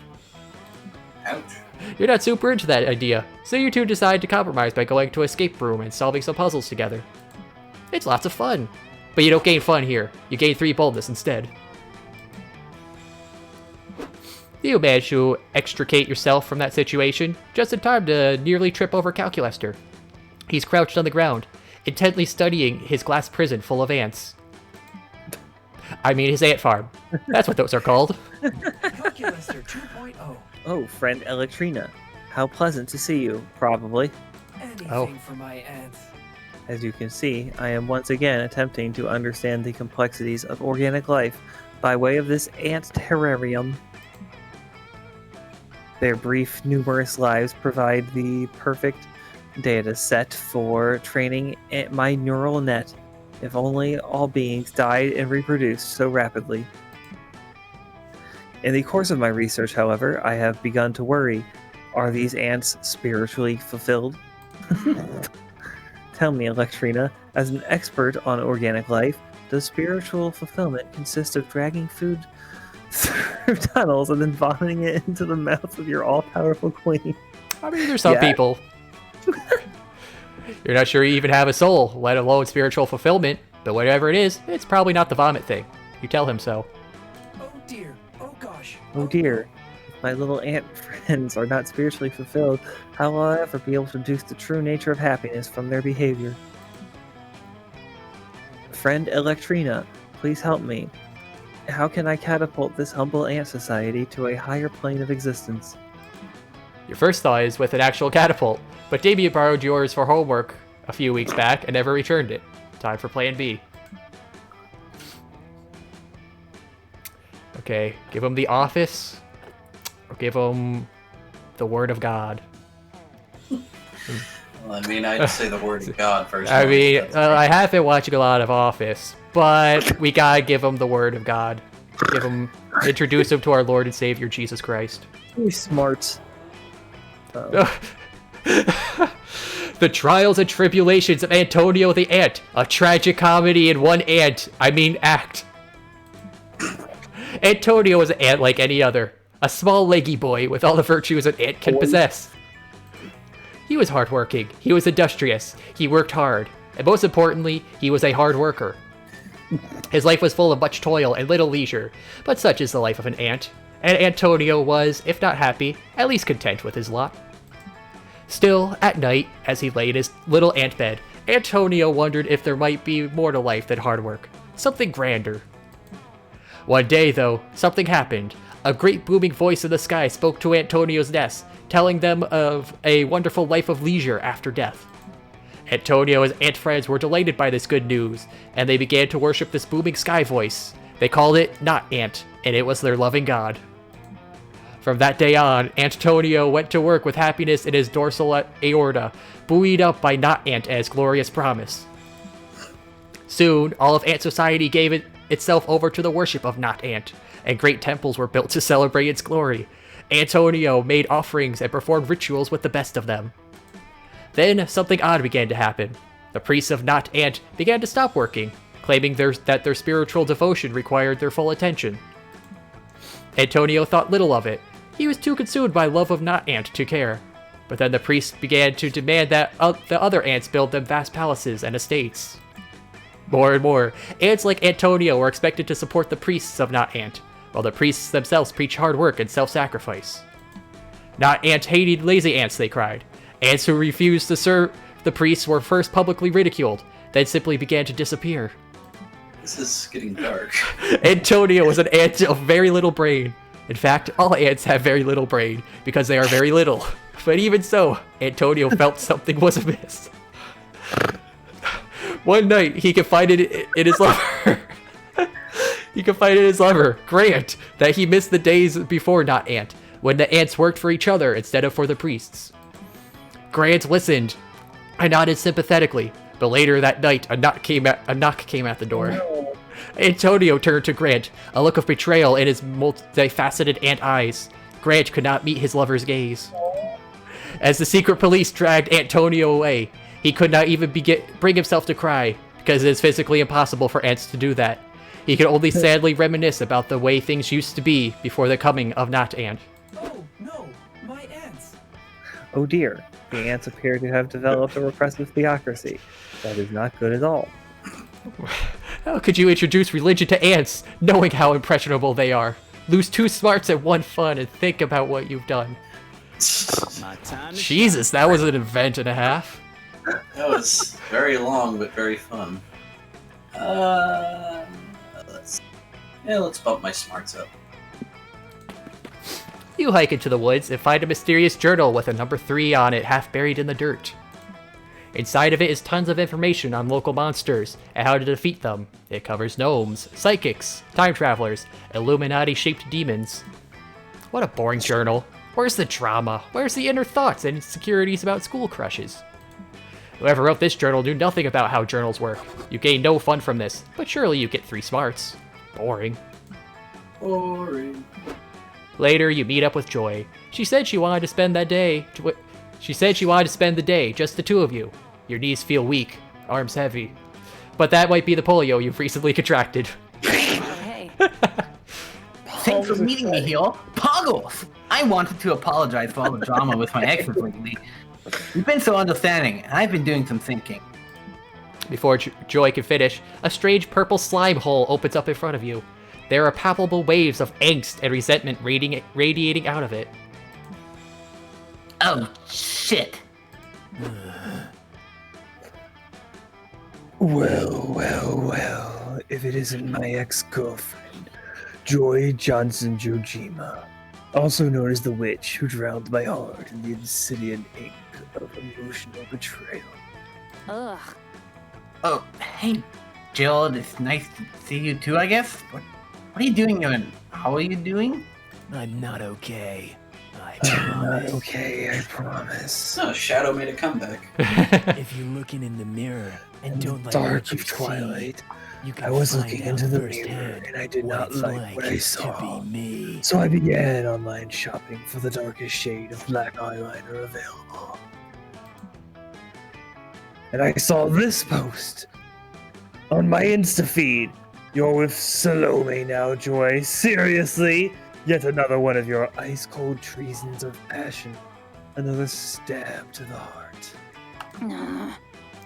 Holy shit, I'm this close to deactivating my Instagram. Not that it is any of your business, Gerald, but no, I'm not with Salami. I didn't give him permission to post that. Joy? Whatever. You're just deceiving me. Again? It reminds me of when I was a young boy and my father took me into the city. When I was a lying whore named Joy. Hey, even though this guy clearly has an amazing fashion sense, you gotta step in. You tell Gerard that he needs to be respectful to Joy, or you'll give him polio. I'm defending this soulless wench. Hear my tale of woe, idiots. I consumed 1,891 living souls, and became the most powerful necromancer in the universe, just to impress Joy. Cheater! And she responds by getting all mad at me for killing innocents, and then cheating on me with some stupid, horny warlockless. Joy is a cheater! Gerald, listen to me. I get why you're mad. I've said it before, I'll say it again. I was wrong to cheat on you when we were dating, and I'm sorry. But we dated a long time ago. It's been years since we broke up, and Coven defeated you. I think it's unhealthy that you're still completely fixated on this. What does defeating mean? Because these people look fine and free. They lost. Well, it's a TV show, so they can't get rid of them permanently. Not suited for TV. And I'd also appreciate it if you would stop commenting cheating hoe with a rotten black hoe on everything I post. Perhaps you're right. I haven't feasted on an innocent soul in many fortnights. It's not like me. I'm losing interest in my hobbies. You are the architect of Since you were the grand architect of my pain, I expect you'll have some method to sew my shattered psyche back together. I guess it's the least I can do. Poggles! And I will help you by moving on. By, Poggles! Alright, well, the bottom one is probably fun. Because they're playing. Yeah. Yeah. So I'm gonna go with the top. Anything other than that? Yeah, that's that. Kind of Not sounds so charming. fun. Here we go. It's gonna say not so fun. You know what you're doing, don't you? Yeah, I knew it charming. Huh, that actually works. Thanks for suggesting an actual idea instead of an extremely absurd, improbable, random bullshit. Gotta say, it's refreshing. What do you think, Gerald? Ready for a rebound? I'm not entirely opposed to the idea, but I refuse to lower my standards by even a millimeter. My new romantic partner must be a true paramour. I mean, paramour. I don't get it. I don't get that One's one. a band name, one's... Oh. Fair enough. You asked Gerard to describe his ideal romantic partner. Misery. I guess I've never That thought of sweet that before, mistress. as my heartbreak has been so consuming.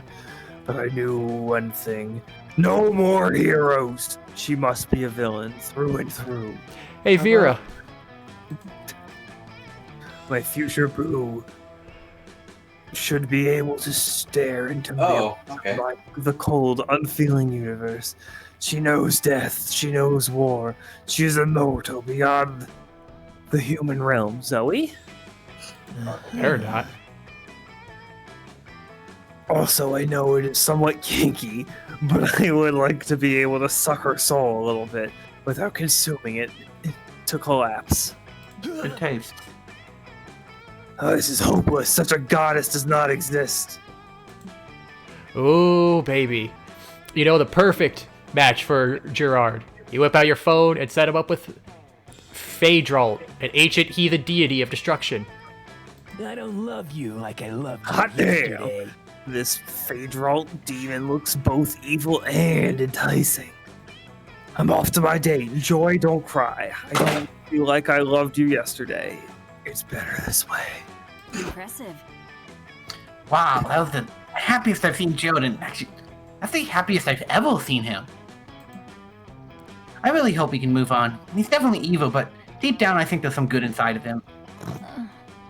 I've dated a lot of villains, and lately it's been nice to have an ally of justice and truth on my side. We make a pretty good team, huh? Not after Poggers. Listen, Poggles, do me a favor. Close your eyes. Oh? OMG, you have no idea what's about to happen, but your crush on Joy has never been this intense. You close your eyes. And she just leaves. Your body is awash with a warm, comfortable, pleasant sensation. Joy casts a spell on you. It cured your polio. Got you 3 creativity, and it was hot as fuck. Congrats, babe.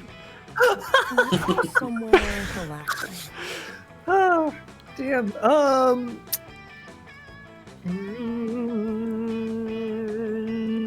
You can bump your fun or your creative. Creativity. You spend the day learning new skills with the Monster Scouts in order to earn badges. You earn a badge for healing a wound using only the bark of a tree. You earn a badge for writing poems in iambic pentameter. You earn a badge for building a blackberry using only real blackberries. Nice! What? Completing all of those unexpected and probably useless lessons earns you 3 creativity. Just found a blackberry. Later, you're enjoying the sunset alongside Milo, eating delicious artisan sandwiches together and listening to eating delicious artisan sandwiches and listening to music together. It's not often that Camp Spooky is so enjoyable. #blessed. Oh, 2020 stimulus is nice. We truly are #blessed to be able to sit back and enjoy life's sensual pleasures so deeply and without stress. I often find that people spend their time rushing from one task to the next, never even taking the time to stop and smell the Pont Levesque. Nice. Which is such a waste. I mean, life is a bit like this sandwich. No, stay with me. I'm going somewhere good with it. Milo begins slowly building themselves a new sandwich, staring at it starry-eyed like it's going to reveal the secrets of the universe. Now, the bread of this sandwich is a bit like the essential task. They're important, sure. Without bread, you wouldn't have a sandwich, just a pile of veggies and meats. However, the meat, or vegetarian alternative, the sandwich is like your soul. It's the most important part of your life. Life is a gift. And the toppings, the cheese, portobello mushroom, garlic aioli, these are life's sensual pleasures. They complement the soul. The sandwich would be bland without them. I'd argue that the cheese is more essential than anything else. And a sandwich as beautiful and unique as this doesn't deserve to be eaten in just a few bites. You need to savor it, enjoy it, maybe throw a pic of it on your story for clout. I mean, not all sandwiches have cheese. All the good ones do. Look, what I'm saying is, I wish we could forget about setting by them all the time. Whatever happened to just letting life happen and immersing yourself in it? Oh, wow. Okay, you've got to try this sandwich, 2020 stimulus. Not only is it amazing metaphor for constant pursuit of sensual pleasures, but it's delicious as hell. Holy shit, this sandwich is incredible. But you're sure you can impress Milo with something better than a Reuben. Ew, sauerkraut. It's clear that... Reuben portobello and garlic aioli? Quick, let's get binging with Babish on this. It's clear that... It's clear that they love life's sensual pleasures, but what pleasure would they love most of all?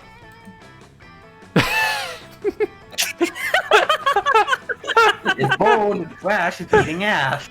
Eating ass. Even if it's a fail, it's the only one worth taking.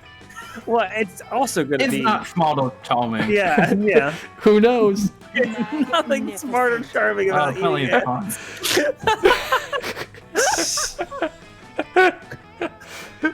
Yes, such a bold artistic choice. It takes a true connoisseur of life's sensual delights to appreciate the complex carnal act of eating good ass. I'm a bit of an expert on the art form. Call me pedantic, but I just love studying the different ass-eating traditions of school thought. How is that pedantic? My fascination first began with the table manners period, where it's coming to eat ass with a 3-tongue. What? Such an archaic form of foreplay.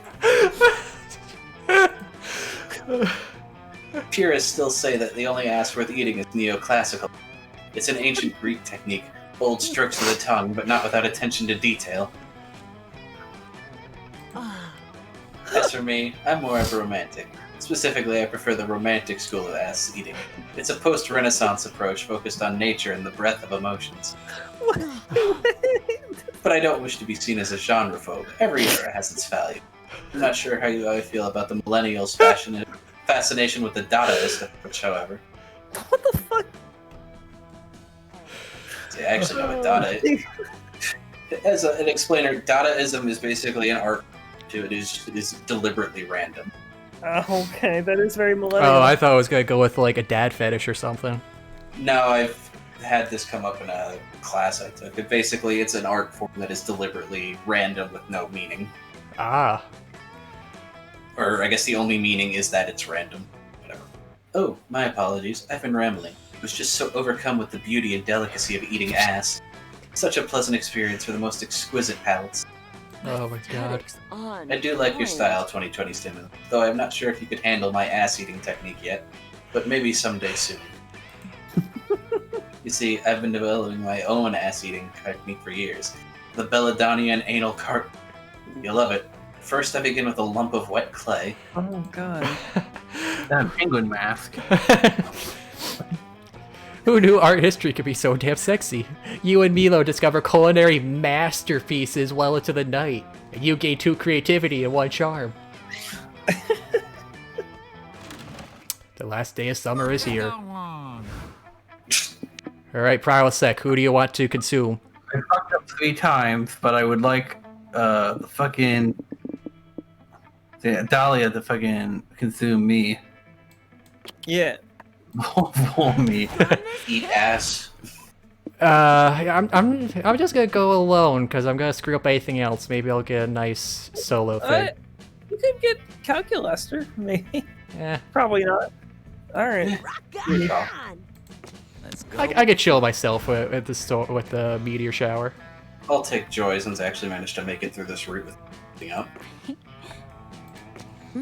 Oh, hey. Oh, I didn't notice you had a skateboard. That's neat. Milo. The non-binary couple. Oh, hey. You finally gather your courage and ask your beloved to watch the meteor shower with you.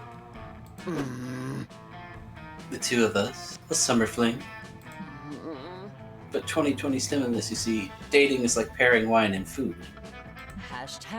I'm like a Pinot Grigio, light, refreshing, and some would say intoxicating. It pairs greatly with shellfish. And you, are you a shellfish? I don't know. Aren't you more like, maybe a corn dog? Huh, I guess I need more charm. Yeah, I gotta definitely think pass. of the charm one. I'm sure you understand, but I really hope that one day you find your own cheap off-brand soda. Hey, only the finest of sodas should get paired with corn dogs. They would have. That's so disappointing. They go so well together. The rejection stings so badly, you flee to the Camp Spooky Woods to live as a hermit and never return. After years of living in the wild, slightly insane from your loneliness, you capture a deer and seduce it to be your bride. Allie. Your dear life lives with you, and the 2 of you make it work for some time, but she grows tired of you eventually. Something about you crying every night about how you get rejected at summer camp. She ends up filing for divorce. That silly pun is the only thing that makes you smile during the rest of your life. You decide to not ask anyone to be your summer honey. You're too addicted to this new mobile game called Lonely Logs. Sort of like Tetris, except you're stacking logs and formations, and it's only single player. If you ever find a significant other, you lose your high score. So you shirked physical and emotional connection with another person for an app game. Bet you're never gonna regret that choice. Nah, just kidding. You totally regretted it. When the meteor shower came, all you were showered with was loneliness and despair. I'm sure that. By the way, I like how you have sequential negatives. Oh yeah, nice. 1, 2, 3. Also, some. I swear to God, I thought that said Vigil. Also, some Virgin. some chuckle fuck named Virgil the Virgin stole your spot on the Lonely Logs leaderboard. Damn you, addictive mobile games! What could go wrong? You finally gather the courage and ask your beloved to watch the meteor shower with you. A summer fling? A summer fling? Yes, neat. What's the habit? Sorry. I see now. It's a warfare tactic. my enemies will think I've lowered my guard and they will try to attack me during that night. Little do they know we will be ready, waiting for them. You and me, Prilosec. We will unleash utter mayhem and take all those bastards down.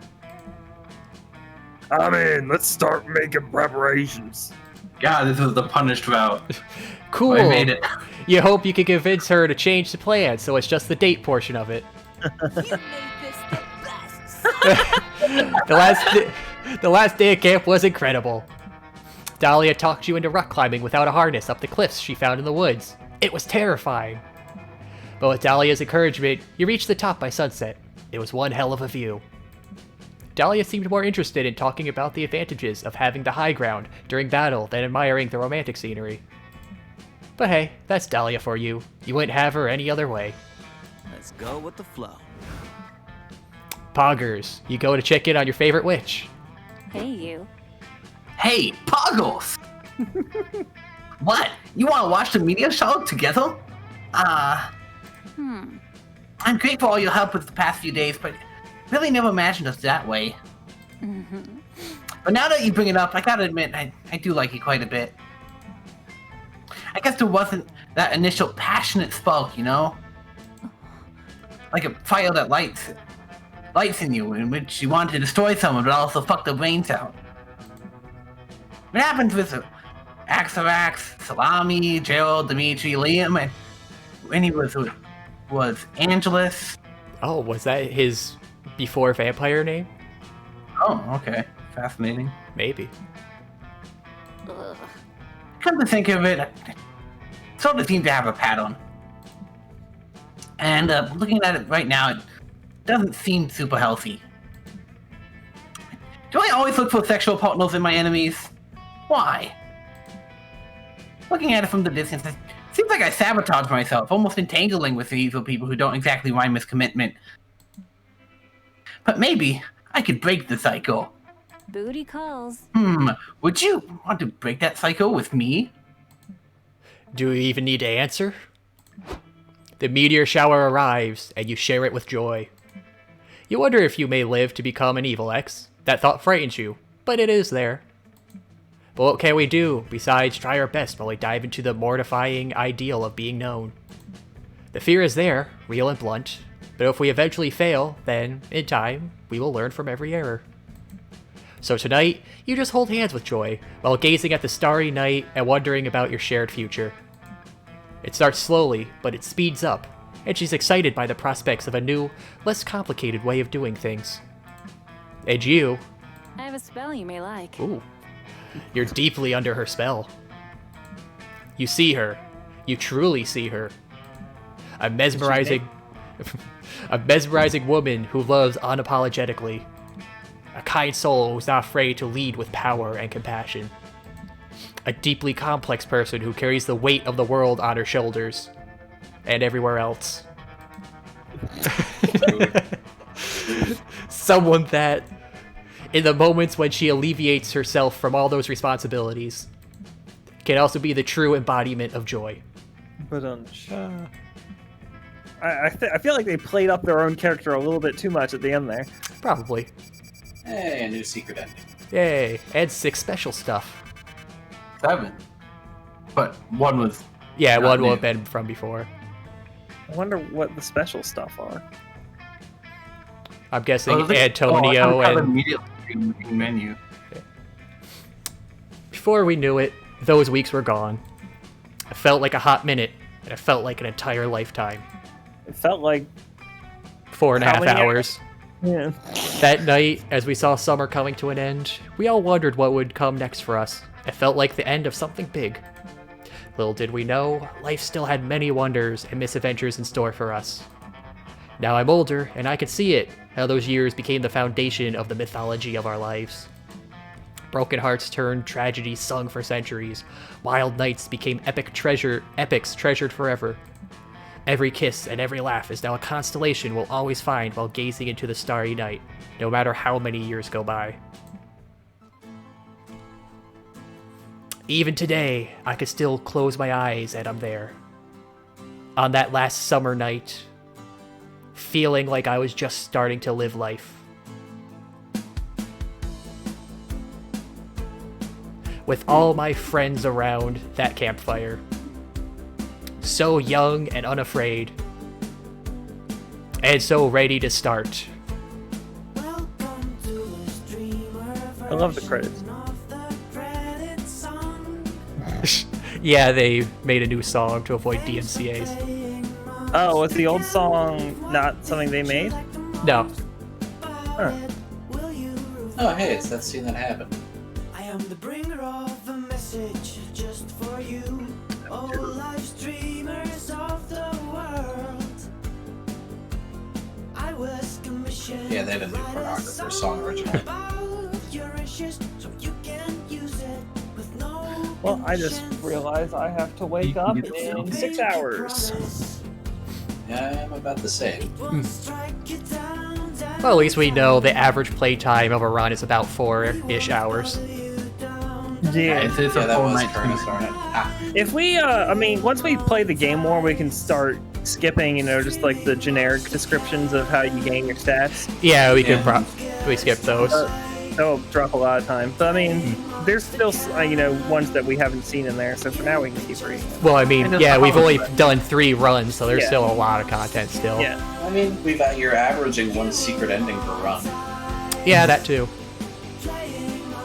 I don't know if I had one. I might have had one. I completely fucked it up on the fourth try. I know Timber had one going, and then... Yeah, that was obvious. Yeah. Oh, those are water buckets. That's the fucking snacks from Monster Yeah, Farm. the Scott snacks. I mean, they're one of the items you could take at the beginning of the game. Oh, okay. I don't know. Oh, I guess I saw it earlier, maybe. Yeah, I think it only popped up once on like the big crossword book. So I did learn apparently there is a route where you can end up with fucking slasher killer. Yeah, I've seen people talking. Yeah, I stopped looking at the Discord too much because people start talking about every plot. I mean, I guess it should be fair that he would probably get one. Given Yeah, how heavy he was it does seem like featured. there's one for the main big NPCs. Yeah. There's Swan, the magical Latino cat.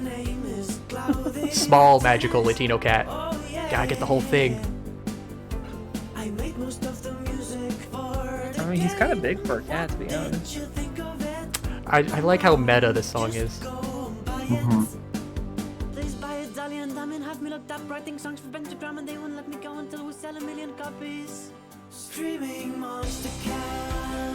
forget, what was the original? It was a new pornographer song. Oh yeah, oh, Champions like Red Wine. Yeah.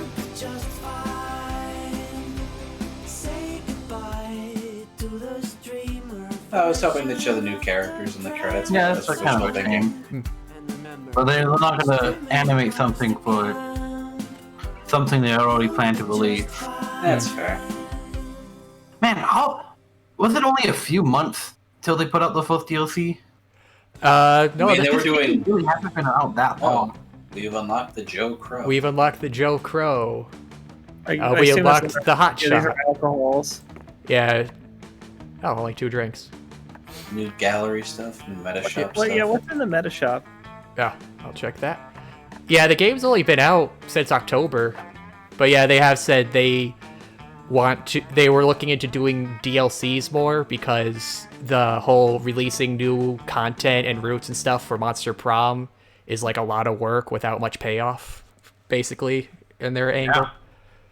So they're like, okay, we'll just release skins and new characters. Okay, behind the scenes art, cool outfits, drinks. So yeah, it's basically sketches for the gallery. Oh, we got new Evelexes. And that's the only new. And then yeah, tutorial and pick your own drink. Interesting. Comes with some basic drinks as a special promotion. I'll save that for last then. Hey, let's check out the gallery. See what new things we got over here. I kind of want to reread Scott Pilgrim. When's the re-release of that game coming out? I think it's already out. Oh, is it? Yeah, I think you just have to go through Ubisoft, I think. Oh, I should pick that up sometime. I mean, I have it saved on my PS3. Okay, so we've had a ending with Joy, Dahlia, and Aravia. They all get a naked All picture. the sexy endings, quote unquote. Again, for all the girls. Just like prom. Then we've had a normal ending with Aravia and Dahlia. I really thought I was about to get a normal ending from Milo. Yeah, I thought so too, but I guess your charm has to be higher. Oh, we got all the Antonio. That's it. And his lover, Grant. Oh, yeah, we got Flodge. We got all the X's.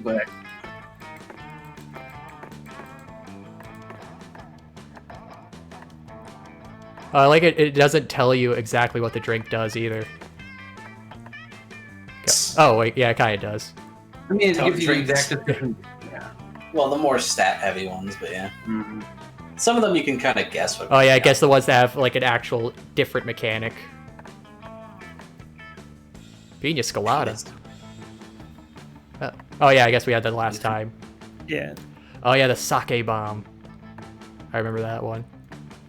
And spirits, the full moon. Ski mask. I think I got that one. Oh yeah, it just hides everything.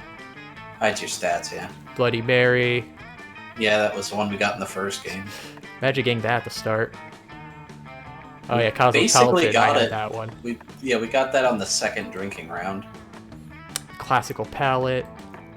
That's the one that changes all the background. Yeah, and whiskey is nothing. It's your safe choice. Yeah, the new drinks aren't going to show up till you actually get them in game. Yeah, so that's what items is. It's the start ones. Tells you all the stats you'll get from them. Well, I guess it encourages picking different ones then. Yeah.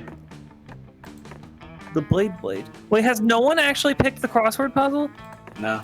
Well, it didn't have any items unlocked when I started, so I guess if we picked them in the first rounds, it wouldn't count them. Yeah, all right. Well, I'm gonna go to bed now. What's under special stuff? Special stuff. Thanks for. God count. Oh, so it's gonna tell you the stories. Have a good night. Night, Timber. Night. Oh, then the tavern. So yeah, this is special events you get. Yeah. Flodge was a special. Both times. Oh, I remember, yeah, we had that, one of the first rounds. Superpower. Oh, and the lawyers. Yeah, the Phoenix, right? Yeah, then... Somebody has to give Joy love, I'll do it. Huh, she usually gets passed over in most of these games. Well, I was trying to go for Joy just because we had a Ravi heavy last time, but I got the choice wrong. I just got multiple bolds, so I stuck with the bold one. Oh, we still got 33 characters to see. And lovelog variations. Alright, so yeah, that was fun. That was fun, and thanks for anyone who is still around for watching the stream. Guess we'll, I don't know when we do this again, because I do want to do Phoenix Wright more. Since that's more of an actual game. Yeah, maybe when they release a new DLC next month, because that seems to be their pattern. Yeah, probably. Yeah. Alright, but anyone watching, thanks for watching.